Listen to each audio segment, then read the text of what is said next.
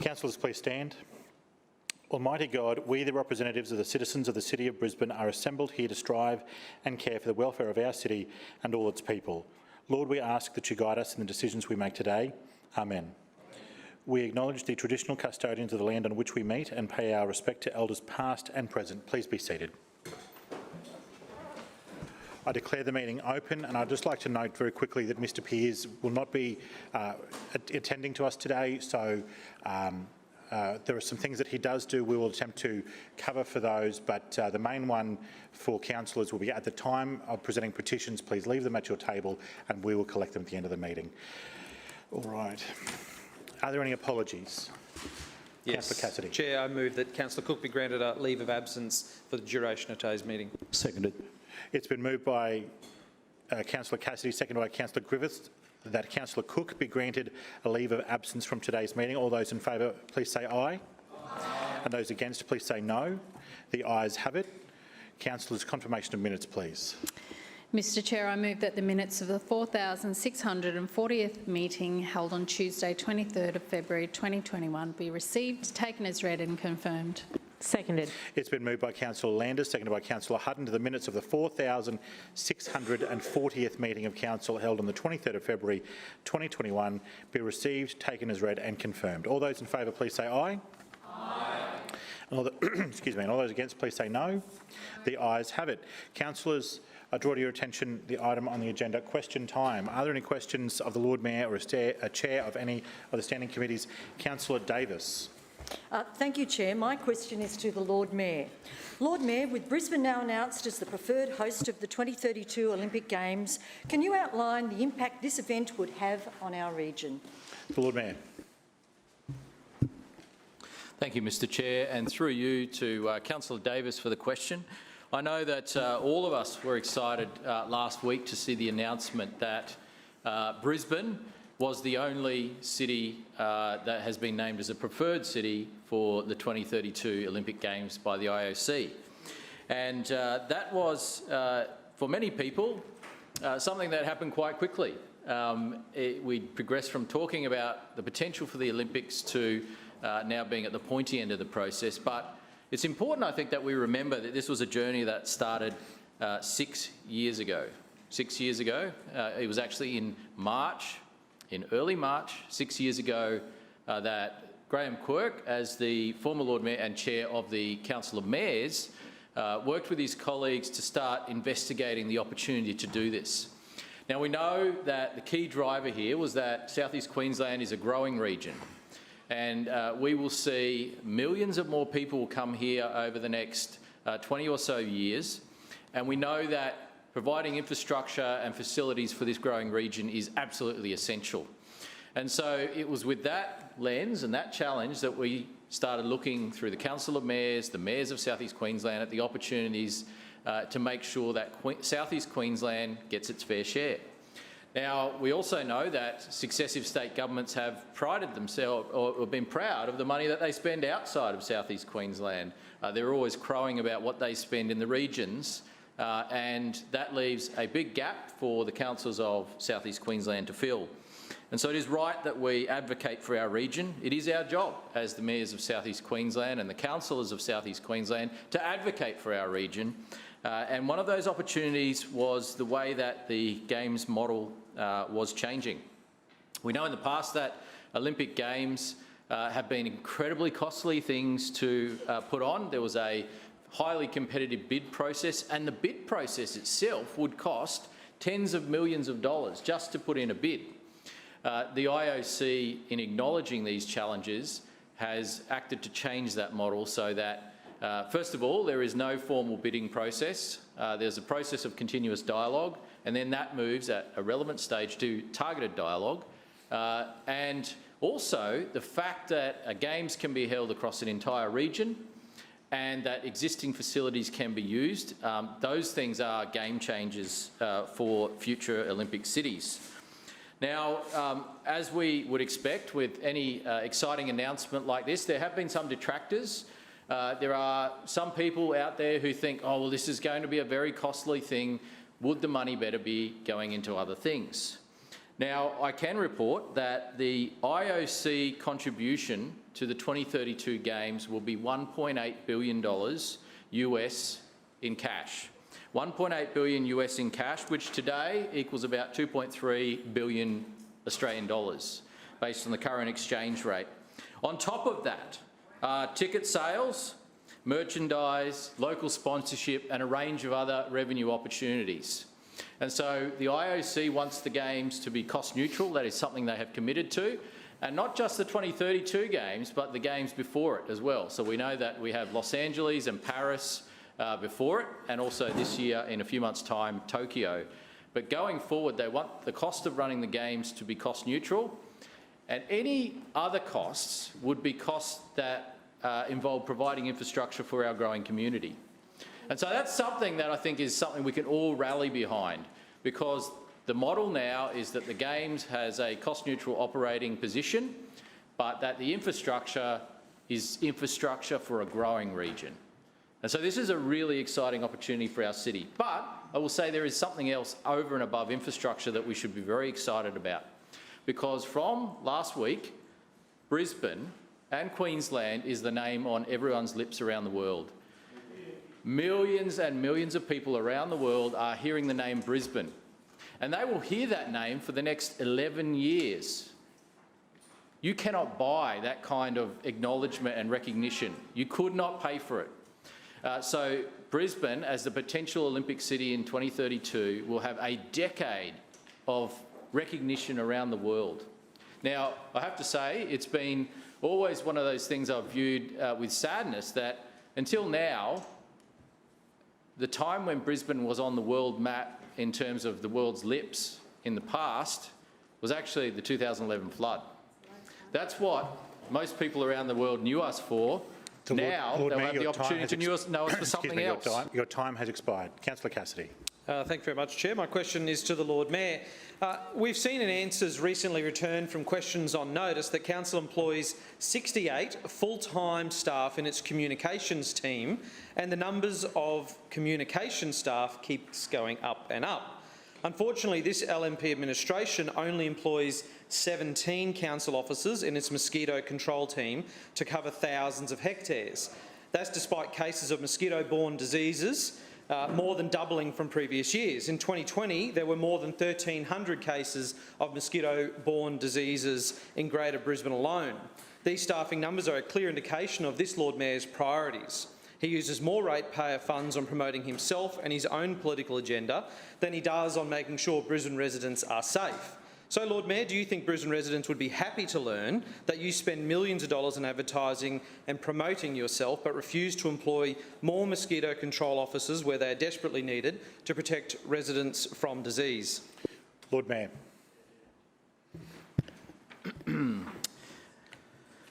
Mr Chair, that question, once again, is based on inaccurate information. And it's interesting because the support that we provide for our mosquito spraying program is unparalleled anywhere in the country. We have Australia's leading mosquito spraying program. And in fact, it was actually the other day I was at my parents-in-law's place. They had kindly agreed to look after the kids for a little while. And there was this helicopter buzzing over back and forward. Guess which helicopter it was? It was a blue and yellow helicopter spraying for mosquitoes right there in the local community, showing exactly what our investment does.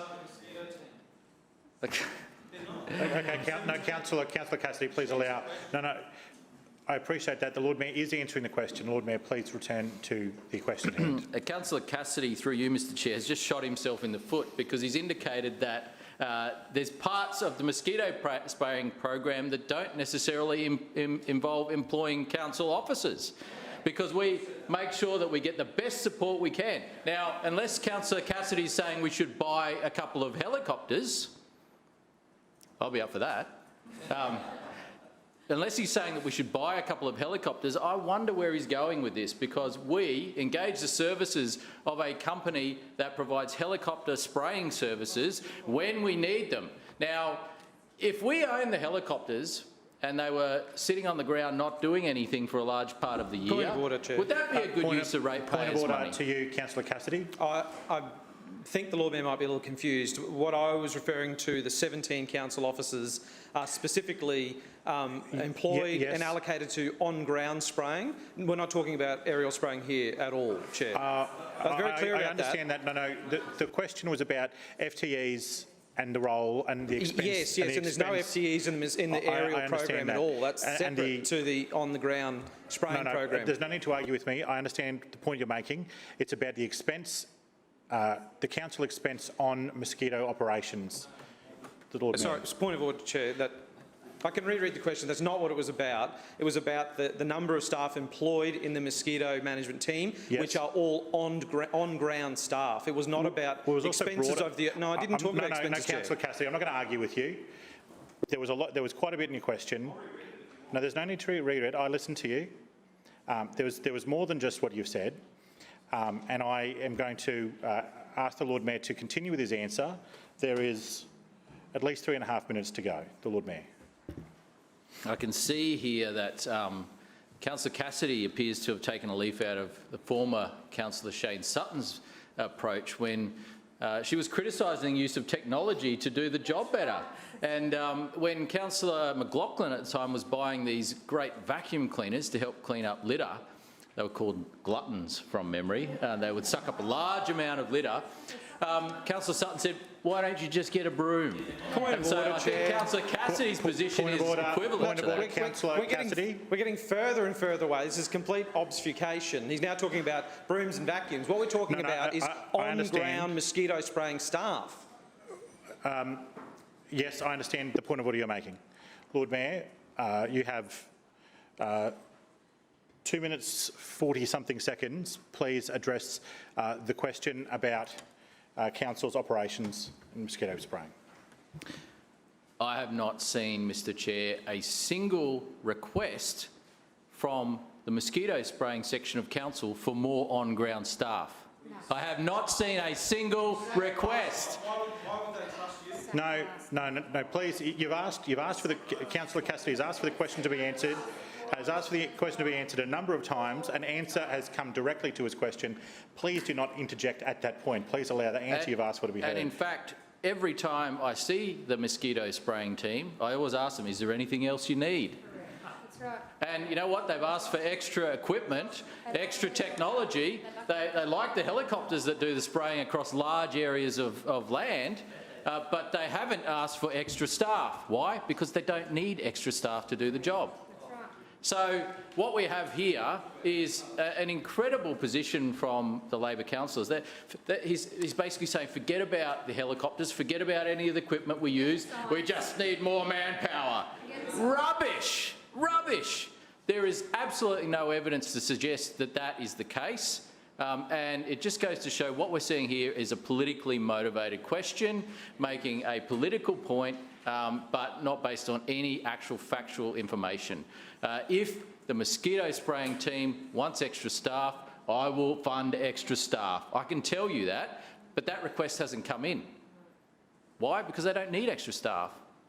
They've had great investment with new... No more interjections, please. The Lord Mayor. With new all-terrain vehicles, and it was good for Councillor Marks and I just recently to go and test them out and to see the capabilities of those vehicles. These vehicles can go across wetland areas and get into hard-to-reach areas, helping the staff do their job better, helping them reach more area, but they haven't asked for extra staff. And so I don't know what kind of responsible Lord Mayor would throw extra staff to an area that doesn't actually need extra staff or hasn't actually asked for extra staff. Yeah, exactly. I think that's exactly the point. Every problem, according to Labor, can be solved by extra staff. We don't like technology, according to Labor. They don't like helicopters. They don't like all-terrain vehicles. They just want extra staff. And let me suspect, unionised staff too. They would want union members to do that job. Lord Mayor, your time has expired. Are there any further questions? Councillor Hammond. Thank you, Mr Chair. My question is to the Chair of City Planning and Economic Development Committee, Councillor Adams. Deputy Mayor, With Brisbane announced as the preferred host of the 2032 Olympic Games, can you outline how this will help the economic development of our region in the South East Queensland? Are you aware of any alternate views of hosting the Games? Councillor Adams.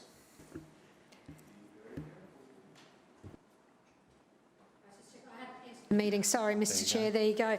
I hear the interjection from Councillor Strunk, be very careful. I will be very careful and I'll be very clear. Thank you, Councillor Hammond, for the question. This is an extremely exciting opportunity for Brisbane, and although it's not announced that we are the host city, we have all but secured the hosting rights with our targeted discussions, and I think John Coates, the AIC President, has simply put it, we are in the box seat, and I think that is an opportunity that we cannot let slip through our fingers for the injection into the economy for Brisbane, Queensland and even Australia in the next 12 to 15 years. But the real work starts now. As we enter the targeted discussions with the IOC, we do need to fine-tune our plans. We need to sort through the nitty-gritty detail and make this dream a reality. It's no easy task at the best of times, and alone in the midst of a global pandemic. And as the Lord Mayor mentioned, this has been 6 years of hard work by the South East Queensland Council of Mayors. Interesting to see the tweet of the week in the Sunday Mail on Sunday when Premier Palaszczuk, Lord Mayor, stands up and says, this has been a hard road to get here. Must have, since she got on in August last year. But it's nice to see that she's finally realised that they're going to need it as well for jobs for the state. We, of course, are well prepared, and it's something that, as I said, the South East Queensland of Mayors are bringing all levels of government to the table to make sure we see the injection of that $1.8 billion cash from the IOC, the tickets and merch money, and, of course, the infrastructure that we can get delivered turns our plans into actions. Make no mistake, this goes far beyond hosting rights for 2032 Games. The international exposure, as the Lord Mayor said, something you could not possibly imagine paying for, having the eyes on our city for the next 12 years, everybody knowing that 2032 it would be in Brisbane. And unlike a previous Lord Mayoral candidate who got dumped unceremoniously before the last election, this is not just a 17-day sugar hit. It is a once-in-a-lifetime opportunity to fast-track investment, and importantly, it creates the strong impetus needed to ensure the delivery of our regional transport roadmap through South East Queensland city deals. There is no argument that we absolutely need that infrastructure regardless of the Olympic Games in 2032. But the opportunity we have to put a line in the sand of when it needs to be delivered to make sure from Sunshine Coast to Brisbane down to the Gold Coast all has fast and effective public transport is fantastic. It will be, done right, accelerating decades worth of investment over the next 11 years. Within our city, we recognise that our planned projects will go a long way into delivering better public transport and services for the Olympics. And it is very exciting, and I'm sure Councillor Murphy is very excited about the opportunities to work through those plans in the coming years to make sure we deliver for South East Queensland. But it is critical that all three levels of government are in agreement in terms of funding for the Olympics and for the support for regional infrastructure. The Morrison government has been instrumental in getting us this far so far and securing our spot as the preferred candidate. And after, as I mentioned, an initial tepid response from the Queensland Premier, she wasn't quite sure how to play out in the election, would be my guess. She's now fully on board and is supporting the Games being here in 2032, which is great. We need to remember, and I'm sure this is something that Premier Palaszczuk has seen, that it factors in thousands of local jobs that will be created not just from the Games in 2032 and the planning for that, but beyond that in the infrastructure pipeline as well. It's an expectation that around 80% of infrastructure required to host the game already exists, but it's that last 20% that's going to be the game changer for South East Queensland. It's hard to shed negativity on this, but, you know, obviously not that hard if you look back at what the previous comments were from the ALP and their representatives over time. A cash flush, a poison pill, a 17-day sugar hit. It'll leave us with a multi-million-dollar hangover. I hope that side of the chamber has clearly heard what the Lord Mayor said today, what Premier Palaszczuk is saying and what I'm saying now. This is a once-in-a-lifetime opportunity to support Brisbane and the economic development of our region into the decades to come.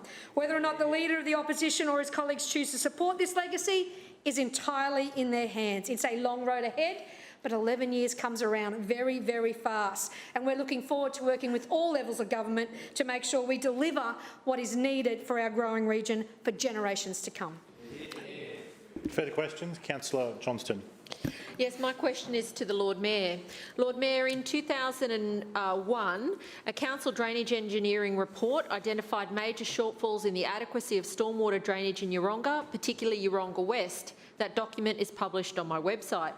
For the past 20 years, councillors had a major drainage project for Euronga West, initially on the City Plan PIP, and later, in a more limited scope, on the LGIP for delivery between 2016 and 2021. That's on the Brisbane City Council website. Over the past decade, you have voted against my motions for stormwater drainage funding in Euronga.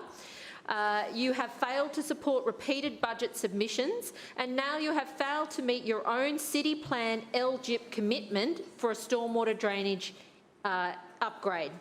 Why haven't you met this deadline, and when will this project, promised for over 2 decades by council, be delivered? Lord Mayor. Thank you, Mr Chair.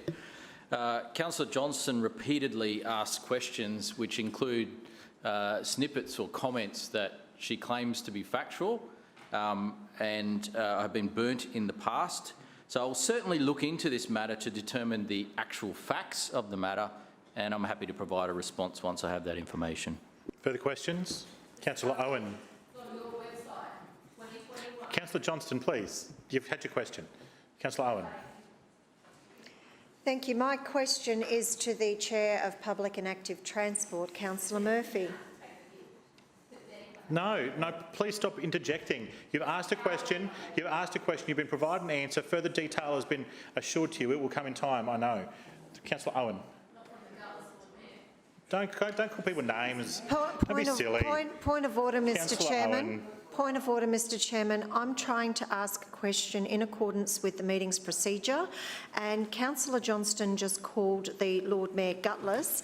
I believe that comment to be an adverse reflection on the Lord Mayor's character, and I ask that Councillor Johnston be directed to withdraw it, please. Thank you, Councillor Owen. What I will do, no interjecting, please. I'll just say, Councillor Johnston, I consider you are displaying unsuitable meeting conduct in accordance with section 21(5) of the Meetings Local Law 2001, and I hereby request that you cease calling people names and interjecting unnecessarily and refrain from exhibiting that conduct into the future. Councillor Owen, your question, please. Thank you, Mr Chair. Mr Chair, I won't be deterred by the repeated interjections and bullying and intimidation from Councillor Johnston on the other side. My question this afternoon is to the Chair of Public and Active Transport, Councillor Murphy. Councillor Murphy, with Brisbane announced as the preferred host of the 2032 Olympic Games, can you please outline our vision for public and active transport should there be a major influx of visitors and attendees to Brisbane? Councillor Murphy. Thank you very much, Mr Chair, and thank you to Councillor Owen for that wonderful question. I'm truly excited for Brisbane as Transport Chair. We know that hosting the Olympic Games will be an absolutely transformative event for Brisbane, not only because of the profile and the status that will bring to our city and our region, but because of the vital roads and public transport infrastructure that will be brought forward if we have a successful bid. The Schrinner Council team is focused on building the transport needed for our city as it grows, and this infrastructure, it will be required whether we do or whether we don't hold the 2032 Games. A successful bid will set a very hard deadline for delivering a suite of transport projects that the region will need in the coming decades. The Olympic Games will bring to Brisbane thousands of visitors that will need efficient and reliable modes of public transport to move people from hotels to venues, from venues to hotels, and of course in and around the attractions that the southeast corner has to offer. We've already made a great start on delivering the Lord Mayor's signature public and active transport projects. Projects like Brisbane Metro and new green bridges will play a vital role in a successful Games, and a role that is uniquely Brisbane. Our award-winning Metro project will be well and truly up and running by the time the Olympics are here. This innovative electric mode of transport will be able to make sure that residents and visitors can get around our vast metropolis with 18 stations over 21 kilometres of alignment. The game-changing project will make a massive impact on the 78 million people who travel via the bus network in our city. My vision is for a successful and seamless integration between bus, Brisbane Metro and rail services as strategic transport hubs. Our initial investment of 60 Metro vehicles by 2024 will give us an understanding of what can be done, and will lay the foundation for future investment in green transport options throughout the following decade. Going forward, we will need to see our network grow to more destinations, and to do this we'll need support from the state and federal government. A successful Olympic bid, coupled with population growth in the southeastern corner, will present opportunities for future extensions to Metro to be delivered, further supporting the transport needs of our city for the 2032 Olympic Games. Economic development will need to keep pace with population growth to keep people moving around our city as it grows. We need an extension of the Metro system to Capalaba to provide more frequent and reliable services to the Eastern Corridor. We know, Chair, that Carindale is a principal regional activity centre, and the shooting and cycling events were held at Belmont and Chandler as per the Gold Coast 2018 Commonwealth Games, and Metro extension would provide a high-capacity, high-frequency service to support the movement of athletes, Games staff and spectators. In 2032, the Kangaroo Point Green Bridge will be one of our city's most used walking and cycling bridges, a world-class gateway to Brisbane city centre, an elegant river crossing that celebrates Brisbane's identity, subtropical environment and river city lifestyle. The bridge will offer open views and an accessible, user-friendly experience for residents and visitors alike. As major transport and infrastructure projects come online, last-mile travel will become increasingly important, Chair. And the future of active and sustainable travel, cycling, walking, e-wheeling is front and centre, which is why we will be the first city in the country with a comprehensive e-mobility strategy. This will allow us to continue to harness the latest innovations to provide the very best when it comes to convenient and modern last-mile travel. This includes our future investment in new technologies such as e-buses, and we know our e-bus trial will roll out in the next few months on the free City Loop service in the inner city, which will help us inform future bus procurement efforts as we consider the future of public transport in Brisbane.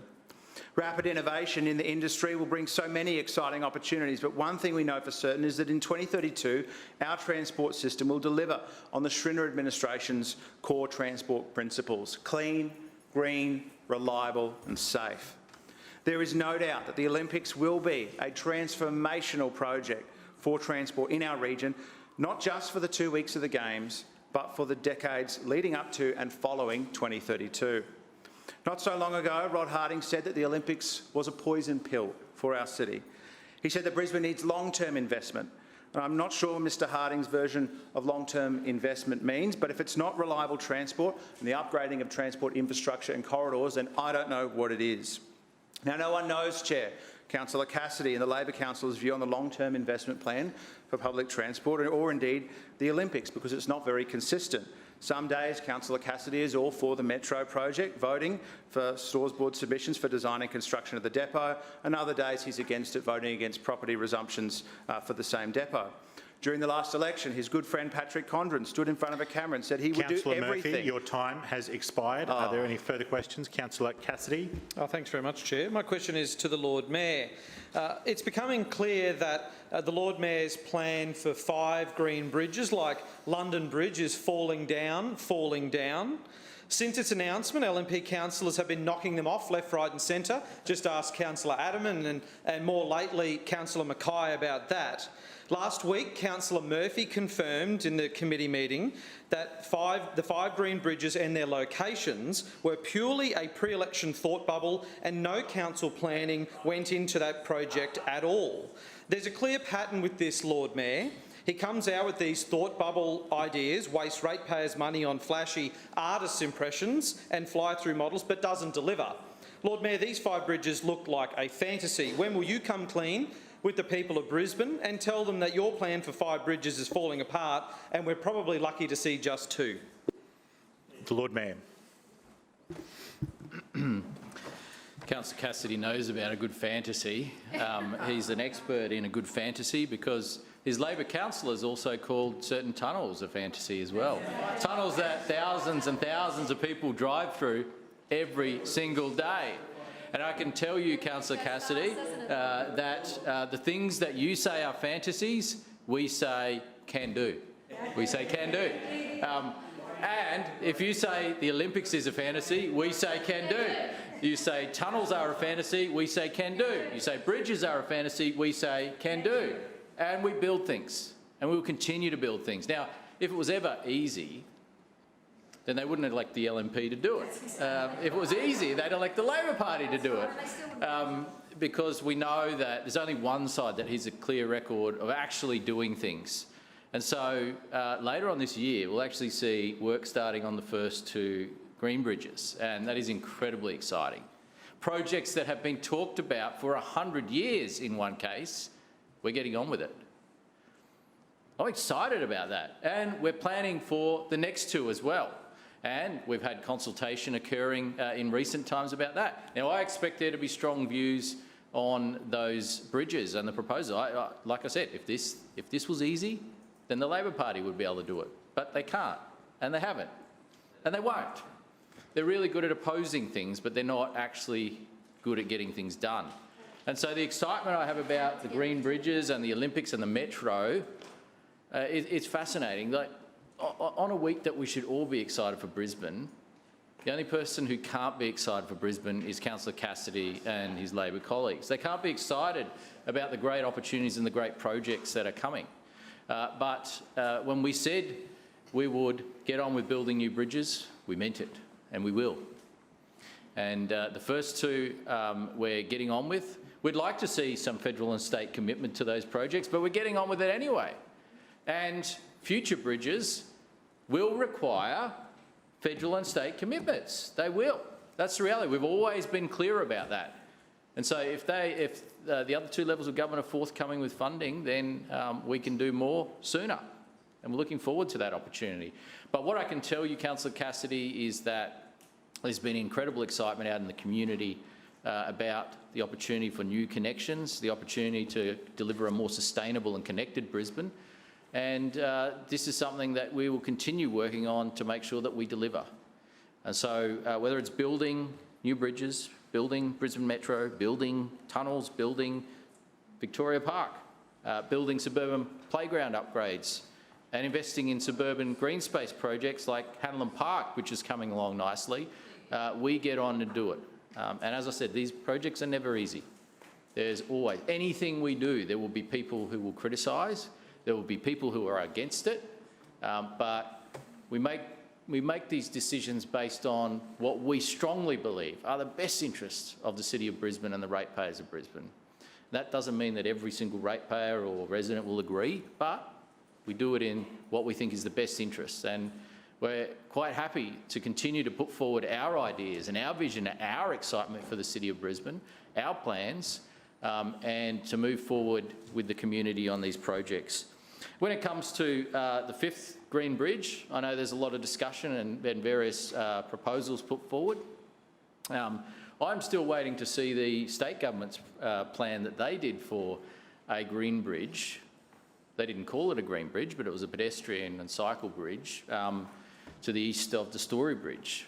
I'm very interested to see the outcome of that proposal because they talked about it, they did a report, and then no one ever heard from it ever again. So what that tells me is that either they didn't have the money to do it, or they decided there were too many hairs on it and should be quickly buried. But ultimately, we are committed to building new river connections, river crossings, and we are committed to building new green bridges.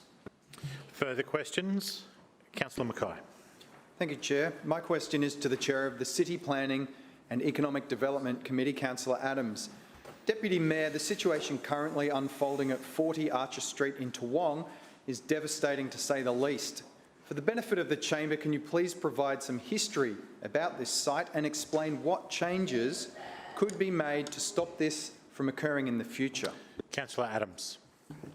Thank you, Mr Chair, and thank you for the question, Councillor Mackay, because I do want to have the opportunity to be very clear in this chamber about this situation and what is unfolding at 40 Archer Street, which is extremely upsetting, I know, for the Toowong Residents Group, and I thank them and yourself, Councillor Mackay, for the advocacy work on this issue, and of course for the council officers who have done their darndest, is the only way to explain it, to make sure that this beautiful house got saved. Yesterday I wrote to the Minister to issue a stop work order on the site. There has been a heritage listing application that was submitted 2 weeks ago, and we need it to be properly considered. And it would be a shame for the property to be recommended for heritage listing a week after it was already knocked down. As Councillor Mackay mentioned, there is a colourful history regarding this site, and for the benefit of the chamber, I do want to explain exactly how the situation came to where we have an enormous bulldozer sitting outside a gorgeous 1937 Queensland Tudor character house. On June 2017, an application was lodged with Council to demolish the house at Archer Street. On the 15th of August, several weeks later, we refused the application. Our reasons for refusing the applications were lengthy. We believe they were strong, and there were no less than 32 key reasons why we refused the demolition. Despite this, on the 12th of September, 4 weeks after we refused the application, an appeal was lodged with Planning and Environment Court. A hearing was held between the 16th and 18th of May in 2018, and the court ordered that the appeal be upheld, and this decision was made on the 15th of June 2018. We were gutted to lose this case, so much that we lodged a case with the Court of Appeal to have a second turn at trying to make sure this house could be protected. We felt we were on very, very strong grounds. We believed our 32 reasons for a refusal were more than adequate enough to protect the house. A hearing occurred in November 2018, but the court again dismissed our appeal and the demolition approval was upheld, and that was ordered on the 12th of March 2019. We have exhausted every avenue we have to protect this house, Mr Chair, and we were overruled twice by the courts in our bid to save it. It's one of 5 Tudor-style homes on Archer Street, all built before the Second World War. Its value to the streetscape remains very important and was our major reason for the refusal. While we're unsuccessful with these two cases, I have to ask the question, why? Why did we lose? What is the legal framework the courts are relying on, giving them the backing to overturn our decisions? We accept that we are not going to win every appeal. However, there have been a number of applications which have been overturned in recent times that we just do not accept. There are very good reasons why Council refuses development applications, especially where there are significant non-compliances with neighbourhood plans as well as objections from local residents. And I've been reliably advised by our legal team that the courts are relying on state planning, in particular the changes that were brought in and moved from the Sustainable Planning Act of 2009. It is the legal concept of the two-part test that was removed from the Planning Act and replaced with a broad discretion for impact assessment and a presumption that favours the approval for code assessment. The two-part test in state's previous Planning Act gave local governments an advantage when it comes to appeals, and that should be fair enough. Local governments work hard with their local community to listen to what they want to see in their local areas. Back then, for an applicant to be successful in the face of conflict with the planning scheme, the onus was on them to demonstrate sufficient grounds for approval. This is no longer the case. The change in legislation now means that Council has to demonstrate why it should be refused, as opposed to the applicant demonstrating why it should be approved. In light of this, I can advise the chamber that last Friday, again, I wrote to the Deputy Premier, who is the Planning Minister, and asked him to review this specific part of the legislation. It's clear that their legislation is failing residents' expectation when it comes to development in their area. They're being let down by a broad discretion for impact assessable applications with both the Council and they agreed should not be supported. I look forward to working with the Minister in reversing this loophole in their legislation. And so far we've had a very good working relationship over other instances where we've come together on planning parts within Brisbane as well. I have no appetite to lose any more cases in court as a result of these rules when our council officers have very clearly got reasons why they should not be accepted. And I hope that the chamber is on my side in this and that we'll get a result soon from the Planning Minister or from the Department of Environment's Minister that they can save 40 Archer Street. Further questions? Councillor Cassidy. Thanks very much, Chair. My question is to the Lord Mayor. Lord Mayor, in a recent media article about the redevelopment of New Farm Park, residents say they're being ignored by the LNP and their local LNP councillor, Councillor Howard. In fact, Councillor Howard didn't just ignore her residents, she dismissed them for having an opinion, saying they were, and I quote, scaremongering. Residents in the area, however, just want to have a say in the redevelopment of their park. There have also been no community consultation meetings held, even though they were promised. It's clear that there is a cultural issue in Team Schrinner where they develop or cut anything they want in Brisbane, and if residents don't like it, they act like cowards and ignore them or patronise them by calling them scaremongers. And it's not just local residents that are calling this administration cowards. We read today that the LNP boss attacks cowards in ranks, and this Lord Mayor is named in that report as well, Chair. So my question to the Lord Mayor is, do you think it's acceptable that one of your team members, a fellow LNP councillor, patronises her own residents for trying to express their views? The Lord Mayor. Mr Chair, once again, the basis of the question is not accurate, and Councillor Cassidy, Mr Chair, should probably do some research into a matter before commenting. He's consistently talked about the redevelopment of New Farm Park. We're not redeveloping New Farm Park. Newsflash, hold the front page. We are not redeveloping New Farm Park. And so Councillor Cassidy can make up all the stuff he likes, but it's simply not true. Just like he's continued to say that there's going to be somehow development in Victoria Park. Fake news, and we've just heard some more fake news. Okay. We've heard some more fake news. Councillors, all councillors, please cease interjecting. All councillors, no. Please allow the Lord Mayor to answer the question in silence. The Lord Mayor. So I can be absolutely clear here. There are no plans to redevelop New Farm Park. It's as simple as that.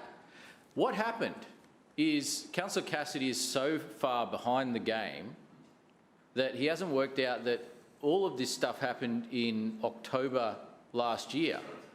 October last year. And so what happened then is that a DA was lodged to make some traffic-related changes in New Farm Park. Now, there were some local concerns about those traffic-related changes. We listened and we withdrew the DA. So, are we in trouble for listening to residents, Councillor Cassidy? Is that what you're saying?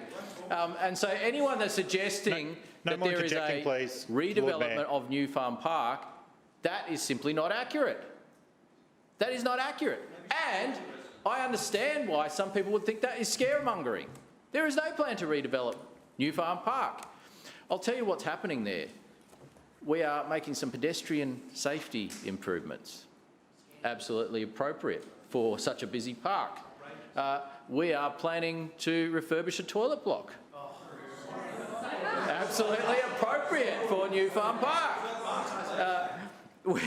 We are going to fix up some gardens there and put some new mulch in there. These are the things that you should do to a park. Ongoing investment in improving a park, and yet we're having... No, Councillor Cassidy, please cease interjecting.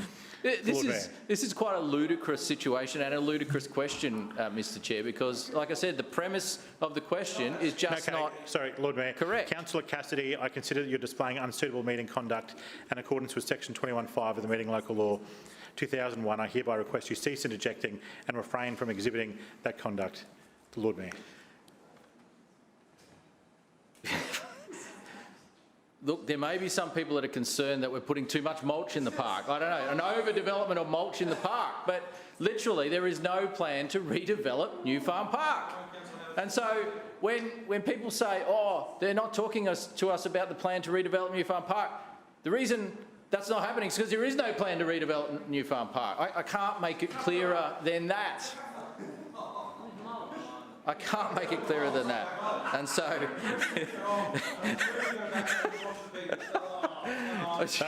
No, Councillor Cassidy, I've already warned you. Please I think cease I've said as much interjecting. as I can.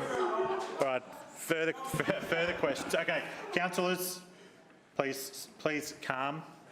Further questions, Councillor Toomey. Thank you, Chair. My question is to the Chair of the Environment, Parks and Sustainability Committee, Councillor Cunningham. Councillor Cunningham, there are a number of community tree planting events happening in our city. Can you outline where these events are being held and how residents can get involved? Councillor Cunningham. Thank you, Mr Chair, and through you, thanks to Councillor Toomey for the question. The Taroona Council is committed to investing in increasing our shade cover and improving amenity for residents now and into the future. There are more than 454,000 street trees across urban parts of our suburbs, and we're continuing to plant more each and every year. Council plants and maintains street trees in Brisbane to help to provide cooler, greener, more comfortable pathways for walking and cycling, improve air quality, reduce and clean stormwater runoff, and add to the identity of our suburbs and the subtropical character of our city. When it comes to street trees, fostering community stewardship is vital, which is why Council has been hosting tree planting events for more than 20 years, with thousands of residents joining in on these events. Residents are invited to join arborists in planting the street trees at the events, and this approach also helps with community development, as residents meet their neighbours and develop local pride in their suburb as people contribute to future shade, cooling and landscape amenity, which will be provided by the newly planted trees as they grow. As a reward for their hard work, volunteers can enjoy a free sausage sizzle and are given 2 free native plants to plant in their own backyard. I'm pleased to update the Chamber on recent and upcoming community tree planting events. In the past fortnight, events have been held in River Hills and in Manly West. This Saturday, there is an event at Chermside, with events in Rocklea and Archerfield, Kelvin Grove and Tygum to follow in the lead up to Easter. In following months, we'll also see events in Sunnybank Hills, Moggill, Carina, Stafford and Runcorn. In addition to our Greener Suburbs events, Council is hosting bush restoration planting events in late March and early April at 7th Brigade Park in Chermside as part of the restoration project at that site. If residents would like to attend, they're encouraged to pre-register on Council's website. On the day of planting events, residents should wear sturdy covered shoes, a hat and sunscreen, and bring your reusable water bottles. It's easy and fun to participate with all planting holes dug beforehand. That's good for me. Council's broader tree planting is focusing on our effort into the suburbs most in need of tree planting for the shade and cooling benefits that these bring. This is based on a range of factors from existing tree cover, demographics, suburban hotspots, and areas with higher numbers of vulnerable people who are more susceptible to heat, like the very young and the very old. New street tree species are carefully chosen to suit the local area. Council has undertaken a review of the 36 street tree species we plant in Brisbane. The review has looked at each species' maintenance requirements, drought and heat tolerance, height at maturity and overall climate resilience. As a result of this, we're increasing the diversity of trees in our suburbs. We now have 64 approved species, including more species suited to growing under power lines. Trees have also been selected for their favoured growing environment, so we will get a greater sense of place as we move around Brisbane, with coastal species being planted in coastal precincts and more feature trees planted along our major roads to enhance our city's image. Newly added tree species of note include the lemon-scented myrtle, the Queensland tree waratah, red flowering tea tree and Fraser Island apple. Council has identified around 100,000 spaces where we can plant street trees, and we plant around 14,000 trees every year. This builds on the 2 million trees planted by this administration between 2008 and 2012. In the 2021 budget, $8.8 million was allocated over the next 4 years for the Greener Suburbs program, which supports major landscaping and tree planting activities across our beautiful city. This program installs subtropical boulevards along our arterial roads to enhance the livability of our neighbourhoods and improve the image of our city, and allows for community planting days to green our streets and promote community stewardship of our urban tree canopy. Brisbane is a clean, green and sustainable city, Mr Chair, and this administration is continuing to green our city and suburbs by growing and protecting our urban tree canopy. That concludes question time. Councillors, we'll now move to the consideration of reports. The Establishment Coordination Committee, please. The Lord Mayor. Point of order. Point of order. Yes. Councillor Griffiths. Thanks, Mr Chair. I would like to move an urgency motion. An urgency resolution. You're distributing that now. I've just sent that through to you. Thank you. Second. All right, I have a mover and a seconder, but I'd like a resolution. Yeah, sure. I'll move the resolution. I move suspension of standing orders to enable me to move the following urgency motion. That Councillor Ryan Murphy apologises to all Brisbane City Council employees for calling their jobs cosy. There's an urgency resolution put forward, proposed by Councillor Griffith, seconded by Councillor Strunk. It's being distributed. It's being distributed right now. 3 minutes to urgency, please. Yep, that went through. You've got that. Yep. I believe so. Yep.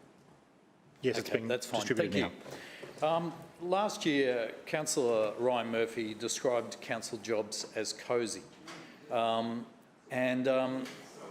It's interesting that Councillor Murphy is now regarding it as a joke. And it was a disappointing reflection, I think, of Councillor Murphy's personal views of the role of our hardworking, committed staff who often go beyond. Point of order to you, Lord Mayor. To urgency. Yes. Talking about last year. I understand. I haven't even done the first sentence. Hang on. No, I will make a ruling. Typically, we do allow some framing comments, but Councillor Griffiths, please limit your comments to urgency. Councillor Griffiths. It hurts their feelings every day.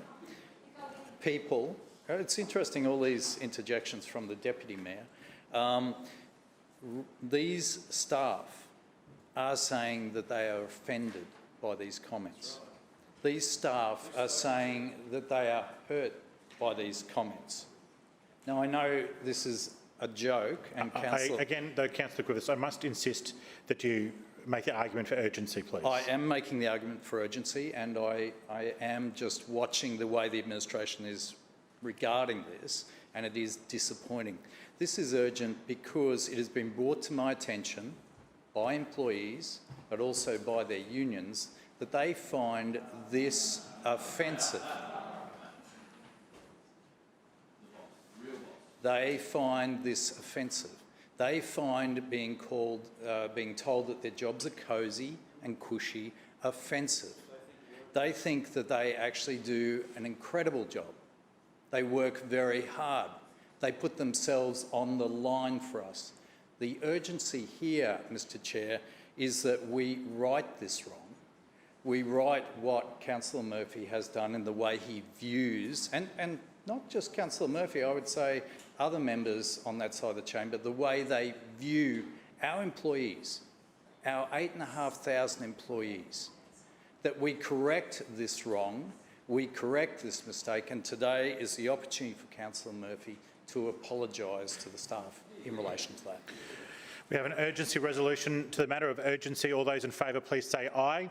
Aye. Those against, please say no. No.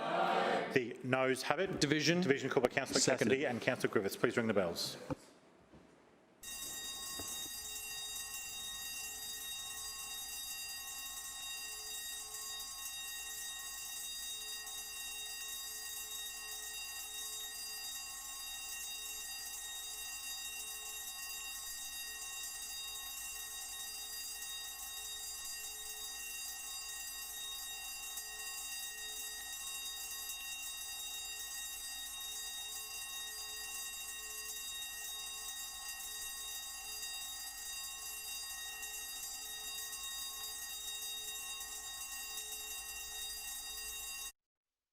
All councillors are present. We will proceed to the vote. On the matter of urgency, all those in favour, please say aye and raise your hand. Aye. Thank you. And all those against, please say no and raise your hand. No. Clerks, please read the result when you're ready. Mr Chair, the noes have it, the voting being 6 in favour and 20 against. The noes have it. We'll proceed to the ENC report, please. The Lord Mayor. Mr Chair, I move the report of the Establishment and Coordination Committee meeting held on Monday, 22nd of February 2021 be adopted. Seconded. It's been moved by the Lord Mayor, seconded by the Deputy Mayor, that the report of the Establishment and Coordination Committee meeting dated Monday, the 22nd of February 2021 be adopted. Is there any debate? The Lord Mayor. Yes, Mr Chair. I just wanted to comment on what just happened now. What I believe is happening week after week is the systematic abuse of the rules of this place for party political purposes. What we saw today is an issue that was only urgent because the Labor Party is so lazy. Point of order. So lazy. Point of order, Mr Chairman. Point of order, Councillor Johnston. Yes, Mr Chairman, the meeting's local laws do not allow motives to be questioned in this place, which is exactly what the Lord Mayor is doing with respect to... I don't... No. I'm not sure that's correct, Councillor Johnston. I will ask for advice if your proposal is correct, but that doesn't... I don't believe it to be, and I'll make a ruling. Thank you. You're not allowed to make an adverse reflection on the motives of another councillor. You've made your point. Thank you. I've received a point of order. Well, then, Mr. Chairman... No, that's okay. You've made your point of order. It's been made. Thank you. I will say that the Lord Mayor's comments about the use of urgency motions is a fair point of discussion in his powers as Lord Mayor to speak about a range of issues in his report. Lord Mayor. Thank you. The point of an urgency motion... Point of order, Councillor Johnston. There is a very clear rule here, so I move dissent in your failure to uphold that rule about adverse reflections on people's motives. Seconded. All right. I have a dissent in my ruling moved by Councillor Johnston, seconded by Councillor Griffiths. All those in favour, please say aye. Aye. And those against, please say no. No. The noes have it. There's been no division called. We'll now proceed. The Lord Mayor to your report, please. Thank you, Mr Chair. The whole point of an urgency motion is for something to be able to be raised at a meeting that wasn't able to be lodged by Thursday afternoon the week before when notified motions are due. So any councillor can put a notified motion on the agenda. They just need the signature of one other councillor to support them. And we've got one today that's up for debate. So what they have to do, Mr Chair, is effectively make a case that it was so urgent that they didn't know the information before Thursday last week, and so they didn't have time to put the urgency motion in. That's really what we're talking about here. Yet week after week, we see motions that aren't urgent being put forward. Point of order, Councillor Strunk. Yep. I think the Lord Mayor is reflecting badly on your chairmanship of this chamber. Clearly, if something is in order, you will allow it, and if it isn't, you will not. So I think he should apologise directly to you. Thank you. I always appreciate supportive statements from all councillors, but as I say, the urgency resolutions, I follow. While I speak, nobody else speaks. All right. So when an urgency resolution is presented, I follow the rules. Whether an item is urgent or not is a matter for the entire council, and that's what we do. The Lord Mayor.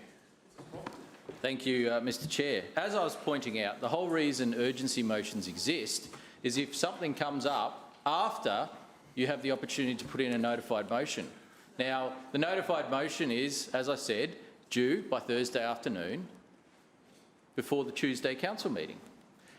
Now, this is a classic example right here. When Councillor Griffiths tried to demonstrate that it's urgent, he referred to comments that were made last year. Not last week, not in the last 2 days, last year. Of course it's not urgent. Of course it's not urgent. If If Labor was organised, they would put a notified motion on the paper and we would all debate it. But we see week after week they're not doing that. And they're not actually using the urgency motions for what they're determined or the purpose of the urgency motion. And so they don't like it because they're being called out on their cynical and transparent political strategy here, which is they don't have anything positive to say, so they try and disrupt the meeting every week, multiple times often, with fake urgency motions.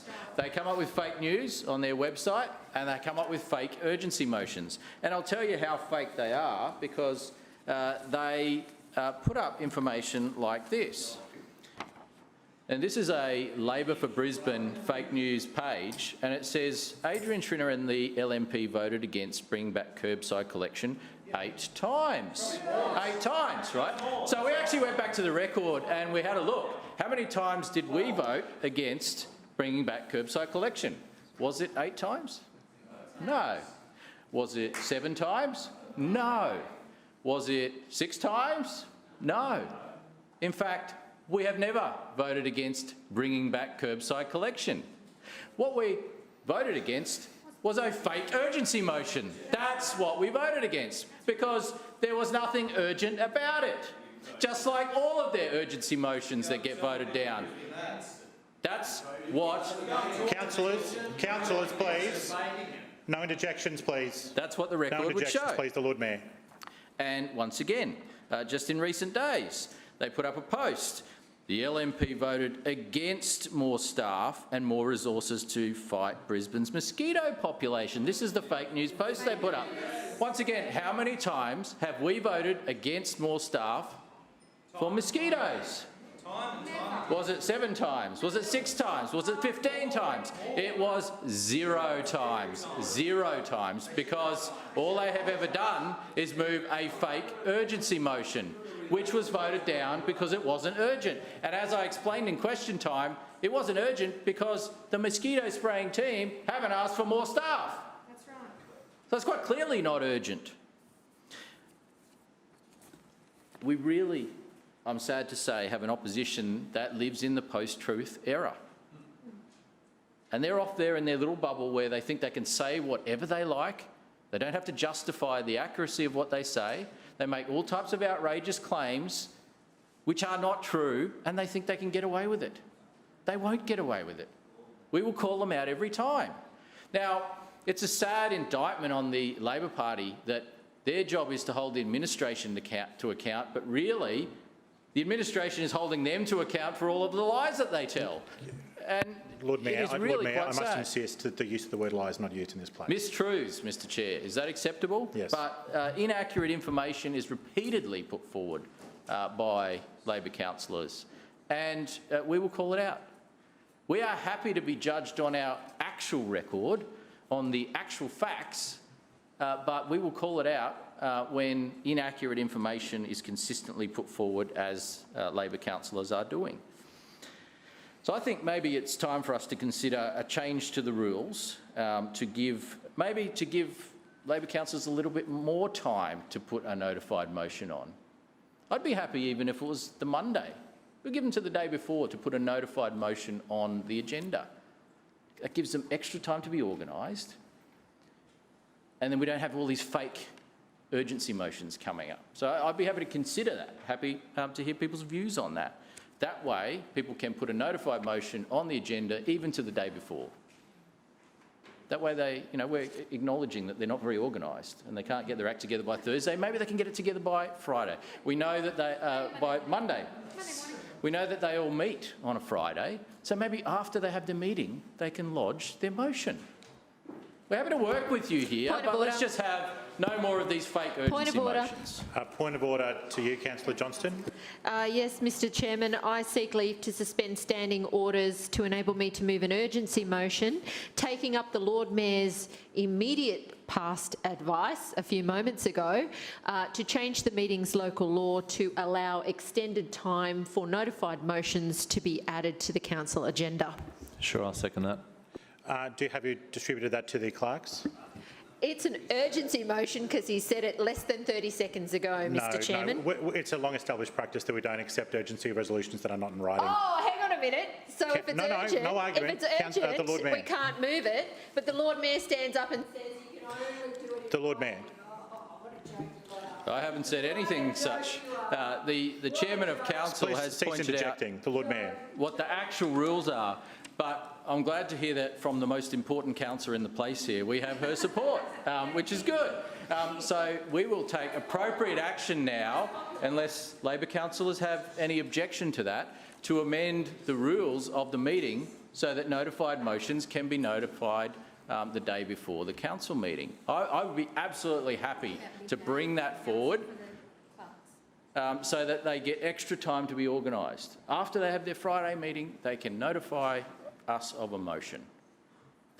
That would be a good outcome, I think. And so happy to put it out there. We have the vigorous support of the councillor for Tennyson Ward. I assume that she will continue to do what she usually does, which is pull the strings of the Labor team. And when she joins the caucus meeting, she'll vote for that. But well, let's bring that forward, Mr Chair. So I look forward to working with all councillors to make that change in the appropriate way to the meeting's rules and local law. Going forward, the lighting of council assets. Point of order. Point of order, Councillor Johnston. I seek leave to suspend standing orders to enable me to move an urgency motion, taking up the Lord Mayor's advice to amend the meeting's local law to shorten the length of answers to questions without notice, to enable more questions to be asked and answered during notified question time, as part of the review of the meeting's Councillor local Johnston, laws. that's been distributed, that's been handed in writing so that we can distribute to all councillors? Urgency. That's not an answer to my question. Have you do the clerks have a copy of it so that so it can be distributed to all councillors? It's an urgency motion. It has occurred as a result of the last 30 seconds of debate in this chamber. So, therefore, it's not possible for it to be in writing. Does that mean so it's a no? So I've answered your question a moment ago. No, I'm not. No, I just accepted one from Councillor Griffiths 5 minutes ago. The Lord Mayor. I think the point is I accept a huge amount of urgency motions every week, but there's one rule. They have to be in writing so that all councillors can view them. But they can't be actually urgent. Thank you, Mr Chair. I assume we're just having a general discussion amongst ourselves now. Let's all contribute. Pipe up. I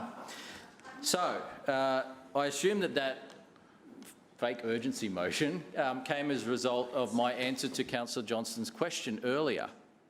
I want to put some context around that because Councillor Johnston, week after week, has questioned the motive of other councillors, has called them all types of things, and apparently she can do that to any other councillor, but she can't be called out on anything that she does. And so what is happening here is this. There have been a number of times where Councillor Johnston has asked a question purporting to be based on certain information, and I've then looked into it, and that information has been misrepresented. Now, whether it's deliberate... Councillor Johnston, I have asked you to not call people names across the chamber. It's not acceptable. It is not acceptable in any place to call people names in any work environment. And I don't know why you think it is here. I've directed you to cease calling people names in the past. If you do it again, I will move through the disorderly conduct provisions. The Lord Mayor. Thank you, Mr Chair. And these comments that we just heard proves my point exactly. She thinks she can call any councillor whatever she wants. She can try and ruin reputations. She can make up all types of outrageous things about people. Yet, when time and time again... No, Councillor Johnston, cease interjecting. Councillor Johnston, please cease interjecting. Thank you, Mr Chair.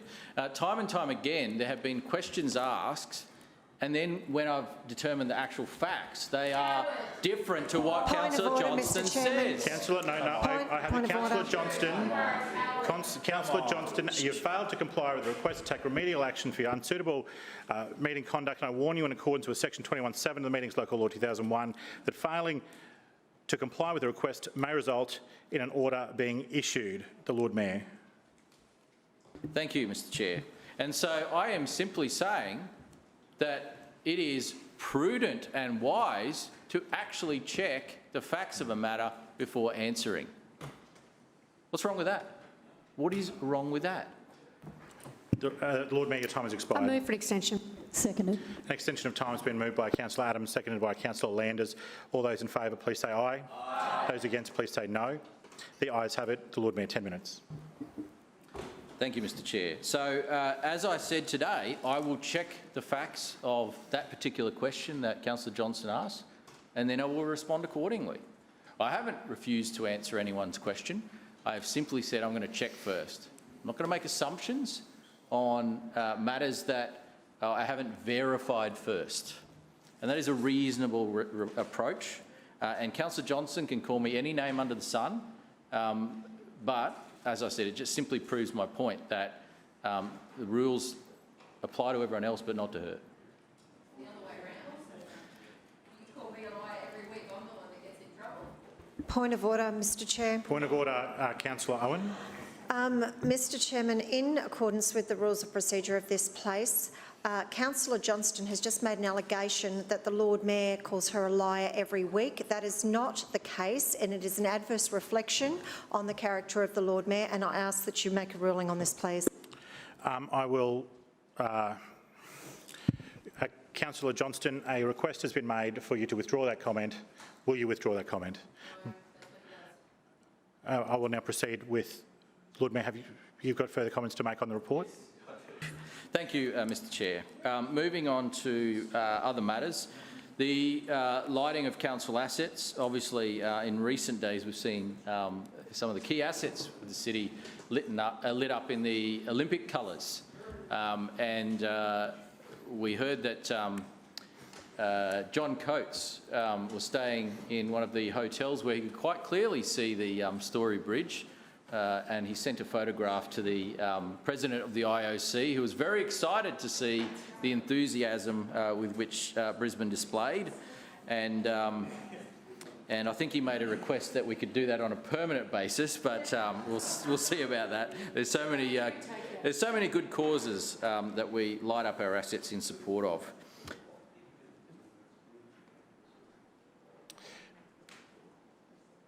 Councillors, sorry, Councillor, can I please acknowledge Councillor Goss in the gallery has come to visit us, and he was just welcome. I was actually wondering where that noise was coming from. Yeah, that's all right. Councillor Goss has come to visit. Welcome, Councillor. This week marks Hearing Awareness Week, which highlights the importance of maintaining hearing health.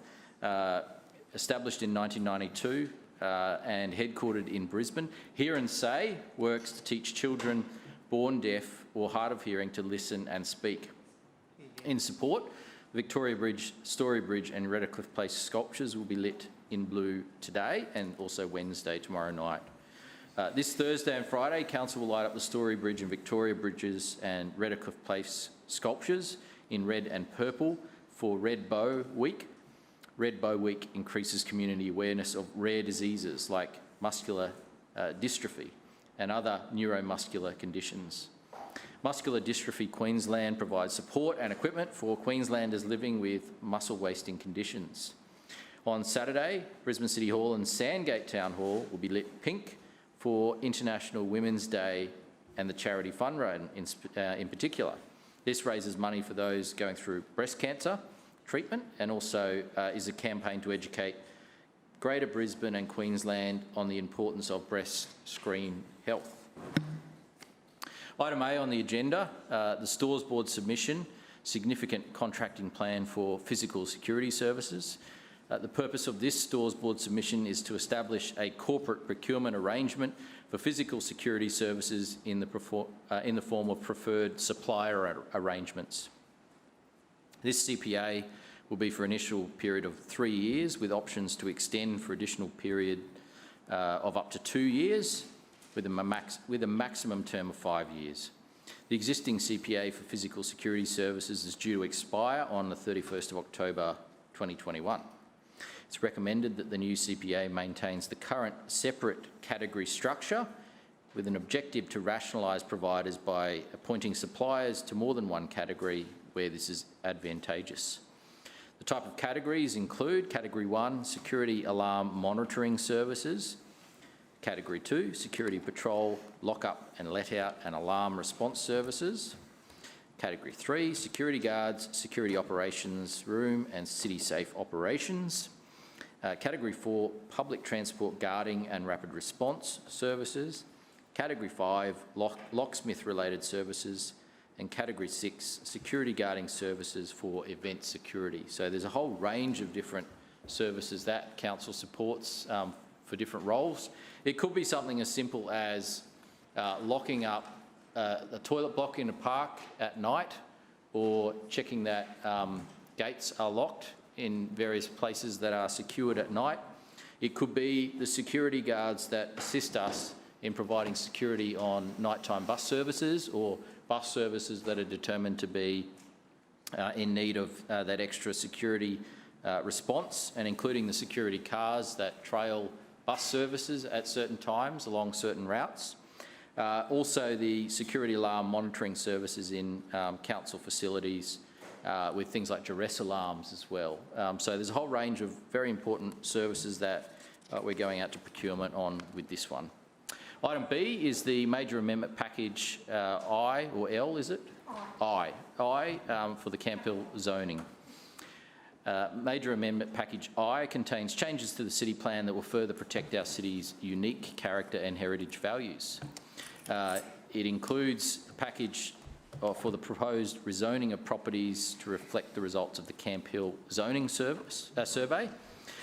Council has been working with the community since 2018 on this proposal to protect the local character and put a stop to townhouses and unit developments in that particular area.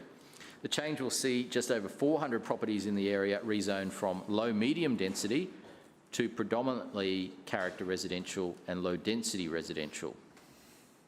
The amendment package also contains citywide changes, including updates to the heritage overlay to include new local heritage listings and updates to existing heritage places. The addition of 10 buildings identified as being constructed prior to 1911. Updates to the traditional building character and commercial character overlays to capture more sites. Public consultation on the package that took place public consultation on the package took place between 24th of August and 20th of September last year. Council received a total of 144 submissions. 139 of those were in relation to the proposed rezoning of Camp Hill, of which 123 submissions supported the changes and 16 opposed the changes. Having carefully considered all the submissions received, it's proposed to proceed with the changes to City Plan as outlined in this package. The major amendment, if passed through Council today, will go to the State Government for consideration and approval. Thank you, Mr Chair. Further speakers? Councillor Cassidy. Thanks very much, Chair. I'll speak on both of these items. Just ask they be taken seriatim for voting purposes, Seriatim please. for voting? Yes. Yes, thanks very much. And I mean, that was quite an extraordinary performance of the Lord Mayor in introducing these items. I think we went 10 plus minutes post an extension before he got to talk about these citywide issues because he thought it was more important to complain about scrutiny on this administration. Yes. Complain about a council chamber scrutinising the decisions of him and his LNP administration. Councillor and perhaps Cassidy, the boss of the LNP was Councillor correct Cassidy, after all, Chair. Please return your comments to the report at hand. I just absolutely flabbergasted, Chair, by the Lord Mayor's performance in there that cannot go by without comment. He will shut down debate at any minute. And Councillor Cassidy, I have asked you. Councillor Cassidy, I have allowed you to make comment, but I do need you to return to the reports, please. Yep. Point of order, Mr Chair. Point of order to you, Will Councillor the Leader of the Adams. Opposition take a question? Councillor Cassidy, will you take a question? Oh, absolutely not. No, Thanks for your Councillor transparency. Cassidy declines. Councillor Cassidy, Absolutely please not from return. you, no. Please return your comments to the report at hand. and I'm sure the Deputy Mayor can respond to things that I say in my contribution. We're of course not allowed to respond to things that the Lord Mayor says in his contribution, even though he spent almost the entire time introducing the NC talking about us. And there's groans coming from LNP councillors. They don't like it. They don't like the scrutiny. Point of order to you, Councillor Adams. Will Councillor Cassidy take a question so he can comment on the Lord Mayor's comments? No. We are going to follow the rules. We're going to follow the rules. Rules are very important to the Deputy Mayor when someone else is talking, but they're not important to her when she wants to get up Councillor Cassidy, and cause trouble and interrupt. I trust you recognise the irony of criticising another person for not talking about the report for a significant amount of your time. Please return to the topic. And therein lies the point, Chair. Please return to the topic. Therein lies the point, that the Lord Mayor wastes all this time talking about other councillors instead of important citywide business. And we could have had the debate on those urgency motions. But, you know, he hasn't got the backbone, of course. So on Clause A, Chair, on Clause A, this Stores Board submission for this contracting plan is a $54 million contract. It's a huge contract, a very important expenditure of money, and it's a contract for security guards, essentially, to outsource the work of security guards to lock and unlock public toilets, as we heard from the Lord Mayor, provide security at bus interchanges and libraries, as well at events and for a number of other other purposes as well. So, Chair, again, we have another example where if this council can afford to contract out these basic services, they can afford to implement an in-house security team themselves. And this is a decision that this Lord Mayor continues to make. Here today is a $54 million contract to casualise and create more insecure work here in Brisbane, rather than providing good, secure council jobs for basic council services. Now, according to the report before us, council doesn't have the capacity or capability right now to provide these services. I wonder why. I wonder why, Chair, the council doesn't have these capabilities, because they continue to contract out this basic work. Everything is being outsourced, so we have no in-house structure for physical security. And the Lord Mayor even said in his comments that these are really simple tasks. They are protecting council's assets, protecting council's staff, going and locking and unlocking toilets and buildings. Why is it that council can't provide these services in-house? Why is there a political decision being made by the LNP to outsource these jobs to private companies? Companies that council have absolutely no control over. How they treat their workers on a day-to-day basis, how much those workers are being paid, and the kind of conditions they're working under, Chair, if they are casual or full-time, or if they're being trained correctly while they're being employed. Now, we certainly hope that this $54 million contract isn't a $54 million contract to increase insecure work or casualisation here in Brisbane, but we suspect that it is.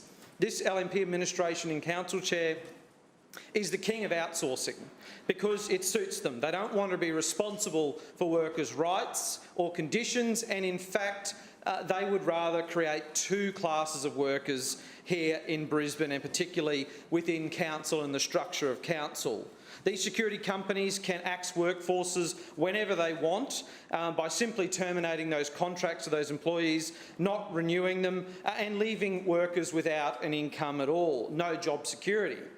Now, we know that the LNP has come seriously unstuck when it comes to large contracts and outsourcing significant works of council like this one. And the last time we saw a contract like this, where they sacked the entire in-house IT team, outsourced that work, only to find those workers were being underpaid and exploited and threatened by their employer if they spoke out.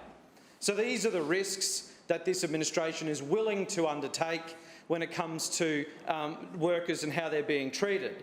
And that situation was only sorted out because unions blew the whistle on that and took up that case for those workers, and those workers that were being subjected to modern-day slavery were able to finally get some back payment. And it was no thanks to this administration, who should have the ultimate oversight over these contracts. And if we didn't have these contracts, we would have the ultimate oversight of these employees because they would be permanent council employees. This contract is a bad deal for workers, and it is a bad deal for Brisbane. On the major amendment, Chair, this is a big win for Camp Hill residents. It's a win that was hard fought by those residents, and those residents were supported by Councillor Cook each and every step of the journey.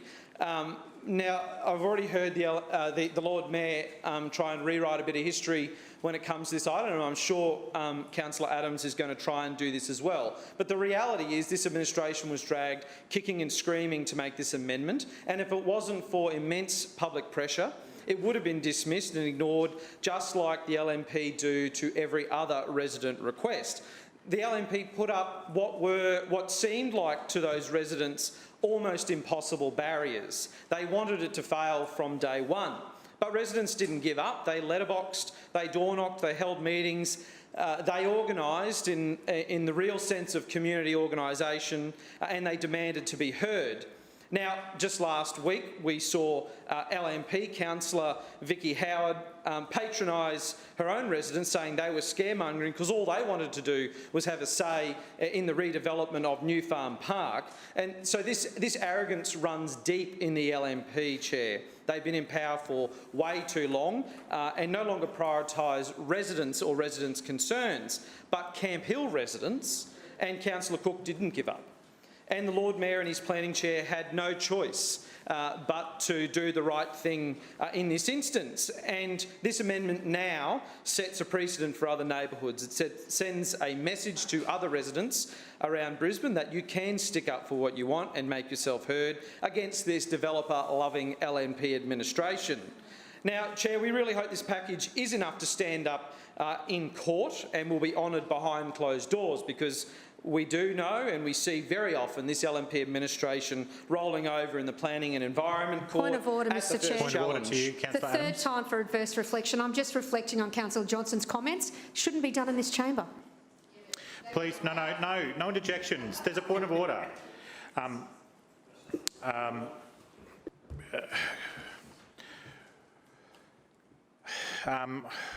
Please do not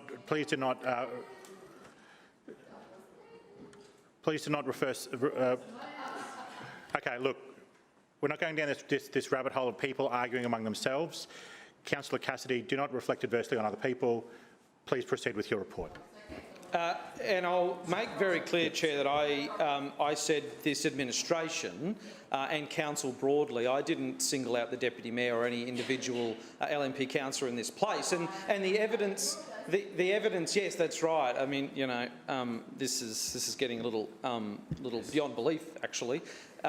The behaviour from councillors on that side, Chair, but the evidence stacks up. I mean, we've seen it. There's two cases just recently this year where LNP councillors went out there and said, "Oh, we fought this to the death in the Planning Environment Court," and those orders were released, and they were just consent orders. The council had agreed behind closed doors with the developer. So that's the point I'm making, Chair. So it's important that this amendment is honoured and council backs this community when it comes time, and there will be a time where a developer will seek a development, put in a DA in this area that does not meet these new requirements. And this community wants to know that this administration will honour this amendment, because at the outset, they set it up to fail, and despite this administration and those hurdles, that community overcame that. So we will continue to raise these issues, of course, Chair, and make sure that this administration does honour these amendments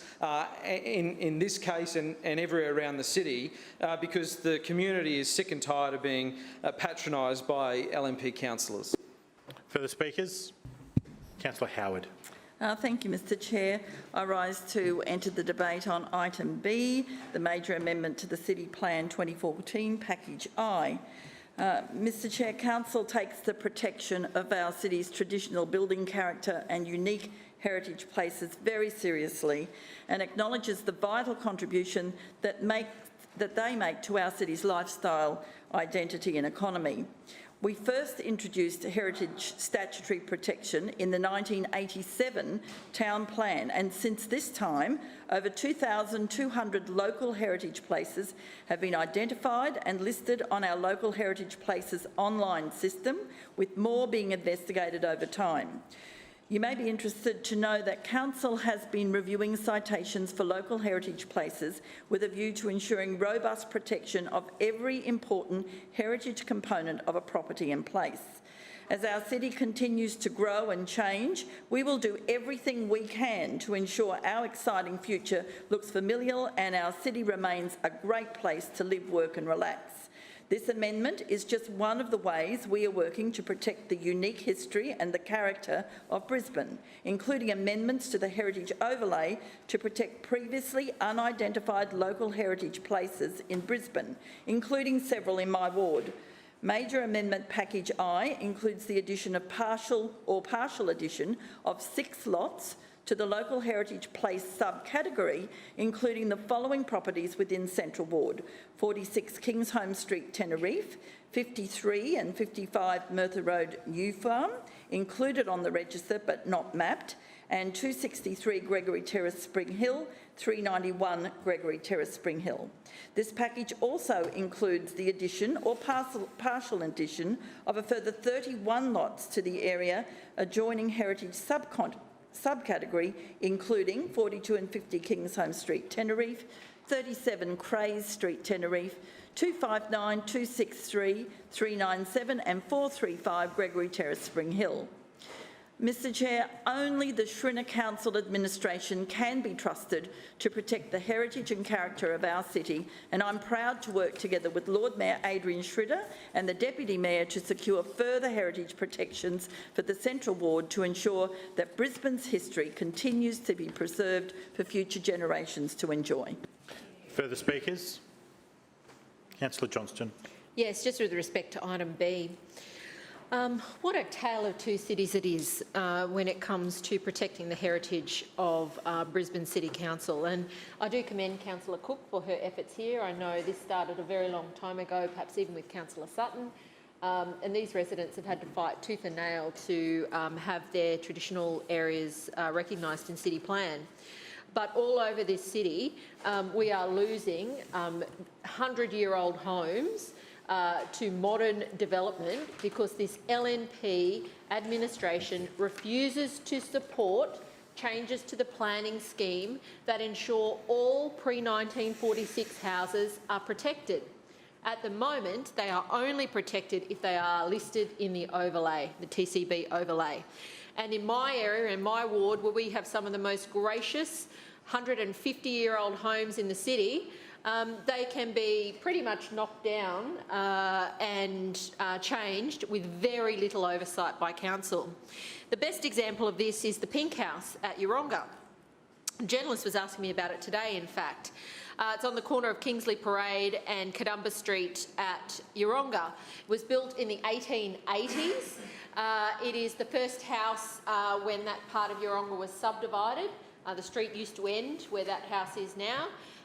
So it is quite significant in terms of the actual house itself, as well as its contribution to the creation of the suburb of Euronga. It is listed on the pre-46 register, the traditional building character overlay, but it's not heritage listed.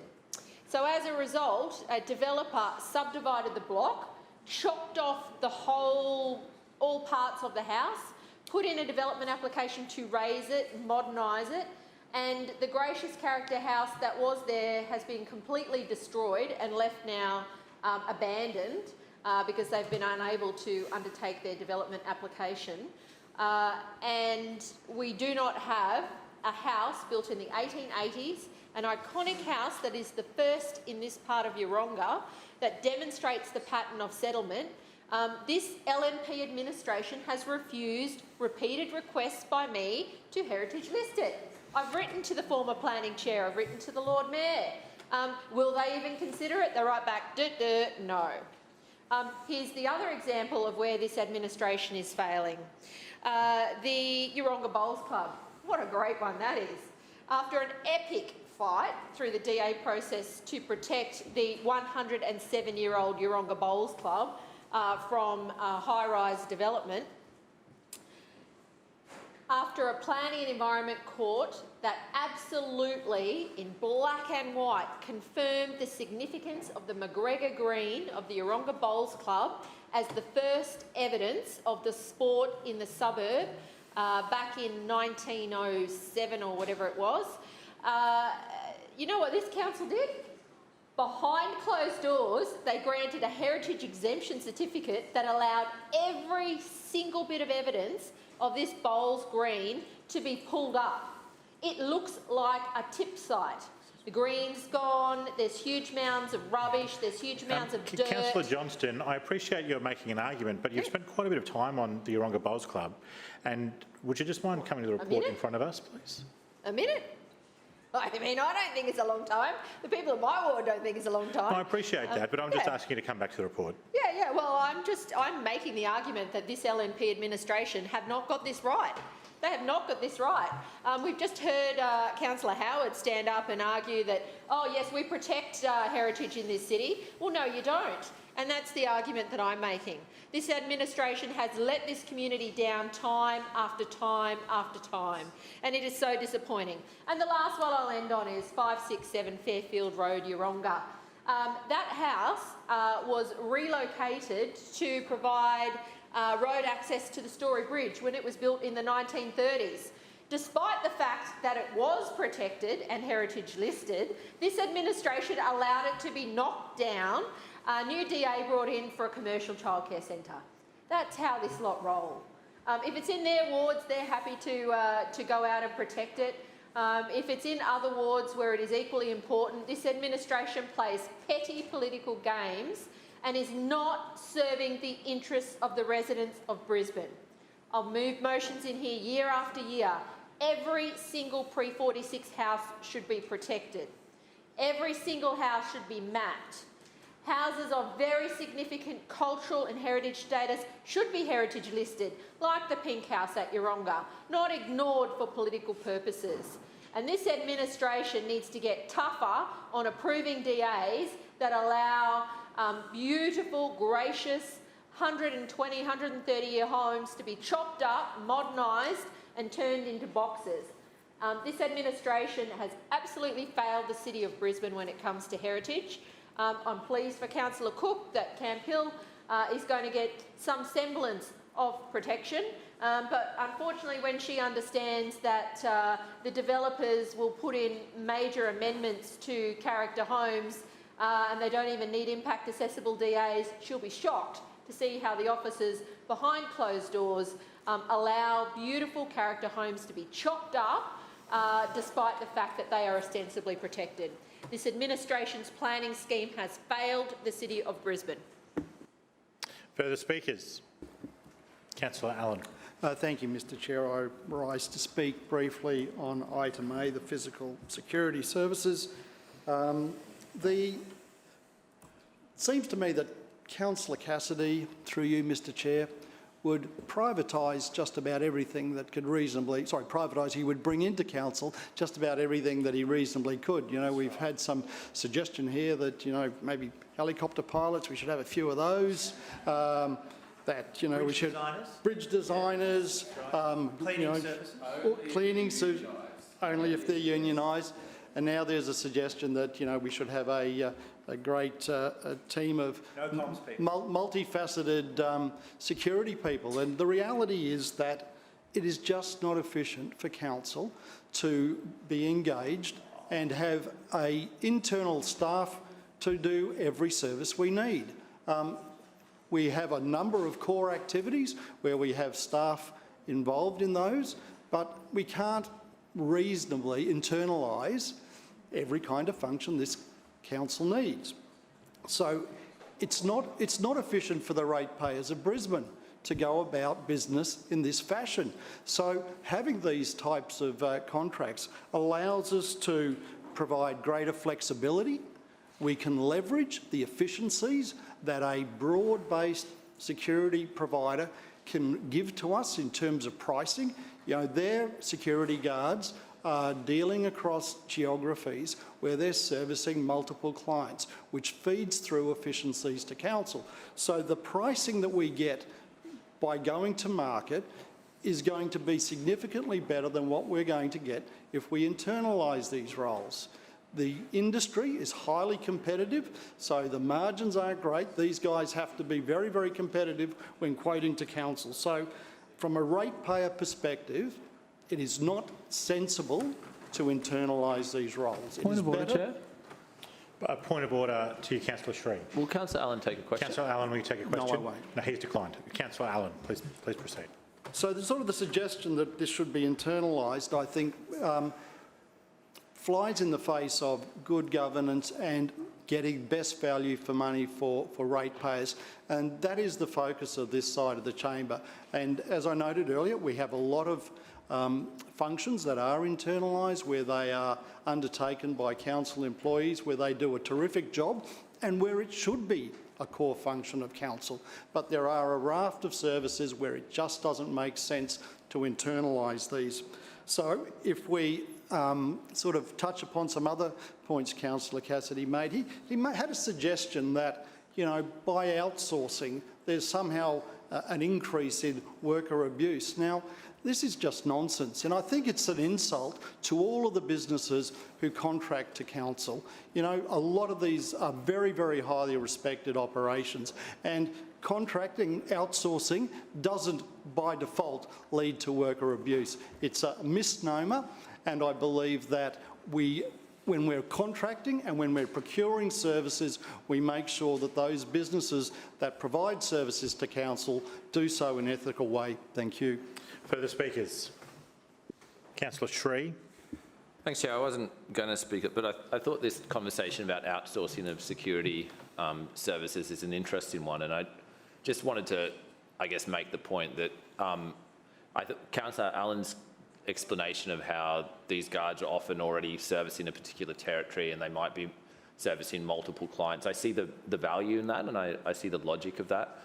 I guess, though, there's also an argument to be made, for example, that Brisbane City Council could simply employ security guards, and if other companies then wanted to hire those council services, there's no reason those guards couldn't also service other stakeholders. So I'm not sure that that argument alone necessarily holds water. For example, I know that council gets contracted to provide some of the graffiti cleanup services for other stakeholders. So we employ some graffiti removal officers, and then the state government and a few other stakeholders then pay Brisbane City Council to help maintain some of their assets. So there's also already kind of a precedent or a principle there that maybe it's not so outrageous to consider that if Brisbane City Council really needs these services and really could be employing these people, and then there are also other stakeholders or potentially business clients in an area, maybe it's not such a radical idea to suggest that council employs those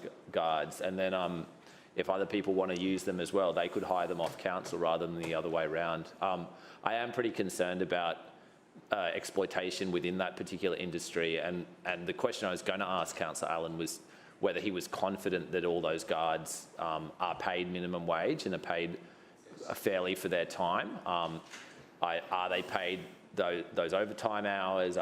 If they're going out on weekends, are they paid weekend rates? I would hope so, but I'm not at all confident that that's the case. And I'd be interested if any of the administration councillors wanted to comment definitively on that and say that you are certain that everyone who's working in these private security companies is paid the minimum wage and paid what they ought to be paid. But yeah, just wanted to pose that question and see if anyone had any answers.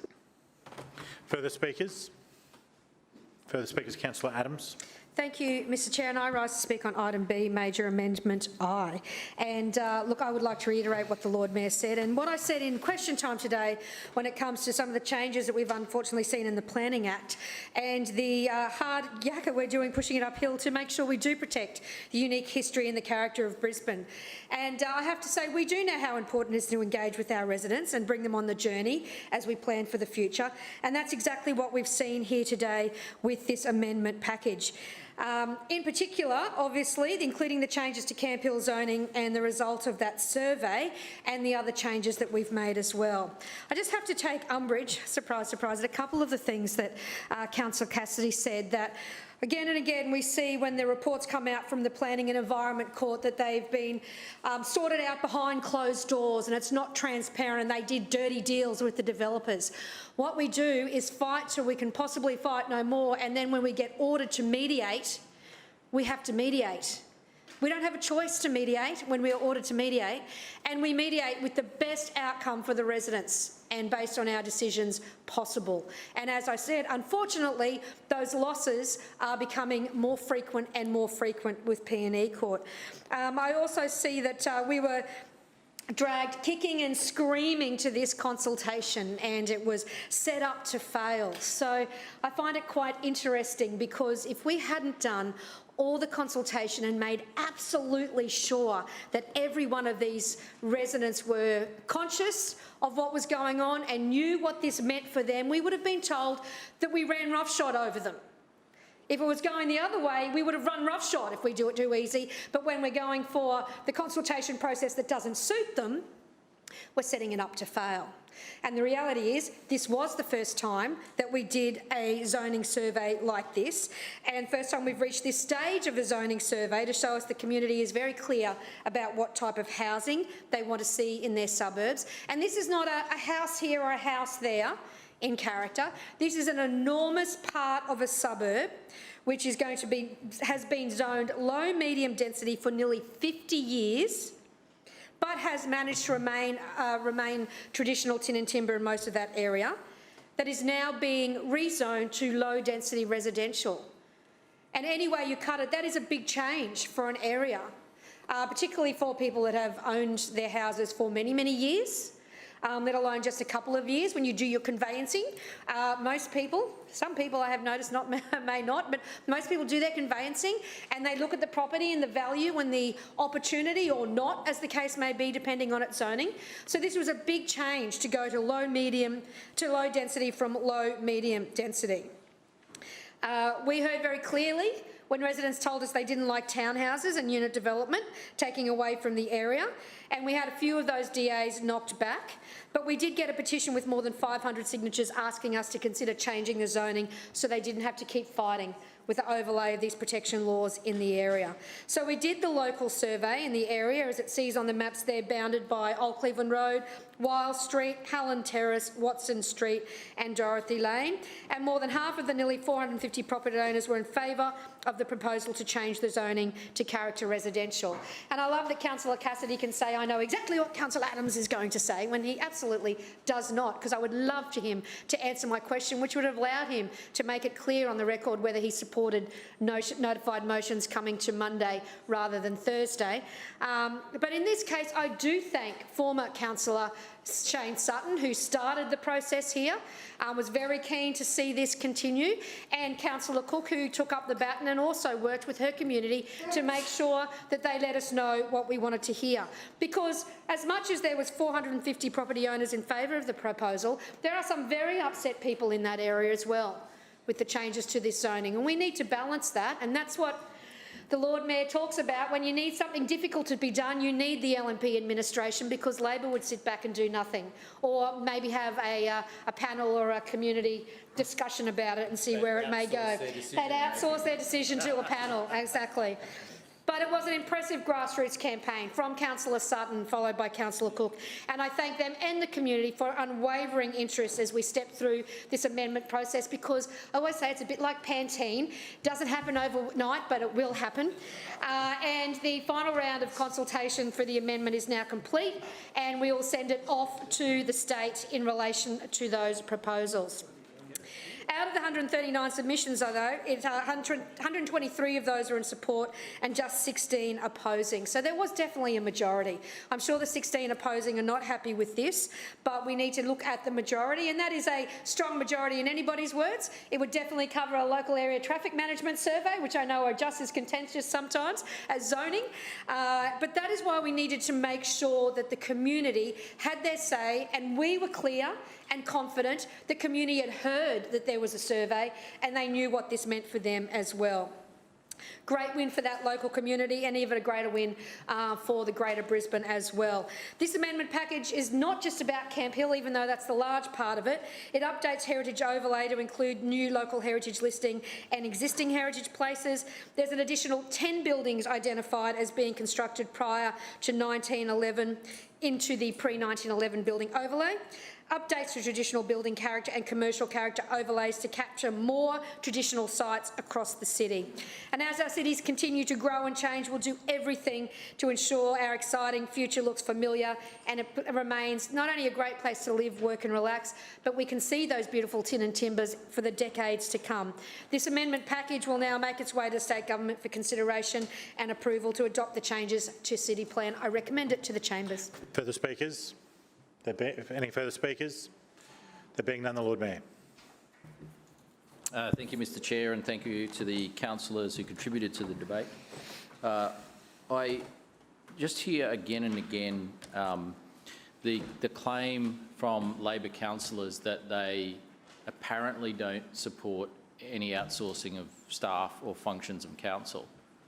This claim, and I've said this before, and while they continue to repeat this claim, I will continue to draw attention to the facts, which is that Labor, when they were in office, outsourced the most fundamental services that we have. Grass cutting. Yeah. Grass cutting. Labor outsourced that. And in fact, they outsourced it to a New Zealand company. Rubbish collection. Labor outsourced that. So this argument that they have where, oh, if it's an ongoing job of council, then it should be done in-house, rubbish. They don't even stick to their own approach or their own policy.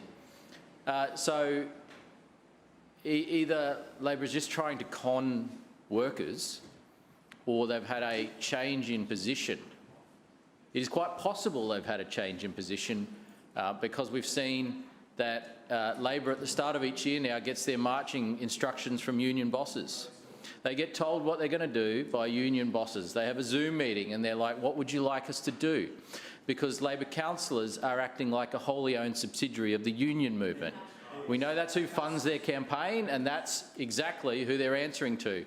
And so when they get up in question time and they ask questions, they're asking questions based on what their union bosses tell them, not what the people of Brisbane are telling them. They're asking questions and raising issues based on the interests of their union bosses. They outsource grass cutting, rubbish collection, ferry operations. They outsource the ferry contract. And there's some other basic things like security services. I think they outsource security services because I can tell you, I have been a councillor for 15 years and security services have always been outsourced the entire time that I've been a councillor. I don't think it was our administration that outsourced that. I think it was actually the previous Labor administration. Tree trimming has been outsourced for years and years and years. I don't remember that being a decision that we made. It's been there for as long as I can remember. Once again, they outsource tree trimming. So they're very quiet. They're very quiet. They outsourced everything that wasn't bolted down and now they're opposing it. Point of order, Councillor Shree. Will the Lord Mayor take a question? Lord Mayor, will you take a question? No. He's declined. The reality is, and I want to make my position clear, I don't have a philosophical view on whether outsourcing is a good thing or not. I think on a case-by-case basis, we need to make the assessment on what works for the people of Brisbane, the ratepayers of Brisbane, and this organisation. And if there is a good case for working with the private sector to deliver a service, and it's good for the people of Brisbane and it's good for the ratepayers, then we should consider it. If it's not, then we should do it in-house. It's really quite simple. I don't have an ideological view on this. I think that we need to deliver the best possible service for the ratepayers of Brisbane, acknowledging that the ratepayers ultimately pay for these services. And so sometimes that will be doing things in-house and sometimes it won't. And that's been our approach consistently. The only people who are changing their approach is the Australian Labor Party. We'll now put the resolution. Recall that they are they've been taken seriatim each. So all those in favour of item A, please say aye. Aye. Those against, no. No. The ayes have it. Division. Division called by Councillor Cassidy and Councillor Strunk. Please ring the bells.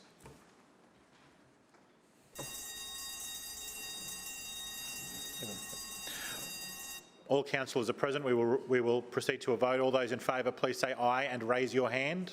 Aye.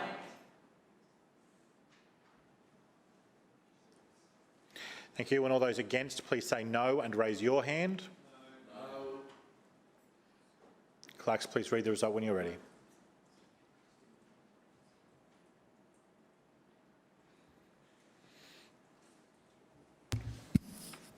Mr Chair, the ayes have it, the voting being 20 in favour, 5 against and 1 abstention. The ayes have it. On item B, all those in favour, please say aye. Aye. And those against, please say no. The ayes have it. Division. Division by Councillor Adams and Councillor Landers. Please ring the bells.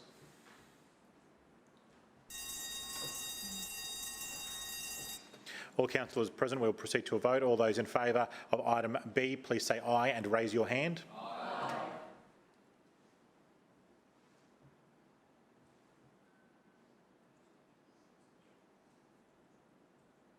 And all those against, please say no and raise your hand. Aye. Clerks, please read the result when you're ready.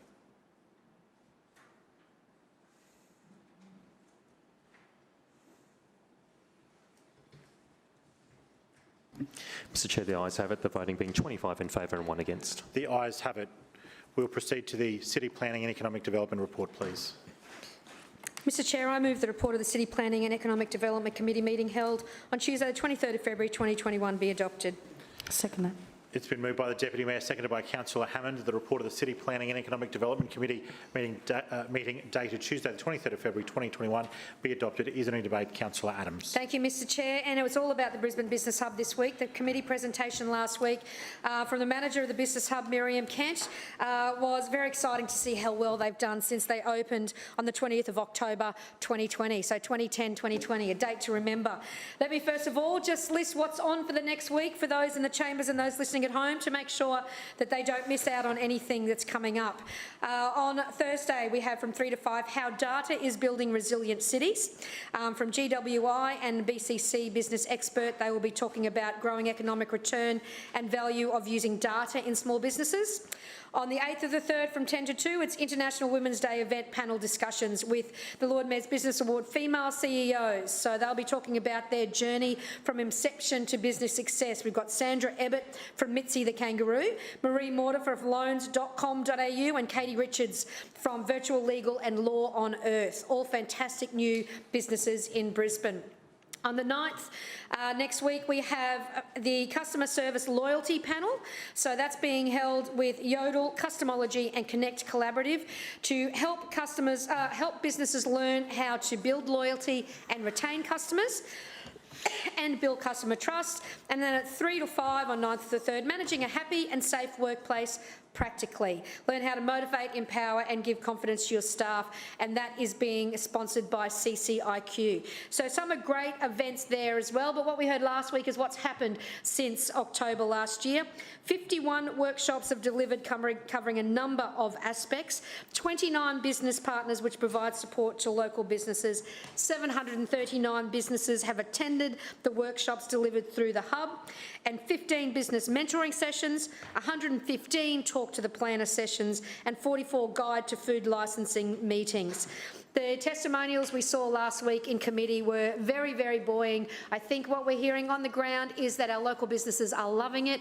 If you haven't spread the word to your local businesses yet, you should have this collateral in your ward office. If you don't, let me know. Let them know how we can help them so we can help them to drive a stronger economy in Brisbane. Thank you, Mr Chair. Further speakers? Further speakers? Councillor Adams. I'll now put the resolution. All those in favour, please say aye. Aye. Those against, please say no. The ayes have it. Councillors, the PAT committee, please. Point of order, Chair. Point of order to you, Councillor Landers. Mr Chair, I move that Council now adjourn for afternoon tea for 15 minutes, which commences only when all councillors have vacated the chamber and the doors have been locked. Seconded. I have a resolution that this council now adjourn for the purpose of afternoon tea for a period of 15 minutes, commencing when all councillors have vacated the chamber and the doors have been locked. Can I please extend that invitation to the former Councillor Goss to come and join us? All those in favour, please say aye. Aye. Those against, please say no. The ayes have it. We'll now adjourn for afternoon tea.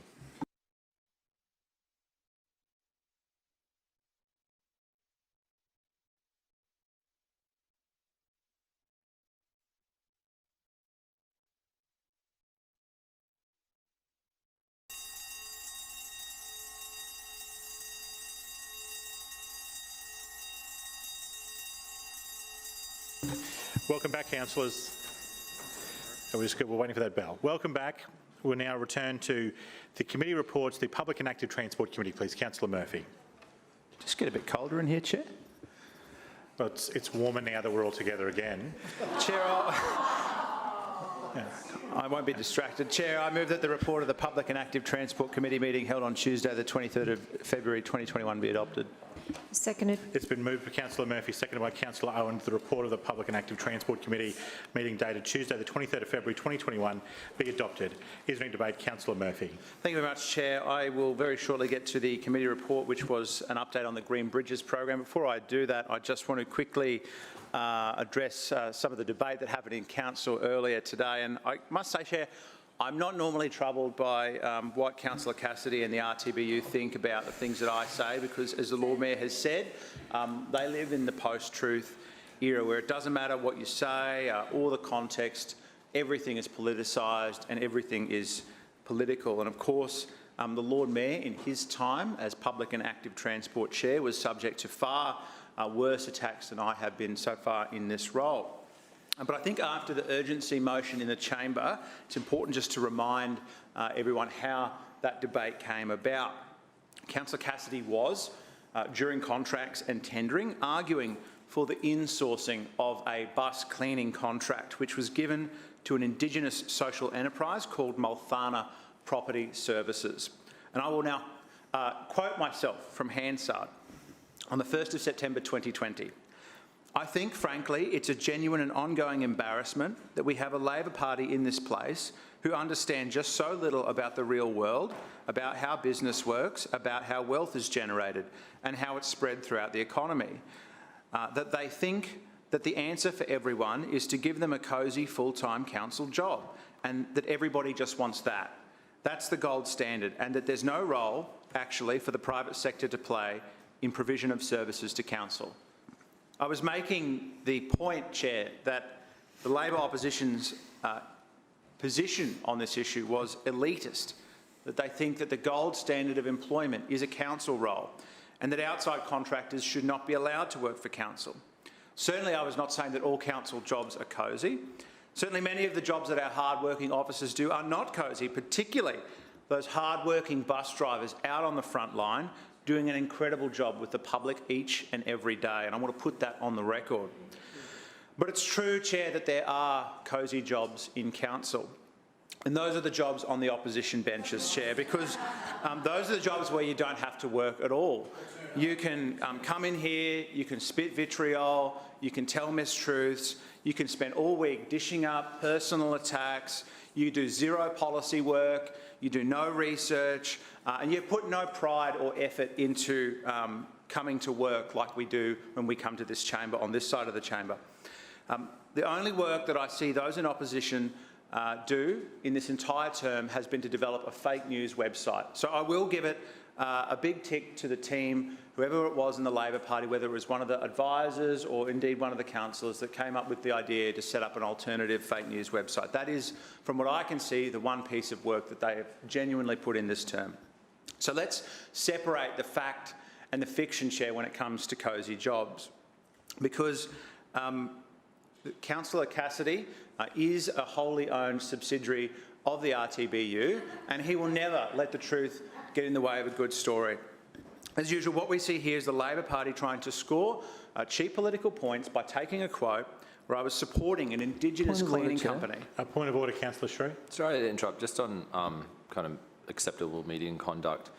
I'm confused, genuinely confused, because sometimes councillors get pulled up when they say mean things about another councillor, and on other times councillors can accuse people of fake news or telling mistruths or compare them to Trump, and they don't get pulled up. So I just want to understand from you, where is that line? Because it seems to be shifting a lot as to... Look, I don't agree that it shifts. I think that there's always been a level of tolerance for fair comment, but also there's a point where it becomes unfair, and that is, I suppose, your question is there a level of subjectivity to that? And I suppose there are assessments made around that. Okay, and just to clarify, you're comfortable that Councillor Murphy's current comments aren't going too far or aren't... Councillor Murphy is exceptionally close to the line. Okay. Councillor Murphy. Thank you very much, Chair. As I said, I was supporting an Indigenous cleaning company conducting an essential bus disinfecting service during a pandemic. Councillor Cassidy was very insistent that we should in-house this work, that we should literally take this work away from Multhana unilaterally, and I was simply defending an Indigenous social enterprise. Councillor Cassidy has taken my support of this amazing company, one that won a competitive contract, one whose name Multhana in Kalkadoon language from Mount Isa, it literally means coming together to help each other as a form of aggression towards council officers, and that couldn't be further from the truth. It was actually council officers who chose Multhana for this contract. Councillor Cassidy's twisting of that debate is extraordinary, and more than that, he has doubled down and asked me for an apology. Chair, he should be the one apologising for his conduct. He should be the one apologising to the hard-working employees of Multhana for suggesting that they weren't good enough, that their jobs would be better done if they were council officers instead of working for a social enterprise.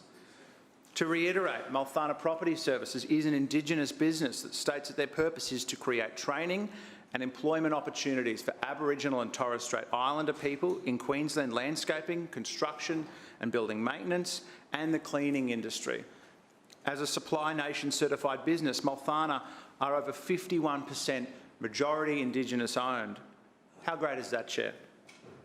And what did Councillor Cassidy want to do when he came in here to talk about that contract? He wanted to shut them down. He wanted to issue them jobs in council. He wanted to take away from a productive social enterprise and put them in a council uniform. Did he do any consultation with that company, as I have repeatedly asked him to provide evidence of? Did he have any conversations with that company's employees before he made this pronouncement? I don't think so, Chair. So just to be clear, Councillor Cassidy is advocating for us to not employ a local Indigenous cleaning company. That is what he is saying. And he wants an apology from me. Well, he will be waiting a while, Chair. He is the one who should be apologising. And Chair, if standing up for an Indigenous social enterprise makes me wrong, then I don't want to be right. I don't want to be right, Chair. But I'm okay with this because it's stunts like this, like Tom Brown from the RTBU and Jared Cassidy working together, that continue to drive bus drivers away from the RTBU, that continue to make the point to bus drivers that this is a union that isn't interested in their plight as bus drivers, but is only interested to coming into City Hall and playing petty political games with the administration. So I welcome it. Long may it continue, Chair, because it is being seen out there by the members, and they are leaving that union in droves.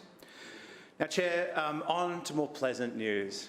Last week's committee presentation was on the Green Bridges program. Now, we know that the community response has been extremely supportive of this transformational program to build 5 new green bridges, set to employ more than 500 people in a single year when we get into construction. And in June 2020, Council announced the acceleration of Kangaroo Point and the Breakfast Creek Green Bridges. When we undertook consultation in late 2019, approximately 60% of respondents indicated that they would use the Kangaroo Point Bridge daily or weekly. There was strong support for the preferred alignment from Alice Street to Edward Street roundabout all the way through to Scott Street, with approximately 72% of respondents supporting this. This will be one of the city's most used walking and cycling bridges, and it's forecast to accommodate more than 5,300 walking and cycling trips per day, with that figure expected to increase to 6,100 by 2036. That's going to mean 84,000 fewer car trips using river crossings every year. That's an enormous amount, Chair. There's also support from residents and commuters for the Breakfast Creek Green Bridge. This project includes a significant extension of the very popular Laura's Bonnie Riverwalk, used by 1 million cyclists and pedestrians over the past 12 months, a very popular initiative of the Kingsford Drive upgrade. We're expecting to see a 15% increase in daily volume generated by this enhanced asset. On the Breakfast Creek Green Bridge, approximately 50% of survey respondents indicated that they would use the bridge daily or weekly, and 62% agreed that the alignment from KSD at Albion to Breakfast Creek Road at Newstead. Procurement activities are now well underway for both of these bridges to bring forward their delivery, with construction to start as early as this year, as I've said previously, Chair. At the same time, further community consultation is underway for proposals of a Toowong to West End Green Bridge and a St Lucia to West End Green Bridge. There's been broad support for both of these bridges, with about 60% indicating they would use connections daily or weekly. We heard in 2019 that many people oppose the bridge catering for buses or other public transport, and that is something that the Lord Mayor and I have listened to, having announced that these bridges will progress for active transport only. Of course, there's ongoing investigations in the location of a fifth Green Bridge, and as we know, last year further targeted consultation on the proposed Belbowrie Green Bridge was undertaken. Council decided not to progress this Green Bridge as a result of the strong community feedback that we received.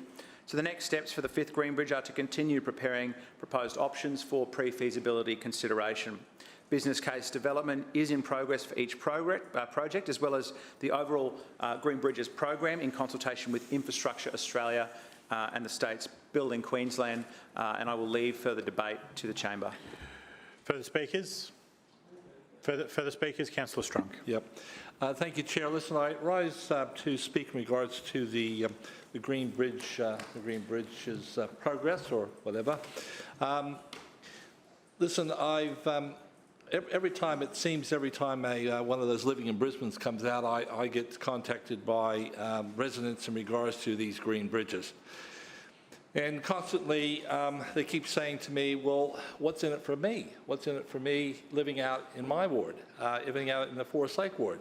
And I said, well, I suppose if you take a bicycle ride into the Brisbane City and have a look around, and when the green bridges get built, you'll probably be able to access them and probably have a nice view of the river. But they said that's not our priorities, and I'm paraphrasing here, but it's not their priority. Their priorities, their own patch, their own ward. They want to see more investment in their suburb.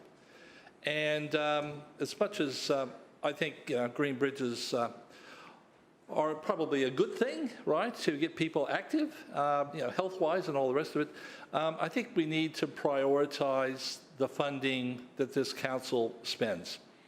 Now, if we have a look at potentially, well, no, it's not potentially, $550 million, which is a heck of a lot of money, and we're either going to have to borrow it or pay back service growth to the residents to pay for it. It's got to be paid for some way. It doesn't come out of thin air. It's not coming from the state government or the federal government. But that money that we're going to spend on these green bridges, and really, is it going to be 2, is it going to be 3, is it going to be 4, is it going to be 5? I really don't have a lot of confidence in this administration to keep to their promise of 5 green bridges, with the caveat that they're only going to probably have to pay for maybe 2 of them, because they're going to need help from the other levels of government. And I say that, and then of course the Lord Mayor said earlier today that you can't trust Labor to build anything. You can't trust Labor to build the tunnels, the bridges, and all the rest of it. And then I look back to the biggest bridge that was ever built in this city, called the Story Bridge. And you all went to school. You all did the history of the Story Bridge, I would hope. And surprisingly, I just did a little bit of a Google check just to see what was happening back in between 1934 and 1940, and when the bridge was being constructed. And guess what? We had a Labor Premier, of course it was paid for by the state government, Labor Premier and a Labor Lord Mayor. Well, surprise, surprise, Labor can build things, and it built the biggest bridge in the city. So, I know it's a bit of history, but listen, this Lord Mayor loves to go back into history. Oh, yeah, they love it. They love it. But they won't go back far enough, and they won't, and they just pick and choose. Anyways, bring it back to the green bridges. I just think it's the priority is really not for green bridges. I think there's so many other things that have to happen, and the investment has to happen in the suburbs before we even think about green bridges. Green bridges aren't a bad thing. Personally, I think we should build more bridges across the river for connectivity, right? And they can be green bridges or vehicle bridges. But I just want to put on the record that I don't agree with the Lord Mayor in regards to Labor. Labor is doing cross-river rail. Yeah, hello. It's not the Bat Tunnel that someone else wanted to build. It's cross-river rail. So it's a good piece of infrastructure. And of course, if we have a look at Metro, We look at how long it's take to even get Metro up and running, to be placing an order for some rolling stock.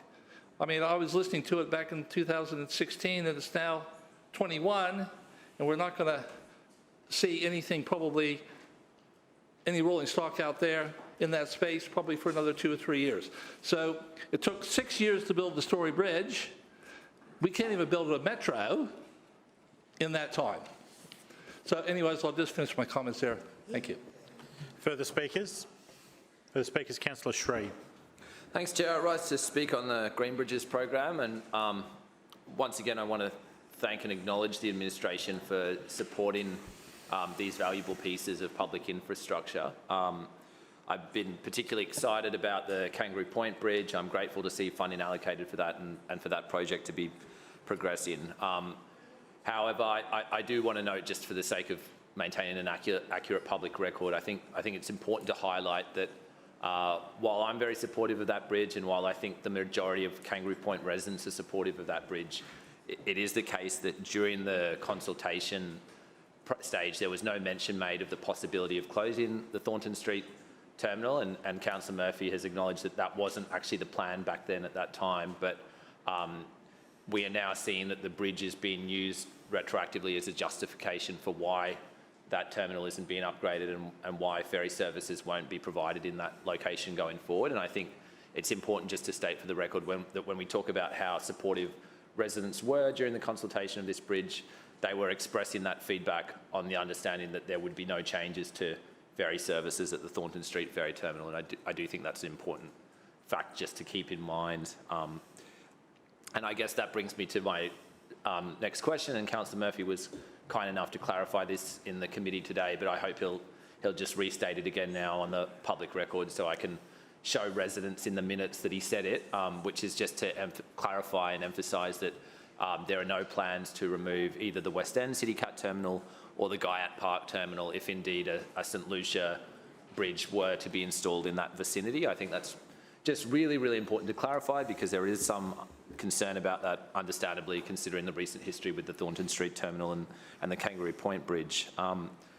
Also just wanted to again raise the suggestion that we put through but didn't really get a clear reply on, about activating spaces around the Kangaroo Point Bridge more creatively than just with commercial uses like coffee carts. There'll be a fairly significant bridge undercroft space on the Kangaroo Point side, and one suggestion we've had, I put forward, and that a lot of residents seem to like, is the idea of using part of the bridge infrastructure for rock climbing. There's also already a lot of natural rock face climbing further along the Kangaroo Point cliffs, and there's great demand for rock climbing in that area. So we've got examples from other councils and other cities, like down in Fremantle, I think, also Fitzroy in Melbourne.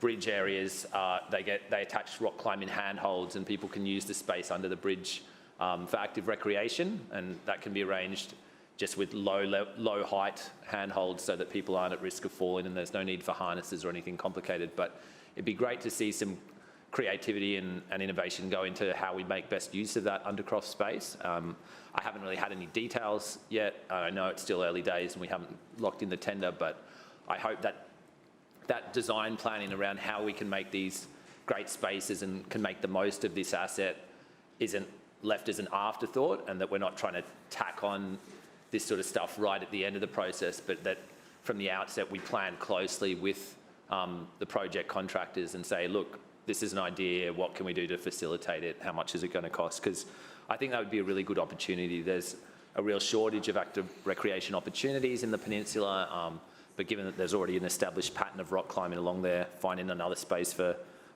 rock climbing and bouldering under the bridge would be really great.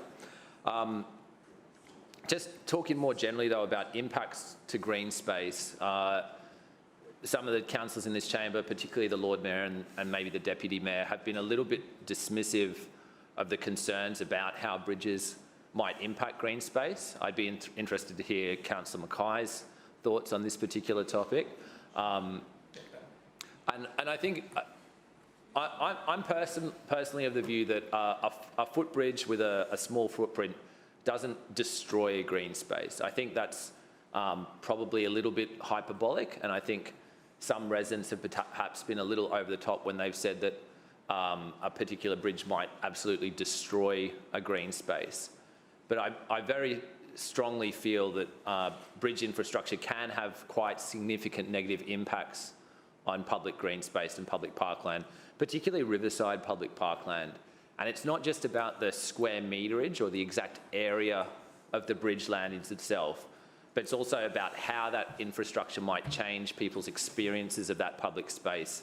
And I'm sure Councillor Cunningham is alert to this, and I hope her officers have been consulted about these bridge projects and looped into that conversation, because there is a big difference between a patch of parkland that's just an open picnic area by the river, as opposed to a patch of parkland that has a big bridge landing in the middle of it and has high volumes of cyclists and broad bikeways leading up to it.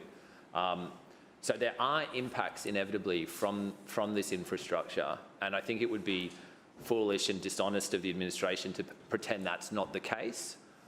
Rather, what the council should do is ensure that those impacts to public green space, that any impacts to trees, are accounted for in the business case and in the cost-benefit analysis for the various projects and land-ins. And that's something I'd like to ask. That's something I'd like to ask Councillor Murphy to respond to in his closing comments, if he would be so kind. Often these projects, they will quantify the cost of replacing removed trees. They'll say, well, if we have to replant this many trees, this is how much it will cost. But the cost-benefit analysis in the business case doesn't factor in the actual existing asset cost of existing established trees. And I would ask the council, is it going to commit to including the asset value of existing trees when it's conducting its business case and cost-benefit analyses of these projects? Because if a particular bridge is proposing to remove a large established tree, then the actual dollar value, the dollar figure of that tree should be included in the business case analysis, rather than simply saying, we have to cut this tree down, but we've budgeted a smaller amount for some replacement trees. Those aren't the same two things, and it's important that we get that right, because I worry that the value of those established trees in our council parks will be overlooked and underestimated if that's not factored into council's business case and cost-benefit analysis processes. And I would suggest that the same approach should be taken with land for green space as well. I know that when the Lytton Road was widened, there was some commentary about whether there was a net loss of green space in the park, and the council administration was at pains to point out that they had set aside a bit of additional land at the corner of the park to create a bit more green space to offset the impact of the bike path coming through the rest of the parkland. And I would think in this situation a similar approach might be merited, where even if the bridge landing footprint itself is quite small, if there's a lot of additional pathways leading through the park to get to a bridge landing, then that impact of all that concrete and hard stand does need to be offset by the creation of new green space nearby. The other day in the chamber, the Lord Mayor seemed to suggest that footpaths are a natural feature in a public park, and they certainly are. And I think there's a balance to be struck. When we're talking about major pieces of active transport infrastructure, we have to recognise that the size and scale of some of these linking pathways could be quite significant, and that shouldn't be dismissed as when residents raise that concern. We shouldn't dismiss that and say, oh, no, there's no impacts to green space, it's still a public park. There are impacts, and let's have a rational and mature debate about exactly how significant those might or might not be. And I know some of that will be worked out down the track in the detailed design stage, but when residents are weighing up options and deciding, for being asked to choose, for example, which I think is a pretty rude choice, but being asked to choose whether they would rather land the bridge in the middle of public parkland or whether they would rather a bridge resume private residential homes, it's really important for council to be given as much information as possible about exactly which trees might have to be removed, exactly how much parkland might be converted to concrete, because that's material information that residents want to know about when they're providing feedback and when they're making their decision as to whether they support a project or which bridge they support. And I would suggest that the lack of information about those sorts of details at this stage of the project potentially undermining support for some of the bridge landing options because not enough information has been provided to residents, and as a result, they're just saying no.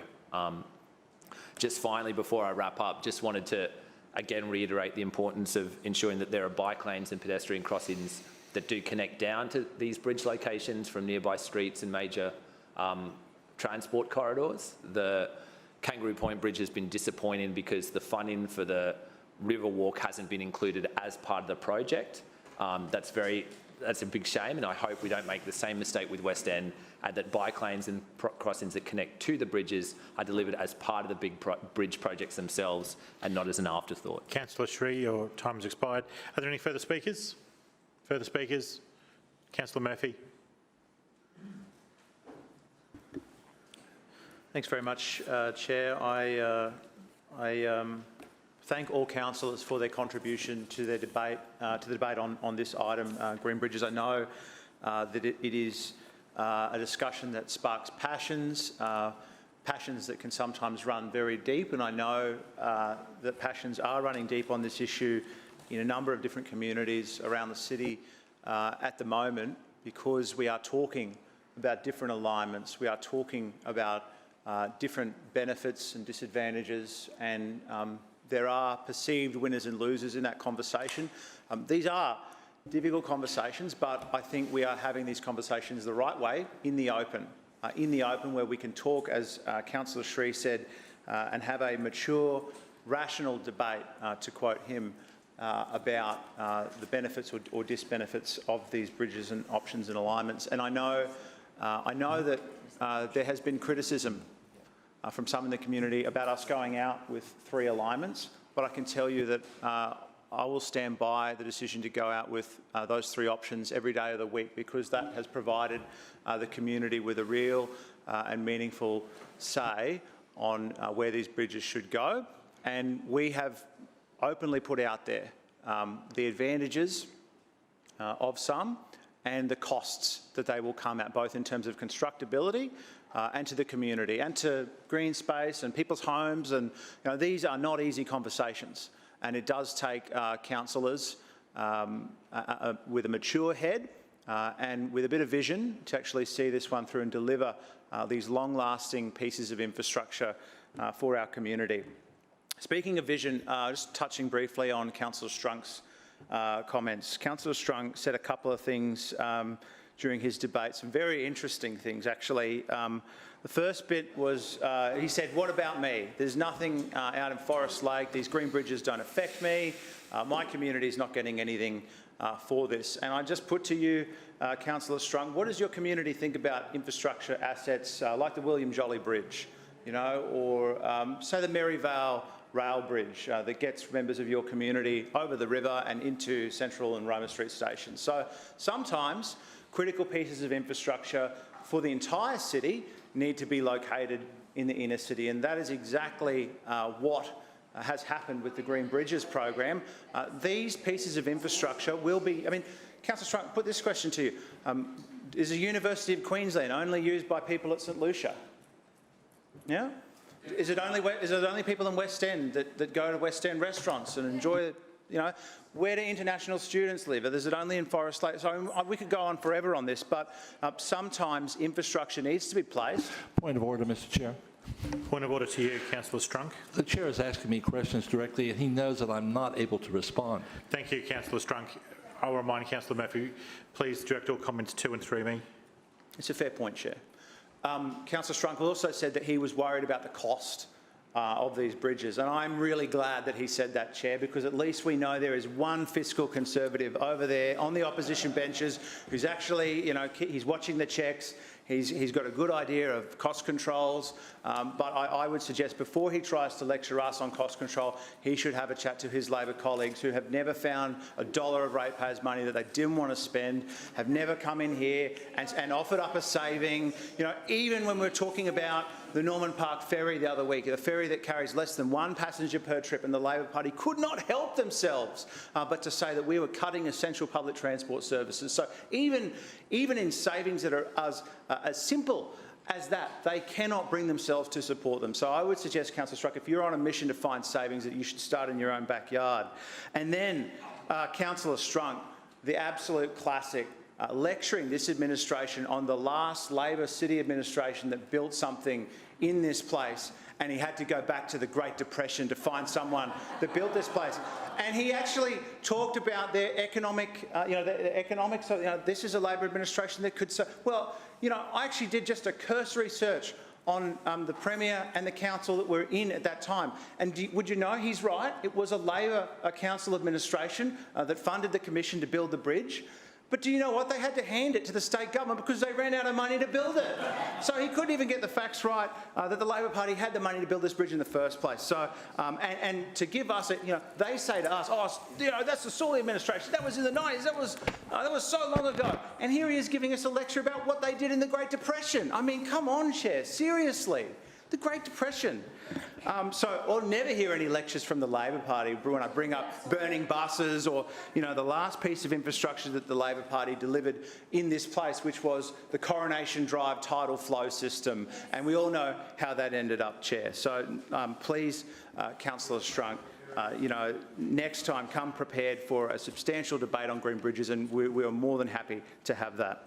Now, Councillor Sri, you mentioned Guyot Park and the West End Ferry Terminal. And I can, through you, Mr Chair, to Councillor Sri, you mentioned the Guyot Park and the West End Ferry Terminal. I can confirm Council has absolutely no plans to close down those terminals. Unlike the Thornton Street Cross River Ferry Terminal, the Guyot Park Terminal is a modern DDA-compliant terminal. We've only just upgraded it, and it services city cats, and it services a much wider catchment than that Cross River Ferry Terminal. So we see if indeed option A at Guyot Park is selected by the residents of St Lucia and West End as the preferred alignment, we see that the bridge will function in concert with the ferry terminal to be able to provide two different services for the residents of the western suburbs and the inner city suburbs. You also spoke about the undercroft of the bridge, and I could tell you that the Green Bridges team is well advanced in their assessment of the two shortlisted tenderers that we have at the moment. The undercroft of the bridge was not, for the purposes of getting tenders in and assessed as quickly as possible. The undercroft of the bridge was not something that Council asked them to bid back to us on. However, when we have selected a successful tenderer and a successful design, and we can then go off that design, I'm happy to have a further conversation about activation of the undercroft of the bridge, keeping in mind the cost envelope of the project and integration of the undercroft of the bridge into the wider surrounding Riverside Parkland. And lastly, you mentioned loss of green space, and I've got to say this administration is absolutely committed to preserving green space, to creating more green space and enhancing our parks across the city. I know that's exactly what Councillor Cunningham wants to do. It's what all of us as councillors in our local wards want to do. These green bridges are sustainable green infrastructure, and to suggest that a green bridge will cause the loss of green space, I think is misleading. The truth is quite the opposite. We are increasing the amount of valuable green space that residents on either side of the bridge have access to. Green bridges provide access to far more green space than they take away, and through this program we're seeking to provide a net benefit to existing open space, and that includes looking at options for additional land for park purposes. I'll say that again. That includes options for additional land for park purposes. So in response to people's concerns about the impact of green space on, say, Guyot Park, for example, I've asked for an idea of what the footprint of the bridge would look like. Should this become the confirmed landing point when we get to the end of consultation on the 28th of March. And I'm told we'd be looking at about 5% of the park area that would be lost through the bridge landing point. So that's a total park area of 36,800 square metres. The specific footprint of the bridge landings will be confirmed through the detailed design of each bridge, and we are not there yet. We haven't even chosen an alignment. So we'll be looking to incorporate new and enhanced park infrastructure, things like play equipment, barbecue facilities, shade trees and pathways, and to enhance the park, and of course to recognise its importance as a community treasure, if indeed it is selected as the preferred alignment. But I come back to what Councillor Sri said in his debate. Any discussion of green space loss, we are happy to have, as long as it is, quote unquote, a mature, rational debate about the benefits and the disbenefits for loss of green space. These are really, really important pieces of infrastructure for our city, multi-million-dollar projects. We want to make sure that we get them right, that we build something and deliver something that leaves a long-lasting legacy for communities on both sides of the river. Thank you, Chair. We will now put the resolution. All those in favour, please say aye. Aye. To the contrary, no. The ayes have it. Councillors, the Infrastructure Committee, please. Councillor McLaughlin. Mr Chair, I move that the report of the Infrastructure Committee meeting held on Tuesday the 23rd of February 2021 be adopted. Seconded. It's been moved by Councillor McLaughlin, seconded by Councillor Huang, that the report of the Infrastructure Committee meeting dated Tuesday the 23rd of February 2021 be adopted. Is there any debate? Councillor McLaughlin. Mr Chair, before I move to the item before us, the committee presentation on MoveSafe, I just want to make a few additional comments to the discussion that we had earlier in question time about the Olympics coming to Brisbane in 2032, with the announcement that Brisbane is the probable host for the 32 Olympics. And it comes as no surprise to us that this is the case, that with Brisbane's climate, our lifestyle, our infrastructure and our natural environment, we are indeed an ideal candidate to host those games.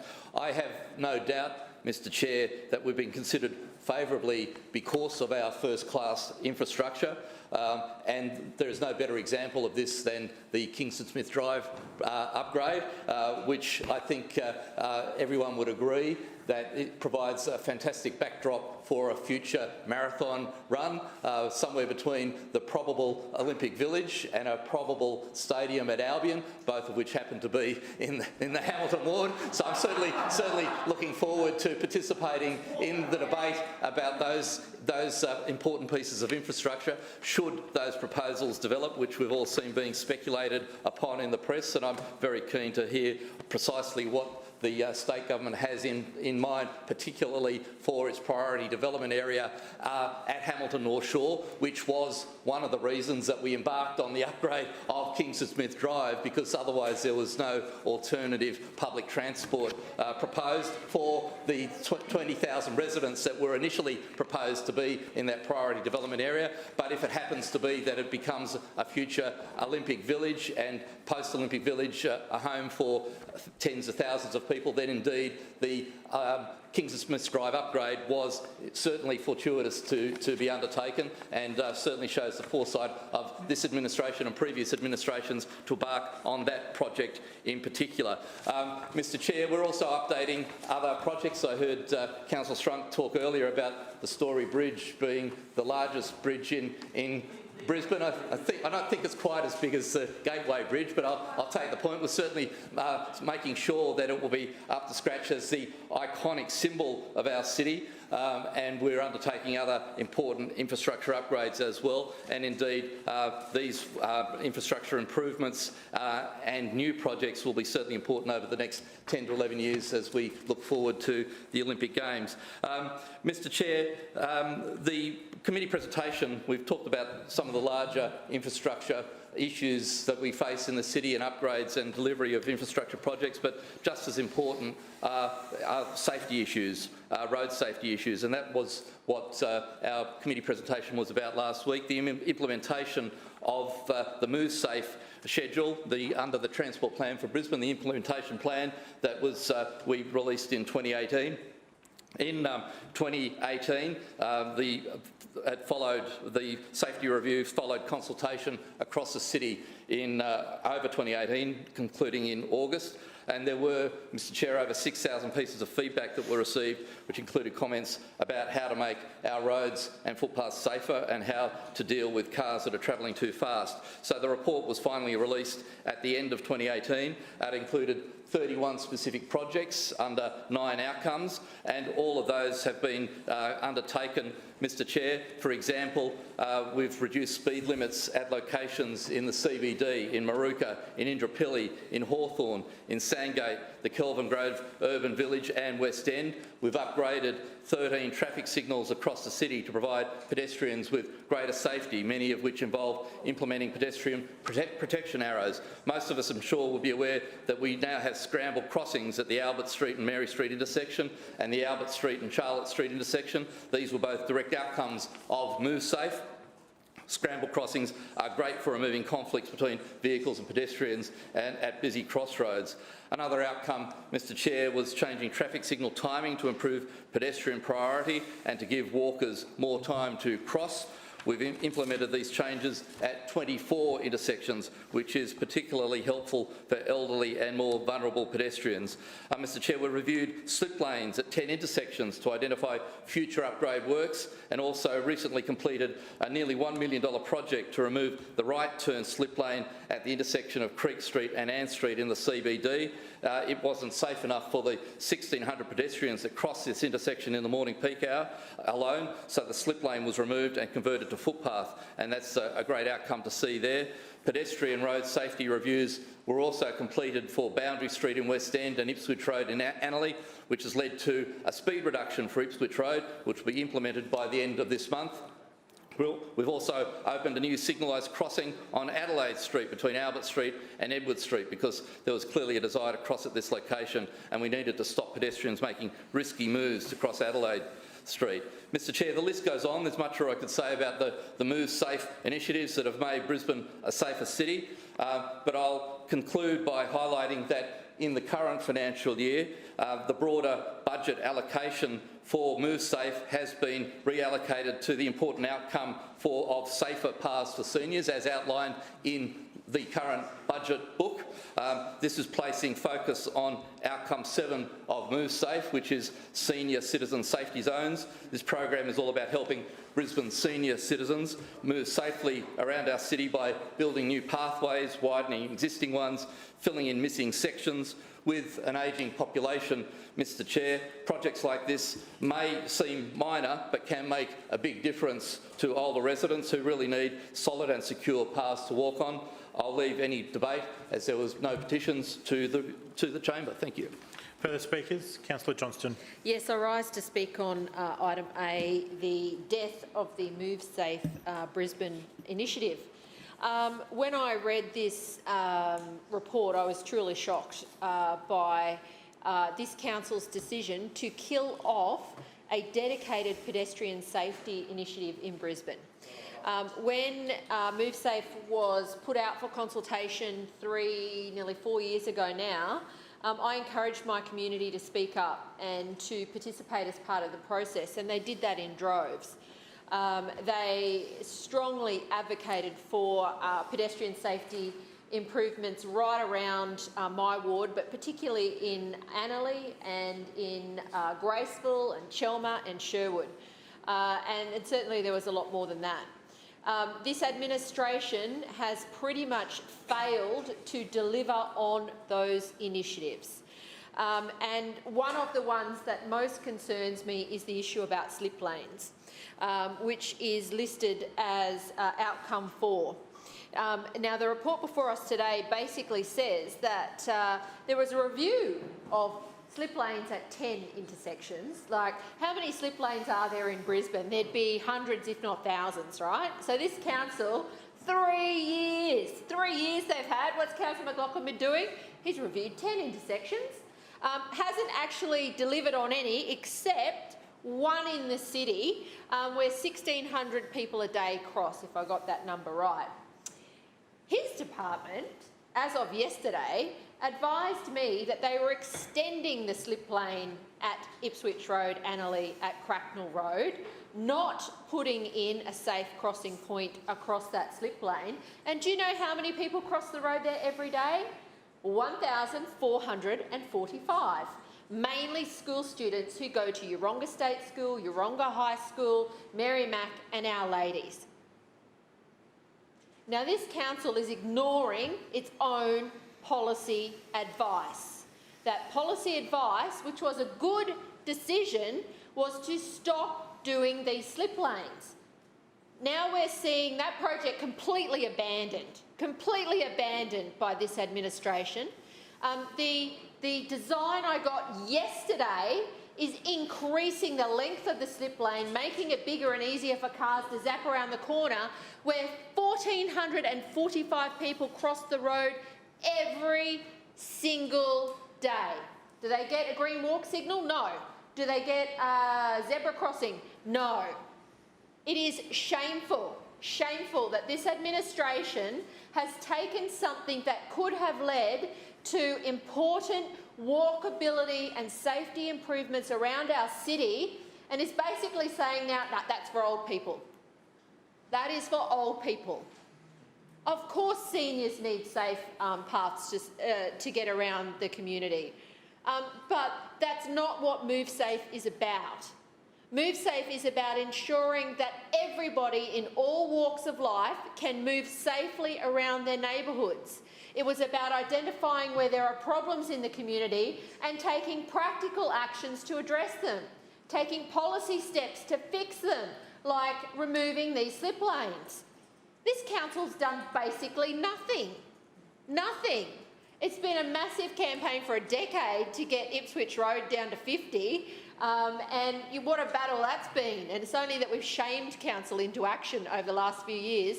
2 people have died up at Annerley Junction, and it's only 18 months ago that someone died on Venner Road, and we still can't get council to address one of the most dangerous roads in Brisbane at Venner Road, where I think it's 1,100 people a day cross the road. The figures for pedestrian movements around my ward are astonishing. The lack of investment into the walkability and safety that was identified in Move Safe and that is just being ignored now by this administration. We heard Councillor McLaughlin. He's given himself a pat on the back. Job done. It's just going into the basket with the old people now. We don't have to worry about this anymore. It's in the budget. It'll just be with the seniors. Well, I'm sorry, but all over my ward, there are initiatives that have not been delivered when it comes to Move Safe. It's 2 years ago now that this council passed a resolution for a zebra crossing outside Graceville rail station. I can't even get her to call me back. I can't get her to call me back. I've been asking over and over again for revised design plans.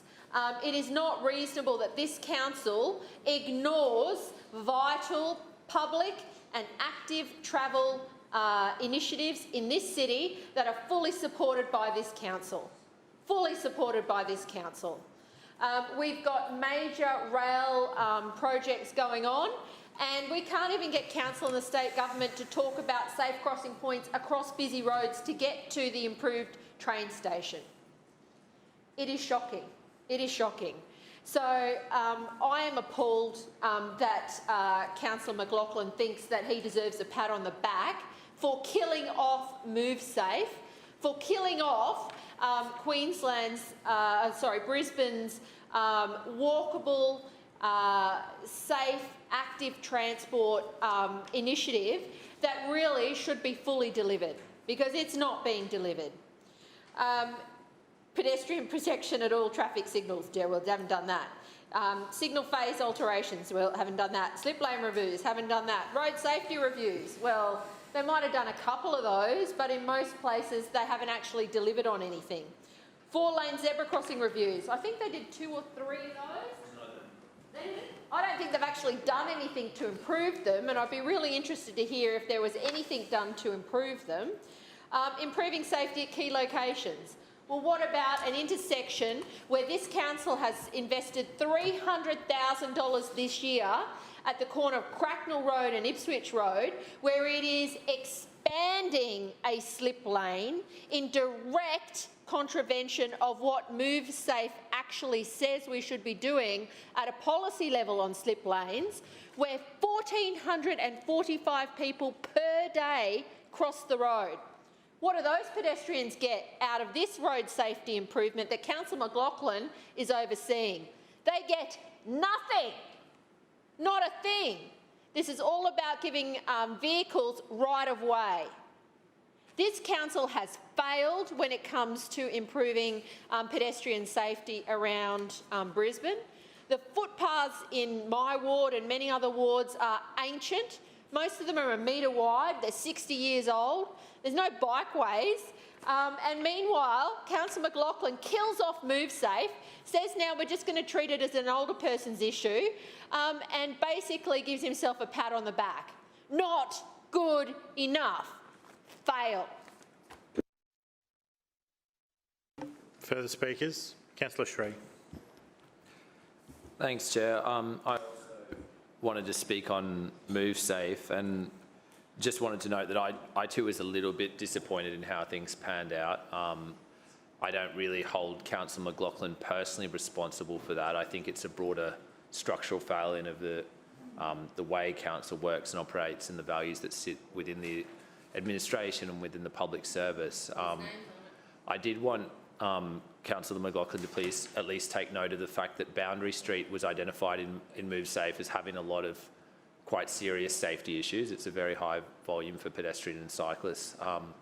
But the MoveSafe didn't actually lead to any safety improvements for Boundary Street that I'm aware of. So I could be wrong, and hopefully he'll get up and correct me, but he mentioned Boundary Street in his speech and specifically noted that council had looked at it, but had determined not to make any changes, even though we know that the current configuration of the street isn't up to current standards in terms of the manual uniform traffic control devices. There are certainly some serious flaws with most of the intersections along that central commercial part of Boundary Street.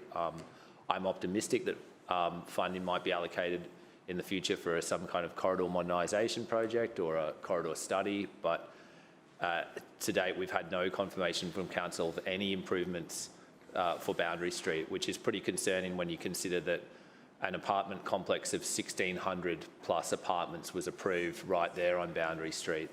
That's a pretty big number of apartments. It's a pretty dense development. I'm talking about West Village.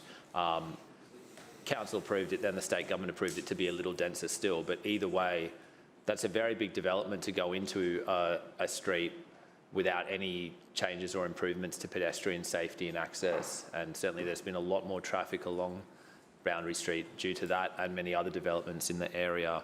But Boundary Street's certainly not the only street in my ward where there are serious concerns about pedestrian safety and comfort. And I think really what MoveSafe highlighted was that there is a great deal of concern in the community about these issues, but actually addressing them is quite expensive. It can be expensive to redesign intersections, it can be expensive to install pedestrian crossings, etc. And I acknowledge that that's a challenge, but I would suggest that part of that challenge comes from the fact that council is often unwilling or reluctant to take away space from cars or to deprioritise motorists. And I've worked closely with the council officers on several projects, and I've found that there's a bit of variation in terms of attitudes within the traffic team and the engineering team. I certainly think officers are doing their best within the parameters that are open to them. But I've seen examples, for example, where council has said, well, we don't want to lower the speed limit. Therefore, if we are to put in a pedestrian crossing at this location, it has to be designed in this way, and that's going to be very expensive. Therefore, we're not going to do anything at all. Whereas if council had been willing to lower the speed limit, then it would have been cheaper to put in a lower impact pedestrian crossing or traffic calming or what have you. And the two often end up in a kind of circular loop where we can't drop the speed limit because the current road environment doesn't support a lower speed limit, but we can't redesign the road environment because the road is intended to carry cars travelling at a certain speed limit. So it ends up a bit of a cyclical problem. Can't drop the speed limit because we don't want it, because we would need to change the road. Can't change the road because we need to maintain the current speed limit. And that seemed to be a problem for a lot of the projects and areas that were identified as concerns within my ward during the MoveSafe consultation. But I do think there are, when you look into it closely and you ask those detailed questions of the council designers and engineers and traffic planners, often there are cheaper options and solutions available if we are willing to narrow the road corridor or take away a few bays of street parking or reconfigure the timings of some of the traffic lights so that pedestrians get more time and cars get less. Council has done some of that in some locations, but only to a very limited degree, and certainly not to the extent that I think local residents are asking for. It's, I think, not coincidental that many of the areas where residents are most concerned about pedestrian safety, the LNP has also seen a fairly noticeable drop in their primary vote in the most recent council election. I think there is a correlation there. The areas where residents don't feel safe crossing their road, where they don't feel safe letting kids walk to school, have also been some of the areas where the mayor's popularity in the LNP primary vote has dropped most significantly. And I would suggest that it would be wise for the council administration to consider allocating a bit more funding towards local pedestrian safety upgrades, even if that comes at the expense of road widenings or other major intersection upgrades. I distinctly recall the discussion about that redesign of the intersection of Main Street and River Terrace, which cost council around $6 million.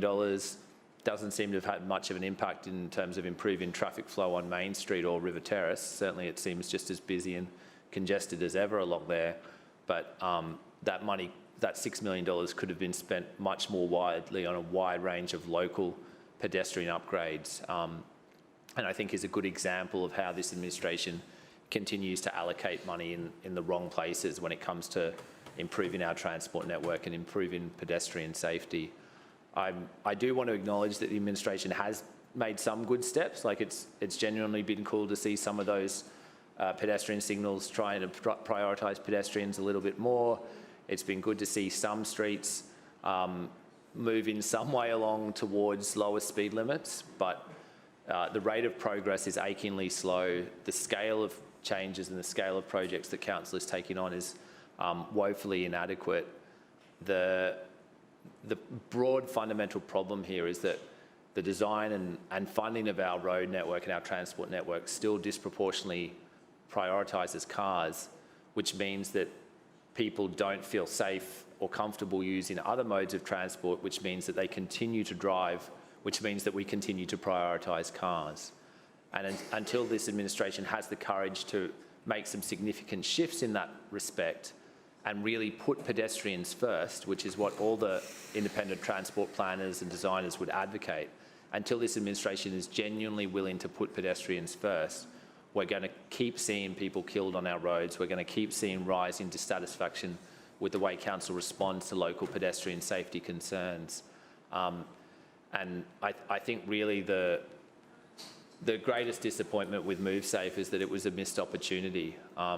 There were so many good ideas coming forward from residents. We drew on so much knowledge to identify those hotspots, to identify those biggest priorities, but only a small number of those issues were actually addressed, and it's not clear that the rest have ended up in any kind of pipeline for further improvements through other projects. Some of the sites that were identified as priorities for pedestrian safety upgrades, like along Montague Road around Forbes Street and Ferry Road, further south of the existing Victoria Street project, locations along Logan Road, which I think now in Councillor Cunningham's ward, there's that zebra crossing, which is very dangerous and a lot of people have raised concerns about. Gladstone Road, Dornock Terrace, Ganges Street, so many, Vulture Street, so many areas where people have raised concerns that they don't feel safe crossing roads or walking along the footpath. These things need to be taken seriously and looked at more closely. I also wanted to just make the suggestion to Councillor McLaughlin that maybe his team and Councillor Murphy's team could work together a little more closely around how we plan specifically for bus stop access. This is something that came up again and again in MoveSafe, where people identified that they wanted to get to the bus stop, but they didn't have a safe place to cross the road. And through you, Chair, Councillor McLaughlin, you would no doubt be aware that at the moment, planning for bus stops, it's kind of like they look at where the existing pedestrian crossings are and maybe try and put a bus stop near there. But sometimes there's an opportunity to relocate a bus stop for efficiency's sake, but the residents don't want that relocation to happen because it would take them further away from an existing pedestrian crossing. Whereas if there's money allocated in parallel to build a new localised pedestrian crossing, we could perhaps move the bus stop at the same time as we put in a new pedestrian crossing. But the bus stop relocation and optimisation projects don't happen in close collaboration or in concert with planning for new pedestrian crossings. And so we're missing opportunities there where we could make our bus route network more efficient, and we could also improve connectivity to those bus stops at the same time. But the two funding cycles don't match up at all. So hopefully that's something that Councillor McLaughlin will take on board, and maybe his officers could look into a little bit more closely. Thanks. Further speakers? Councillor Griffiths. I was waiting for someone from the LNP side to get up, but no one's getting up. Look, I just want to add to the comments made. So far, in relation to the Move Safe program, we were surprised that the program has gone. From our perspective, it was a very effective program. It was one that I think, or we think, should be made a permanent program of council. It was working. It was producing results. For the amount of money that was being contributed to it, it was achieving results as well. Now, we understand the need for the seniors' safer paths. Sure, that's important, but we also need to recognise that there are many people crossing the roads and needing pedestrian access, be they teenagers, young people, kids. We need to cater for the whole community. So, once again, we think this program should be reinstated, and certainly we would reinstate it. In relation to some of the achievements, yes, there were many achievements with this program, but something that could have been picked up more, we felt, and improved with this program is improving footpaths. And I know I've discussed this with Councillor Marx, is getting more money to fix our broken and damaged footpaths, which would certainly work alongside this this program in producing better results for the residents of Brisbane. Hopefully, Councillor Marx is successful in her budget bids in relation to that. So yes, disappointing that we've actually lost Move Safe from some great work that Council was doing, and disappointing that no one from the LNP side are standing up to say we need to keep this program. Thank you. Further speakers? Further speakers? Councillor McLaughlin. Thank you, Mr Chair. I'll respond to some of those issues raised. One thing that I will say up front to Councillor Sri is that we certainly won't be motivated by undertaking any improvements in our road network by political considerations, as he suggested. The fact that you even suggest that that should be our policy to undertake changes to road safety because of concern for, for what voters might think. Point of order, Chair. Point of order to you, Councillor Sri. Claim to be misrepresented. Noted. That was precisely what you said, Councillor Sri, that we should be motivated by political considerations for endorsing traffic. Point of order, Chair. Traffic changes. Point of order, Councillor Sri. Claim to be misrepresented. Noted. Councillor McLaughlin. Hansard will record what you actually said, Councillor Sri. Look, I'm generally used to being misquoted by Councillor Johnson in this place, and no exception in her performance here tonight. The misquote there was on the Ann Street and Creek Street slip lane. I said 1,600 pedestrians in the morning peak, not per day. There are thousands and thousands of people who cross there. It's immediately outside the Central Railway Station, and of course it's a significant improvement. I can say, and look, to other issues raised by Councillor Johnson, it never ceases to amaze me when Councillor Johnson, through you, Mr Chair, objects to minor traffic improvements. One thing I can say generally is that of the thoughts that people put on paper, their pins on the website during the Move Safe exercise, doesn't mean the end of doing the things that people asked for.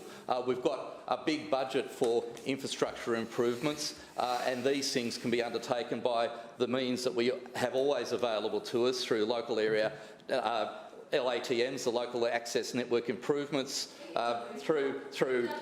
No, Councillor Johnston. Councillor Johnston, please do not yell at people across the room.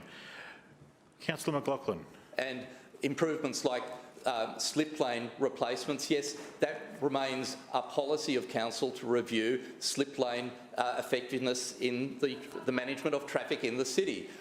Does it mean that, okay, so Councillor Johnson's sitting there shaking her head at me. I've seen Ipswich Road and Cracknell Road. There's no validity in her belief that the slip lane there is being widened. It's not true. This is a congestion busting project. This is a congestion busting project which, as a consequence of Councillor Johnston's objection to it, means that the budget that was being made available for that project will have to be held and the project won't be undertaken because it needed to be done with money available from the state in this financial year. Well, thanks to your intervention, Councillor Johnston, that project won't happen in this financial year and we'll have to review whether it's possible to do in a future financial year. But the whole congestion busting... No more interjections, please. Councillor McLaughlin. Congestion busting projects are projects that are undertaken within an existing road reserve. If there is a need to take out a slip lane by signalising a pedestrian crossing, that's an issue that can be addressed, but it is a significant budget that's required to install traffic signals. The alternative is to look at ways to improve road safety, pedestrian safety, with relatively minor improvements, and that was what was being undertaken at Ipswich Road at Cracknell Road, and that project, that safety project, as a consequence of Councillor Johnston's intervention to not support it, can't proceed now in this financial year. Councillor Sri, Councillor Johnston. Councillor Sri, you have two misrepresentations. Please address them now.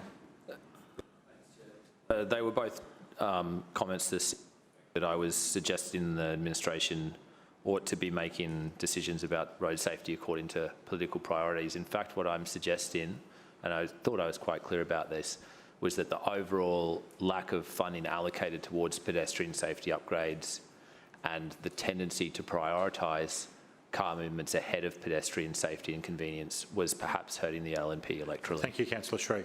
We will now put the resolution. All those in favour, please say aye. Aye. Those against, please say no. No. The ayes have it. Division. Division called by Councillor Johnston. Is there a seconder? There is not. The ayes have it. Councillors, the Environment, Parks and Sustainability Committee report.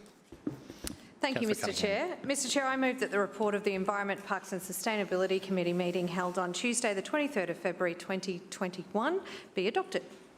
Seconded. It's been moved by Councillor Cunningham, seconded by Councillor Davis, that the report of the Environment, Parks and Sustainability Committee meeting dated Tuesday the 23rd of February 2021 be adopted. Is there any debate? Councillor Cunningham. Thank you, Mr Chair. Before I move on to the committee presentation, I wanted to respond to Councillor Johnston's question in question time to the Lord Mayor about some of the stormwater drainage projects listed in Council's local government infrastructure plan. In response, I want to let Councillor Johnston know that not all of the projects in the LGIP will be constructed in the timeframes originally indicated. The schedule is revised yearly, as are the priorities and funding availability.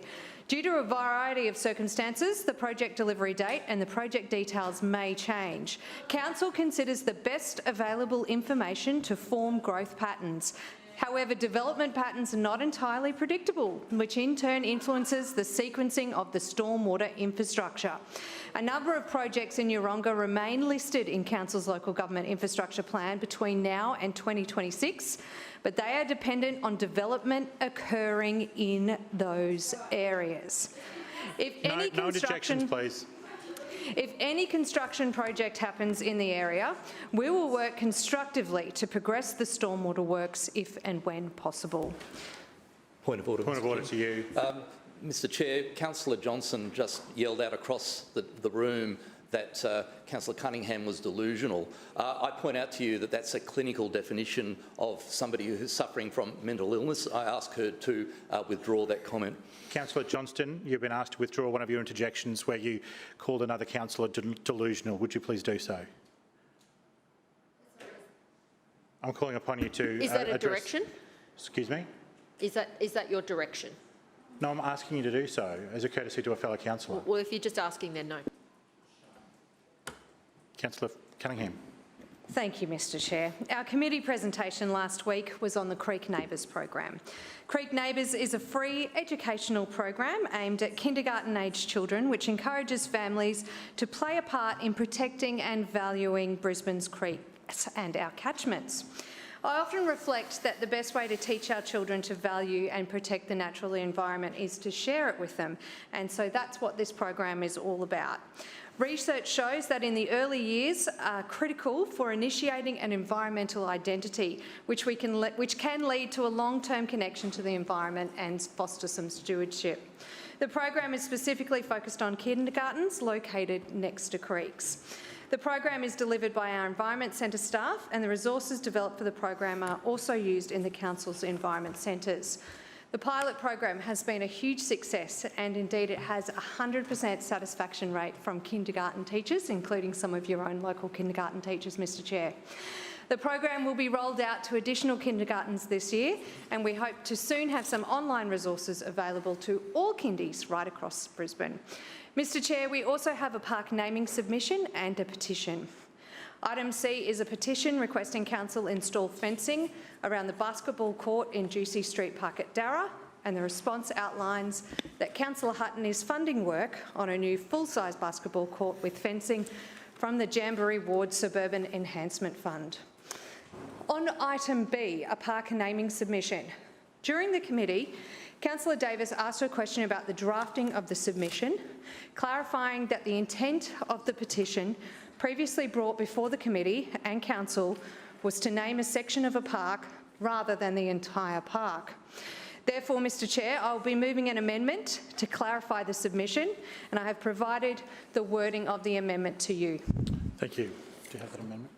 Could you please read it? Could you please read that? Certainly, Mr Chair. So I move that clause B of the report be amended as follows. In the title, after the word of, remove the park known as and add a place in. In paragraph 16, after the word requesting, add a place in. In paragraph 23, after the word renaming, add a place in. In paragraph 25, the recommendation, after the word rename, remove the park known as and add a place in. Do you have a seconder? Seconded. That that amendment has been proposed by Councillor Cunningham, seconded by Councillor Davis. Is there any debate to the amendment, Councillor Cunningham? No, it's pretty self-explanatory. Thanks, Mr Chair. Further speakers to the amendment? Councillor Johnston. This is quite unusual, and I would just appreciate it is weird. I would just appreciate a little bit further advice. I note that Councillor Cunningham didn't offer any debate about this. Obviously, these things go through a huge process before they come to Council for approval. There's community consultation that the local councillor undertakes. There's discussion with the council officers about whether it's a place or it's a park naming. A formal submission is prepared by the officers, which is then reviewed by the local councillor. It then goes up to the committee, where it is reviewed by a group of councillors from across the city. And I don't know how this has gone so very wrong. So I would appreciate some further explanation about what's happened here. It just seems extremely odd. It did seem to be very straightforward. So if it was just a mistake, it wasn't an intention to rename the whole park, that's great. But I just don't know how it got to this point, given all the inbuilt checks, and I would appreciate some further explanation. Further speakers to the amendment? Any further speakers? Councillor Cunningham. Mr Chair, I would just note that other levels of government go through amendments all the time, and it happens very regularly. There was a drafting error on a park. The local councillor brought it to my attention, and we're trying to fix it up for her. I would do the same for any other councillor. Thank you. Thank you. All right, we'll now put the amendment. All those in favour of the amendment, please say aye. Aye. To the contrary, no. The ayes have it. Is there any further debate about the amended motion? Not the amendment. The amendment has been carried. The new amended motion, and therefore the committee report, right? Okay. Councillor Hutton. Sorry, Mr Chair, I was a little bit confused, but I rise to speak very briefly on item C, and as Councillor Cunningham has mentioned, I am very supportive of this petition, so much so that these three petitioners are getting much more than simply just a fence behind the half-court basketball court at Juicy Street. We are actually installing a full basketball court adjacent to the current court, but away from the rolling hills of Juicy Street. Through this initiative, I hope to encourage more locals to get out and be active. So I look forward to shooting hoops with many of these youngsters coming July. Further speakers? Councillor Davis. Thank you, Chair. I rise to speak briefly to items A and B. Item A relates to the committee presentation on Councils Creek Neighbours program. And as the Chair mentioned in her contribution, this program is really focused on fostering an early connection to our waterways amongst our youngest members in the community and works with kindergartens which operate in the vicinity of our creek catchments. In October last year, I was able to see this wonderful program in action at the Downfall Creek Bushland Centre in the McDowell ward, where children from our local Tumble Tots kindergarten were getting involved, learning about our local creek catchments and how they provide a home for our native wildlife, and of course the role which we all play in protecting these spaces. During that time, the children enjoyed games, as well as the educational session, and plenty of arts and crafts, and some of the signs that the children painted are now permanent fixtures in the garden beds at Downfall Creek. Creek Neighbours is a fantastic early education program, and I'd like to personally thank the council officers who have worked really hard to make this program such a great success. Moving to item B, which concerns the naming of a place in Stringybark Drive Park in Aspley to recognise the work of local resident Kerry Blencoe. Councillors may recall that last year I had the opportunity to highlight Kerry's work in our community, but to recap, Kerry has been coordinating a local walking group in Aspley for a long time, and every Tuesday and Thursday morning up to 30 people meet at the same location in Stringybark Drive Park in Aspley to participate in the group. Thanks to Kerry's dedication to organising these meetings, the group has become quite a social hub which allows residents to meet their neighbours, make friends and stay connected with the people who live and work around them.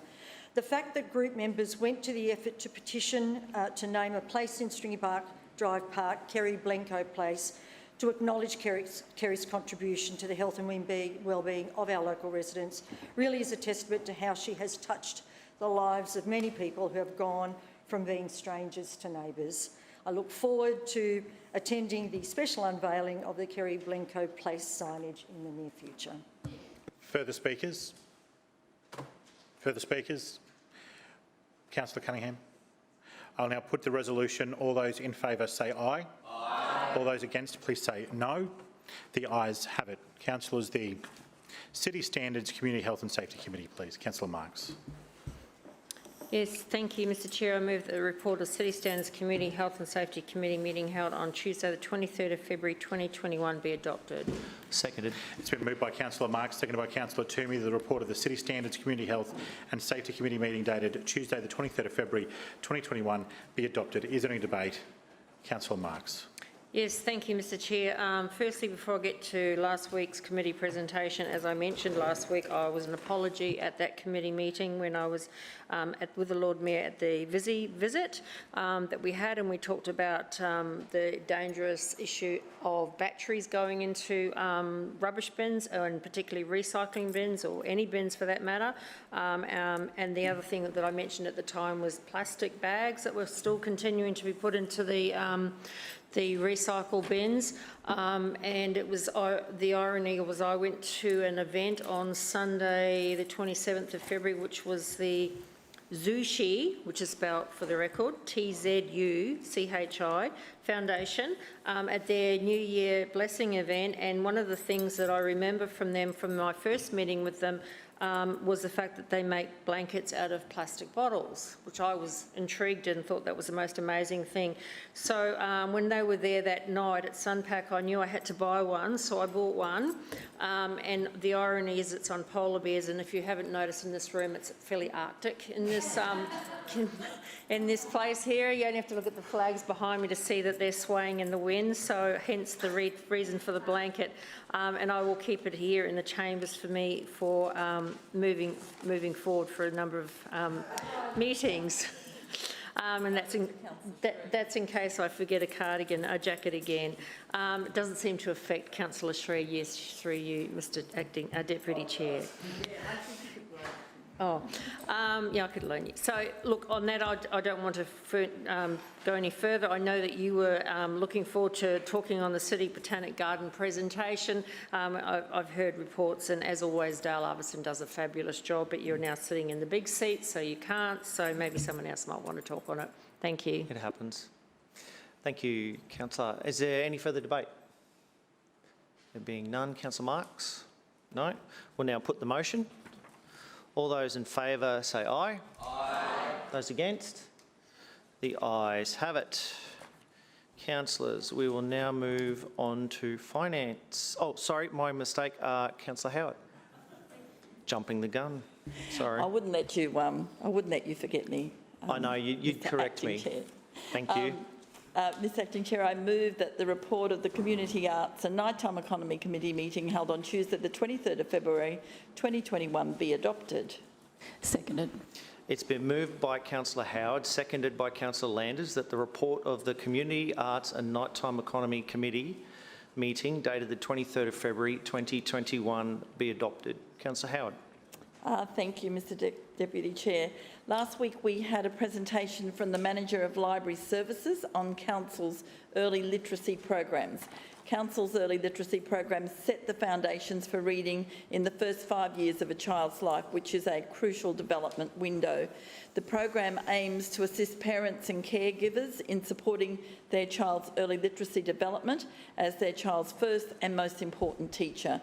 It's to develop emergent literacy skills such as oral language, conventions of print, alphabet knowledge, phonological awareness and pre-writing skills, to provide positive fun experiences, as enjoying reading is an indicator that a child is well placed for learning, and to encourage social connection and sharing between parents, carers, children and libraries. And I really want to thank the Manager of Library Services for the very informative talk that we had. We had a wonderful discussion around it, and I know that my granddaughter absolutely loves reading, and it's one of the special memories that I have with her, and I know that many in the committee shared their memories as well. So I really want to thank all of our officers for the work that they do within this program, because it absolutely is a critical part of the early development and the love of books that we want to have all of our citizens of Brisbane enjoying. Thank you. Thank you, Councillor Howard. Councillors, is there any further debate? Any speakers?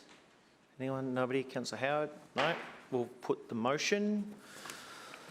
All those in favour say aye. Aye. Those against? The ayes have it. Now we move on to finance. Councillor Allen, please. Thank you, Mr Chair. I move that the report of the Finance, Administration and Small Business Committee meeting held on Tuesday the 23rd of February 2021 be adopted. Seconded. It's been moved by Councillor Allen, seconded by Councillor Huang, that the report of the Finance, Administration Small Business Committee meeting dated Tuesday the 23rd of February 2021 be adopted. Councillor Allen. Thank you, Mr Chair. In last week's committee meeting we had a report on the Brisbane City SES unit, and I did touch upon this in question time last week, but I will quickly just highlight a couple of things that were outlined in that presentation. In the context of SES functions, it includes storm damage and temporary repairs. They'd also undertake land search in conjunction with other agencies. They had flood boat operations. They provide support to other agencies like QPS, QAS and QFES.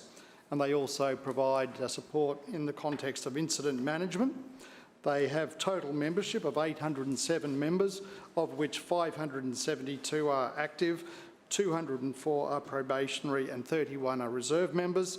They have a waiting list of more than 700 parties who are interested in joining SES, so clearly a lot of support for them. They have the presentation outlined the range of depots that they've got in the city, and they are well spread across the Brisbane local government area. The presentation highlighted the range of resources and equipment they've got available. Some of the other things that they highlighted were the changing dynamic of the SES membership, The training modules they go through and the amount of training that they go through before they are put in the field. They highlighted some of the interesting changes to construction methodologies that impacts the way they conduct their business. So as some people may be aware, SES go out to secure houses where the roofs have been blown off. Modern building has included things such as solar power and battery storage, which makes their job of securing homes and particularly damaged roofs a little bit more challenging. So it's interesting to see how technology is impacting the way they operate. The SES is currently going through a review. That's an external independent review, which I recall was being undertaken by QFES, with a view to just ensuring that SES are structured most efficiently, and we're currently awaiting the response of that review. Last week, the council, or the Brisbane City SES, and some other council units had a stall at the Brisbane Home Show at BCEC on Friday, Saturday and Sunday. I popped out to the show on Friday to meet the team out there at from SES, and look, they're an enthusiastic mob. You know, they really enjoy what they're doing. They enjoy the camaraderie of being together and focusing around a community outcome, and the enthusiasm is palpable. So congratulations to all of them. Thank you. Thank you. Is there any further debate? Councillor Strunk. Thank you. Thank you, Mr Deputy Chair. Listen, I just want to put on the record, of course, from this side of the chamber, as I'm sure it's right across the chamber, a big thank you to the SES men and women right across Brisbane to do the work for us, especially during storm season and other disaster times. It was encouraging to hear that there is actually more than 700 people actually signed up that went actually to join the SES, ready to join, and of course the chair said that there's over 800 that are currently undertaking that work for us as a community.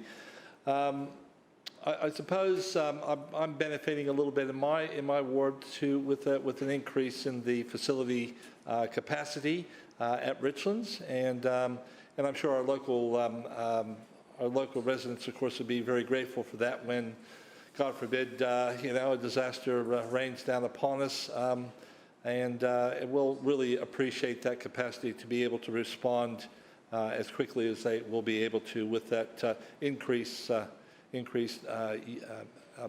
vehicles and equipment space and equipment in that new equipment space. So I just wanted to put it on the record to again thank SES men and women for the work that they do within our community, and I'll leave my comments there. Thank you, Chair.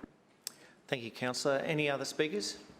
Councillor Marks. Yes, thank you, Mr Acting Chair. I just wanted to mention that I forgot to say before the other thing that I was at the Zucchi Foundation. Gina from our Coordinated Disaster Management was also there and was awarded a certificate on behalf of Council from the Foundation for all the work that the SES workers do within Brisbane City Council. Here. Councillor, any further speakers? Councillor Allen. We'll now put the motion. All those in favour say aye. Those against? The ayes have it. Councillors, can I turn your attention to item 5, notified motion on the agenda? Councillor Griffiths, can you please move the motion? Yes, thank you, Mr Chairman. Excuse me. Given the Lord Mayor's public and private support for the Inland Rail project, including the Acacia Ridge to Brisbane Port Road freight option, this council immediately releases any expert reports and modelling undertaken by Brisbane City Council to understand the traffic and environmental impacts of thousands of trucks per day on Brisbane's roads and dozens of trains per day passing through Brisbane's southern suburbs. And if Brisbane City Council has not undertaken any reports or modelling on the impacts of the Inland Rail project of Brisbane's southern suburbs, the Council resolves to undertake independent traffic and environmental reports to fully understand the impacts and risks of the Inland Rail project on rail and road options on Brisbane residents' health, amenity and safety. Seconded. It's been moved by Councillor Griffith and seconded by Councillor Johnson. I'll reread the motion. Given the Lord Mayor's public and private support for the Inland Rail project, including the Acacia Ridge to Brisbane Port road freight option, this Council immediately release any expert reports and modelling undertaken by Brisbane City Council to understand the traffic and environment impacts of thousands of trucks per day on Brisbane roads and dozens of trains per day passing through Brisbane's southern streets. If Brisbane City Council has not undertaken any reports or modelling on the impacts of the Inland Rail project of Brisbane's southern suburbs, that Council resolve to undertake the independent traffic and environment reports to fully understand the impacts and risks of the Inland Rail project and road options on Brisbane residents' health, amenity and safety. Councillor Griffiths. Yes, thank you, Mr Chair. And this motion is all about transparency, and it's about actually, this is a major project for our city that is going to have major impacts, not just in my area, but across the whole city well into the future. For those who don't know a lot about this project, it is to date a $20 billion plus project proposed by the Australian Government, and it will link Melbourne and Brisbane by a 1,715 kilometre freight route between the two cities. Interestingly enough, the Toowoomba to Acacia Ridge or Toowoomba to Brisbane section of the project will take, and this is according to research, 50% of the budget, even though it only covers 10% of the distance. So it is a massive investment that the federal government is making, and it will have significant impacts on our city. And in particular for me, it will have, as I can see, as I've researched this, it will mean greater congestion, more pollution, more social impacts, and I think there are severe or important questions regarding the economic case for this particular project. I do note that the Lord Mayor and LNP are fully supportive of this project. But I think because they are fully supportive of this project, it doesn't mean to say that we shouldn't be looking out for the residents of Brisbane. And that is my concern today, and certainly Councillor Johnston's concerns in terms of what this means for the city. I do also note that I did ask for an presentation on this project in the Infrastructure Committee and was advised that because it was a federal government project, there would be no presentation. And we also, or Councillor Johnston has done an FOI regarding the Inland Rail project, and what it has revealed is that Brisbane City Council is quietly beavering away assisting this project to proceed. So that raises alarm bells for me, because we don't seem to want to shine a light on the issues related to this particular project. Can I also say at this time, I am disappointed, given the Lord Mayor's lecture of us that he wanted more notified notions, that he's not in the chamber.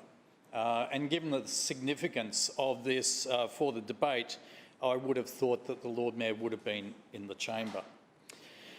I think for me, and I'll go through the issues that I see with this particular project, but the first one is that the first and probably the most logical one for everyone here is the project actually fails to connect the Port of Melbourne up with the Port of Brisbane. And that means that we have this issue of the freight landing in Acacia Ridge, 36 kilometres from the port.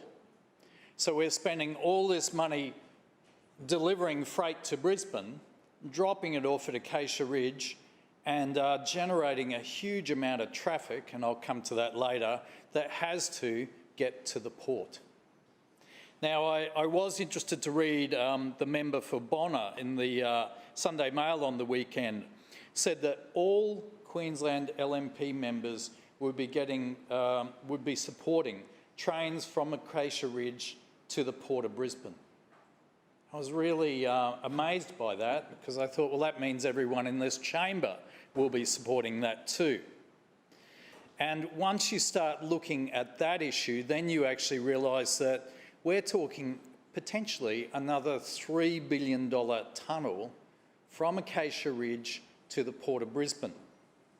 My understanding from investigating this and researching this is it will be partly above ground and significant 16 kilometres will be underground. With such a significant cost, and also with the issue that the freight will be done by diesel trains, there are significant issues with pollution in a tunnel. So my question to the LNP councillors here today is whose ward or whose suburbs are going to be the location of the numerous pollution stacks that will be supporting this tunnel? There's Sunnybank, Mount Gravatt, Wishart, Holland Park, Carindale, Murray, Carina, Belmont. They are all sites for potential pollution stacks as part of this tunnel. And you're all and I would say, are all LNP members supportive of these pollution stacks going into your communities? There's deafening silence. That is the first point, and obviously from my perspective, it's the most illogical to spend so much on a project like this, $20 billion, and not to deliver it to the Port of Brisbane. And then for the rail project, which will potentially cost another $3 billion, we're not hearing a lot of research around where those pollution stacks will go. What will it mean for the suburbs that it is travelling under or travelling through, which will be not my suburb, but your suburbs? The second point I'd like to make is this whole project will result in significant congestion for our city. And it's not just Acacia Ridge. It's not just the southwest suburbs of Brisbane. There will be 40 trains a day, and these trains will be 1.8 kilometres in length and double stacked with freight. So let me repeat that. 40 trains a day, 1.8 kilometres long and double stacked with freight. The majority of that freight will be coal. They then have to travel 36 kilometres to the port.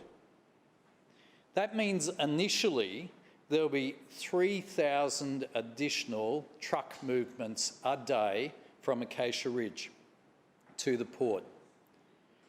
And figures over the next 20 years say that that will rise to 11,000 truck movements per day. My issue for council and for the administration is, where is our modelling on this? Where is our research on this? What are we taking to the residents of Brisbane? How are we looking after our communities? Once again, the LNP are silent. The third point I'd like to make is the issue of pollution, and this is where it affects all of us. Because research by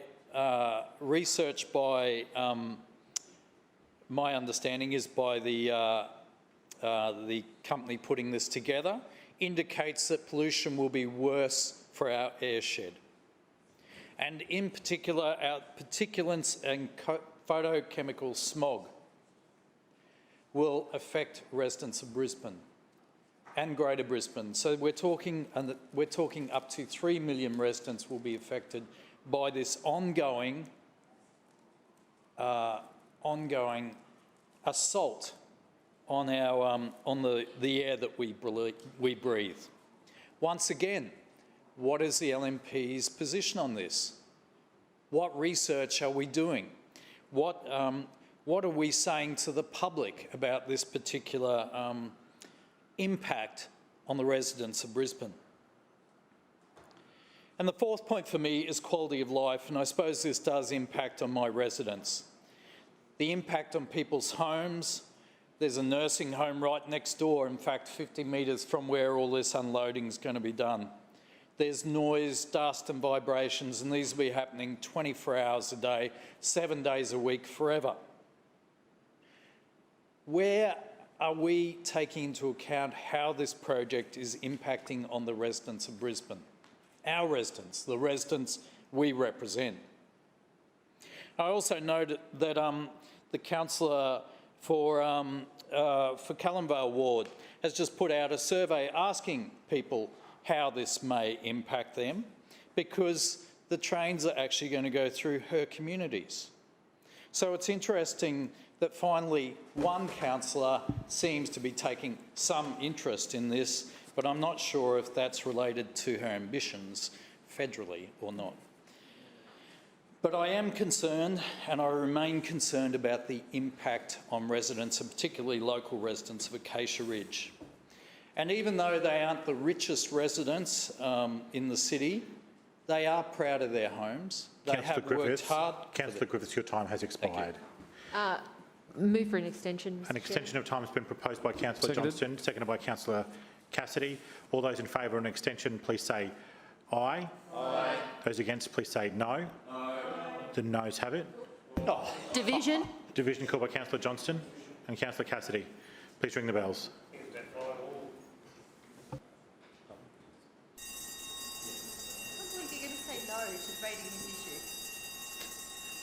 I don't want. Well, I mean, the Lord Mayor made a big song and dance about notified motions.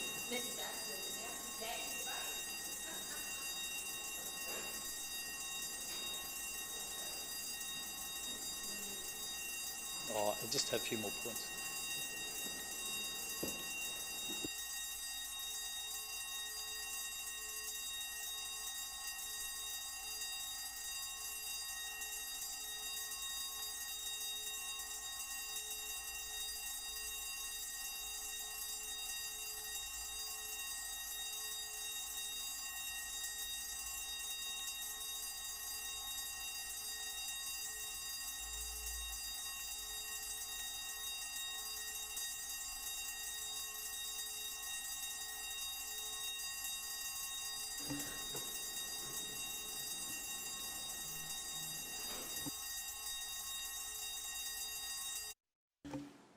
All right, all those in favour of an extension of time, please say aye and raise your hand.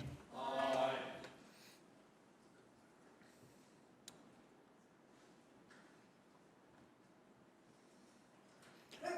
And those against, please say no and raise your hand.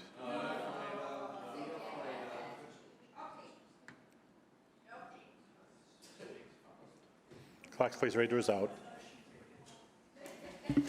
Mr Chair, the noes have it, the voting being 5 in favour and 17 against. The noes have it. We will proceed to another speaker. Are there any further speakers?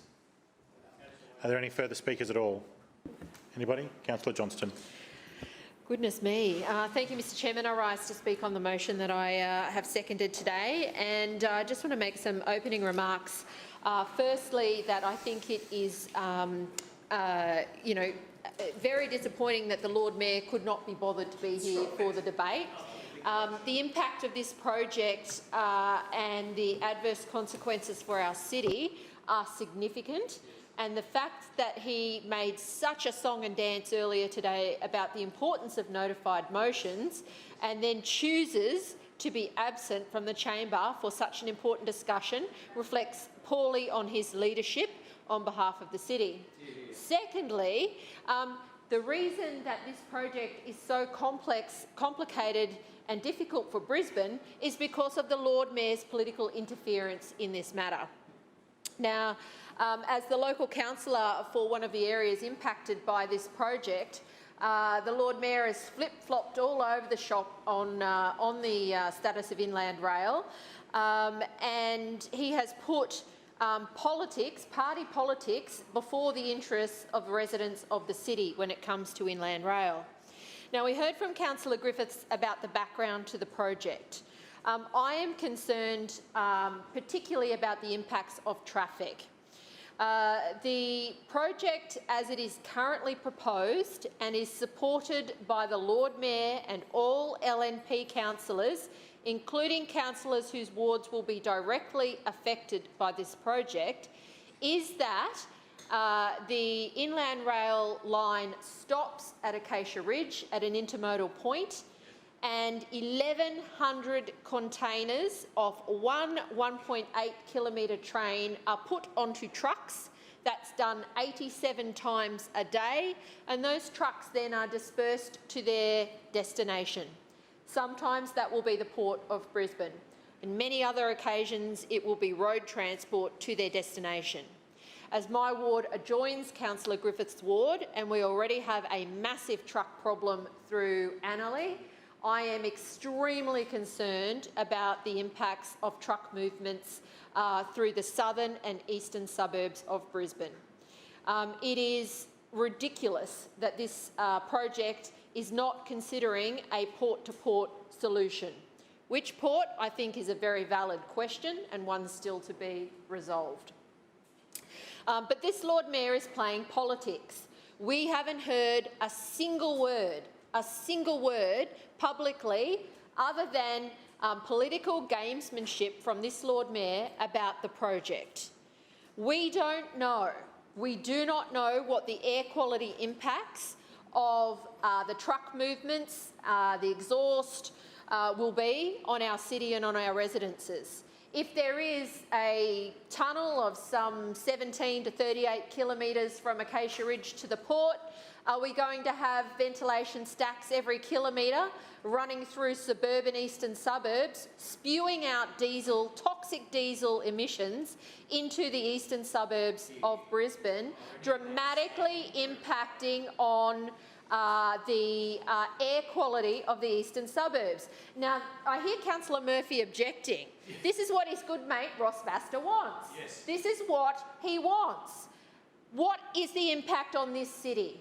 Where is Brisbane's assessment of the impacts of noise, of vibrations, of environmental emissions, and on traffic for this city?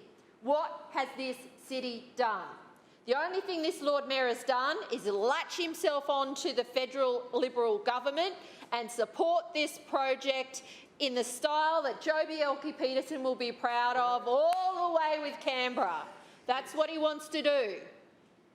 Now, the big problem here is the Lord Mayor has not put the interests of our city first.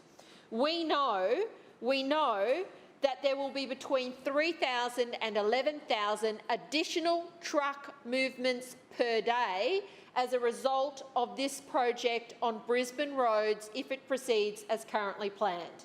That is it should concern every single councillor in this city, but particularly Councillor Marks, who's also now gone MIA, the Lord Mayor, who's gone MIA, Councillor Owen, who's gone MIA, Councillor Atwood's there, and I think she's probably got no idea about how it's going to impact on her ward, and Councillor Murphy, who's squirming around in his chair because he does know, but he doesn't have the guts to hop up and speak. Point of order, Mr Chair. Point of order, Councillor Adams. I think Councillor Johnston is doing exactly what she is, outraged when other people adversely reflect on council. I ask her to turn and speak through the chair as well.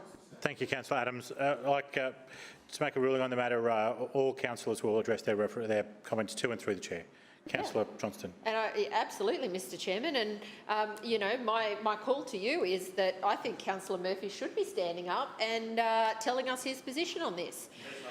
So, you know, what about the planning chairperson? Here we go. She just wants to run interference here. What about the planning chairperson? Is she going to make sure that there are environmental assessments done to make sure there are no adverse impacts on residents, on their health, on the health of the residents of Brisbane, on our environment, on our green spaces? Is she going to do any kind of work that you do for an ordinary DA? No. At this point in time, the LNP administration has simply jumped on board the federal government's project for political purposes and has failed to undertake the ground truth, the testing, the modelling, the reports, the independent analysis that are absolutely critical to ensure that there are no adverse impacts from this project. Now, worse than that, the LNP councillors have, in the last week or so, jumped on board this idea that there'll be a tunnel. They haven't thought that one through because every kilometre or so there has to be a ventilation stack. These trains are huge diesel trains, 1.8 kilometres long. They spew out toxic emissions, and that is going to pump out into the eastern suburbs of Brisbane, and that is what this administration is planning. And look at Councillor Murphy, he thinks it's funny. He thinks it's funny. It's going to go right through his ward. Hop up, let's be part of the debate. Let's remind everyone what this motion is doing. It is calling for transparency. It says that this council should release any reports that it has now so the residents of Brisbane can fully understand the impacts of this project on the health and well-being of our city and its residents.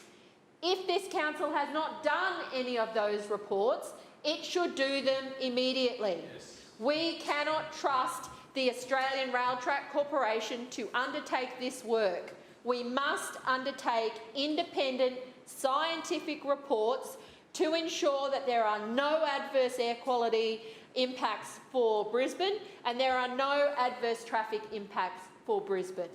The southern and eastern suburbs of Brisbane will be adversely impacted if this council does not put its residents first.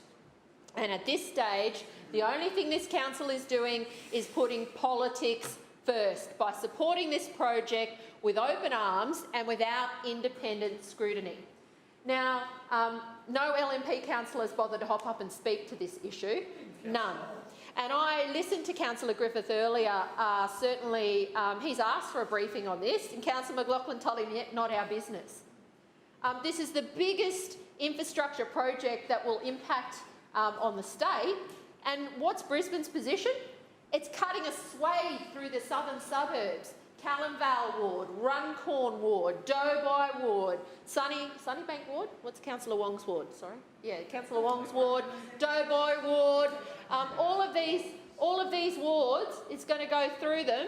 And where is the advocacy by the local councillor to make sure that there are no adverse impacts for the residents of Brisbane? They're silent. They are silent. The impacts of these trains on the freight line will be shocking for any residents, particularly in Logan and Brisbane. They live right on the rail line.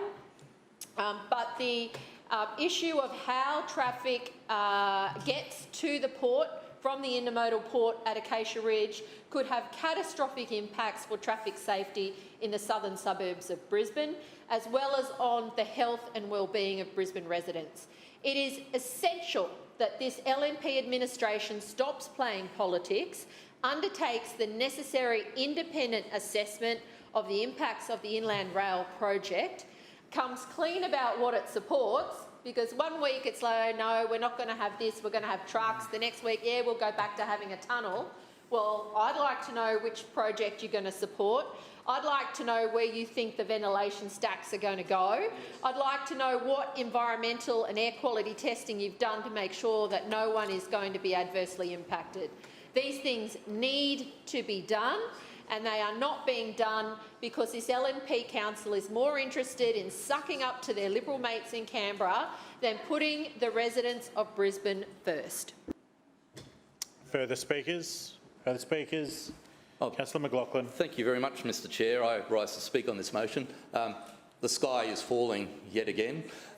This is another Councillor Griffiths, Councillor Johnson attempt to make council responsible for matters that rest with other levels of government and built on the foundation of, yet again, a classic straw man.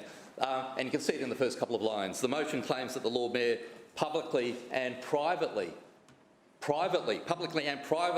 supports a road freight option for the federal government's inland rail project connecting Acacia Ridge to the Port of Brisbane. How the councillors know that he's saying that privately, I'd be interested to know. But the Lord Mayor's only public position has been for the rail tunnel connection from Acacia Ridge. No, Councillor Johnston, please do not interject. Councillor McLaughlin. From Acacia Ridge, from the inland rail terminal to the Port of Brisbane. Now, this is a classic ALP strategy, straight from the Graham whatever it takes Richardson playbook. Keep saying something and hopefully it'll stick. That's what they're trying to do here with the project means trucks on the road. Well, they've flipped a bit saying it's not just trucks on the road. They've done a flip looking at the discussion that's been held over the last couple of days, and that's fine. There has been a call for a tunnel option to make that vital connection from Acacia Ridge down to the Port of Brisbane. But the motion also calls for the immediate release of BCC expert reports and modelling to understand the traffic and environmental impacts of truck movements on Brisbane roads from the Acacia Ridge Terminal. Now, Councillor Griffiths, speaking on behalf of Councillor Johnson in their close collaboration, says that Councillor Johnson sought access through a Freedom of Information request to these claimed expert reports. I'm pretty sure they would have found that they don't exist because there haven't been expert reports undertaken. There are officers, yes, who are the point of contact for the project proponents, but through you, Mr. Councillors, please. No, stop.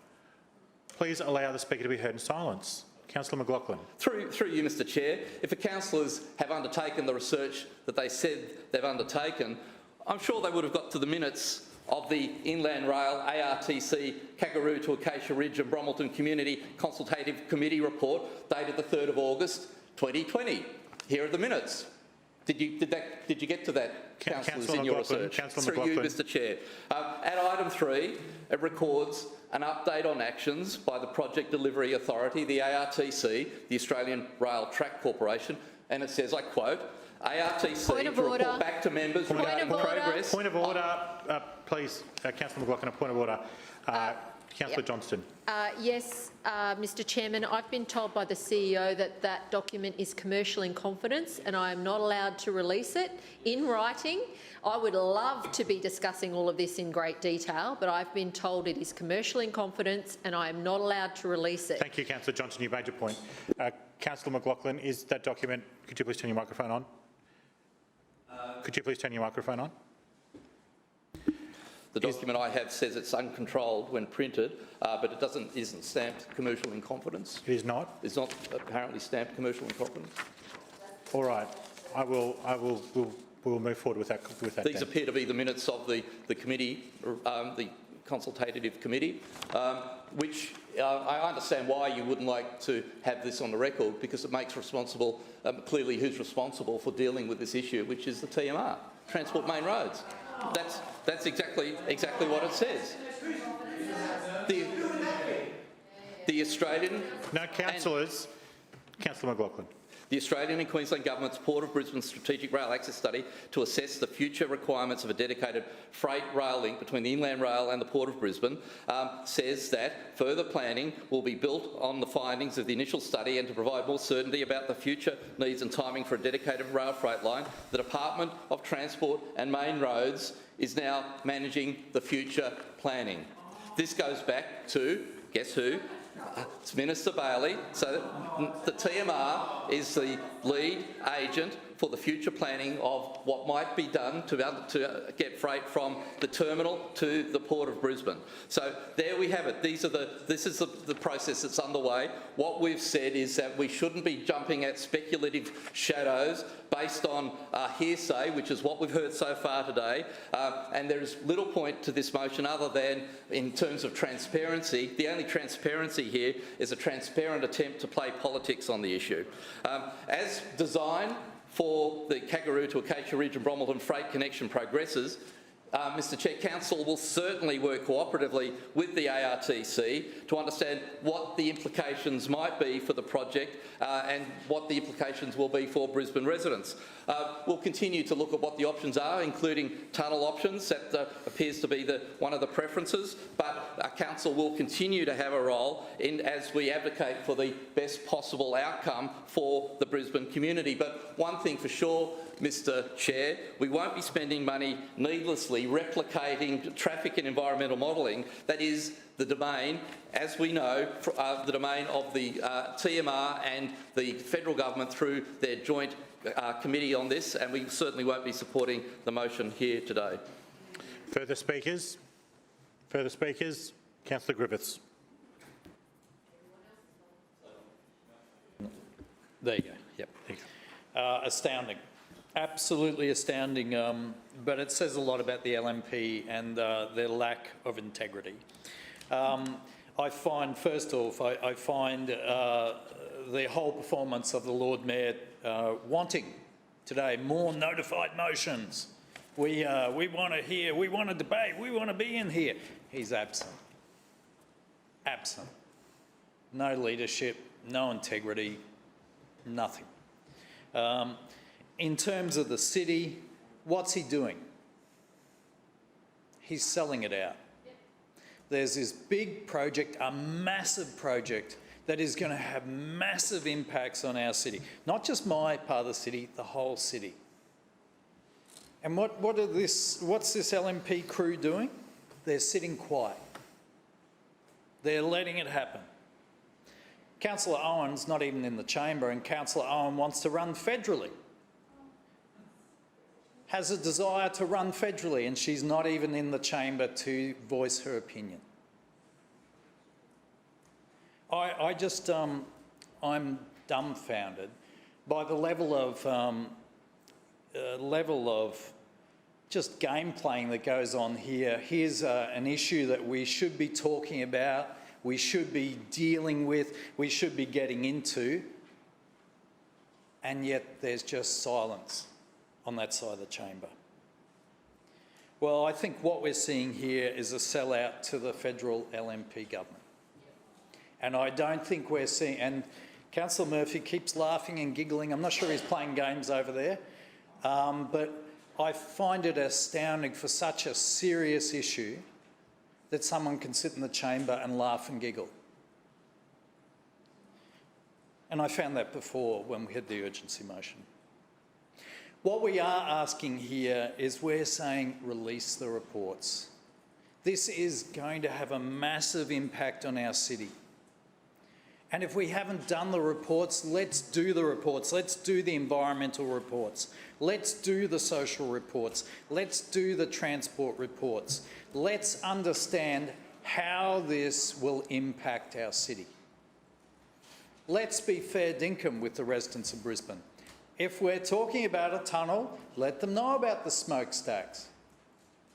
If you're really convinced that's what you want to do, go out there and talk about it. But at the moment, we're just being met with silence. I have massive concerns about the impact of this project on our city, not just now, but into the future. I also have significant concerns about the economic viability of this project. And I think particularly when the majority of the freight carried is actually not going to be, it's actually not going to be agriculture and fisheries and forestry. It's actually going to be coal. It's going to be veneered coal being delivered to our city and carried through the streets of our city.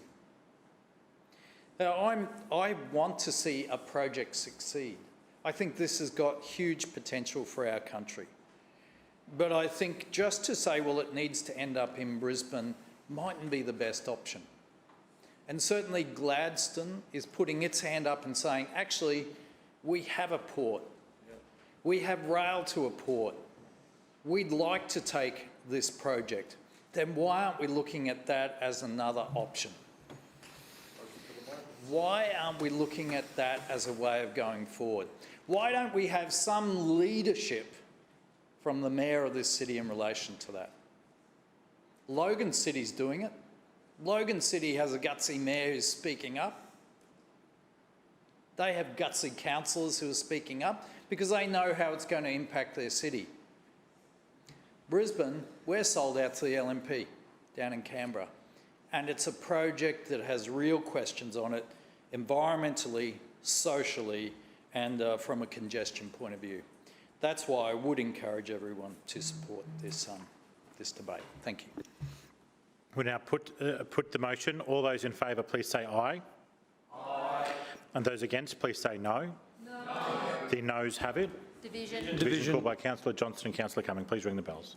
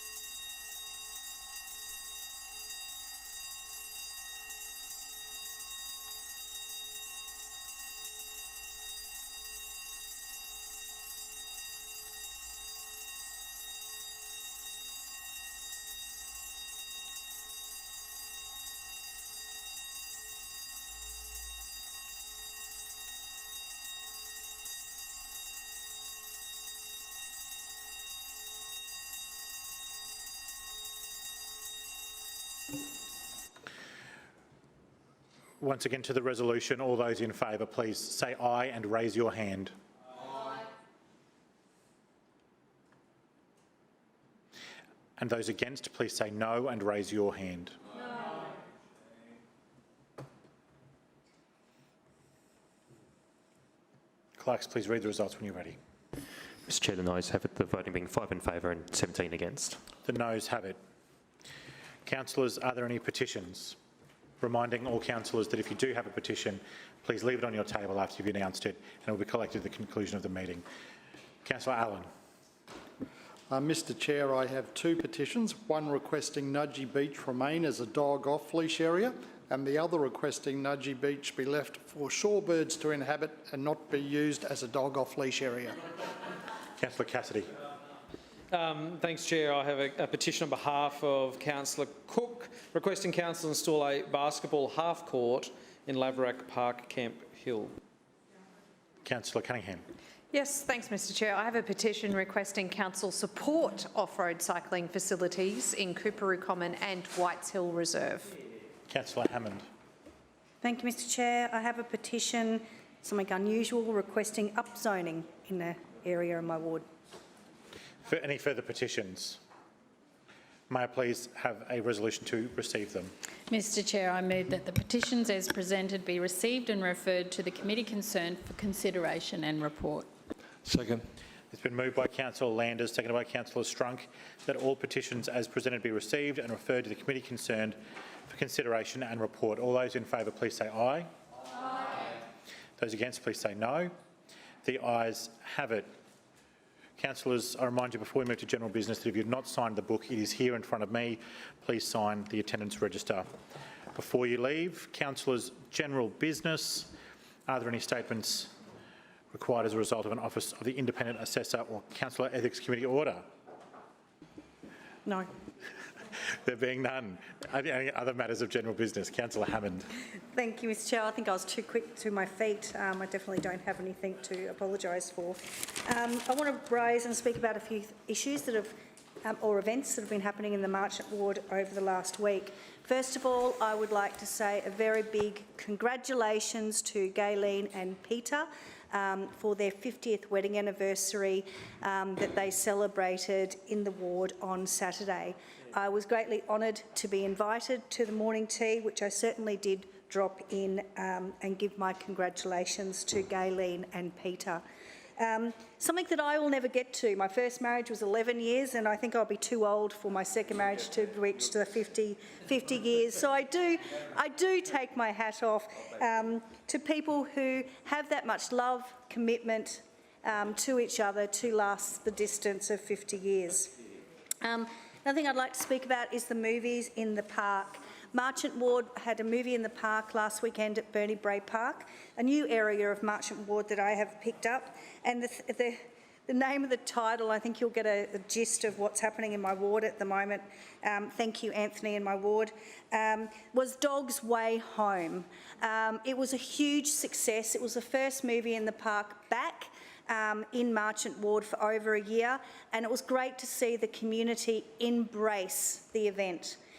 If you bought your pooch, because the poochers were very much encouraged to come and watch the dogs a long way home, you did get a goodie bag. There were so many people there that I did run out, but I do have extras in the ward office if people want to come up and grab another goodie bag for their dog.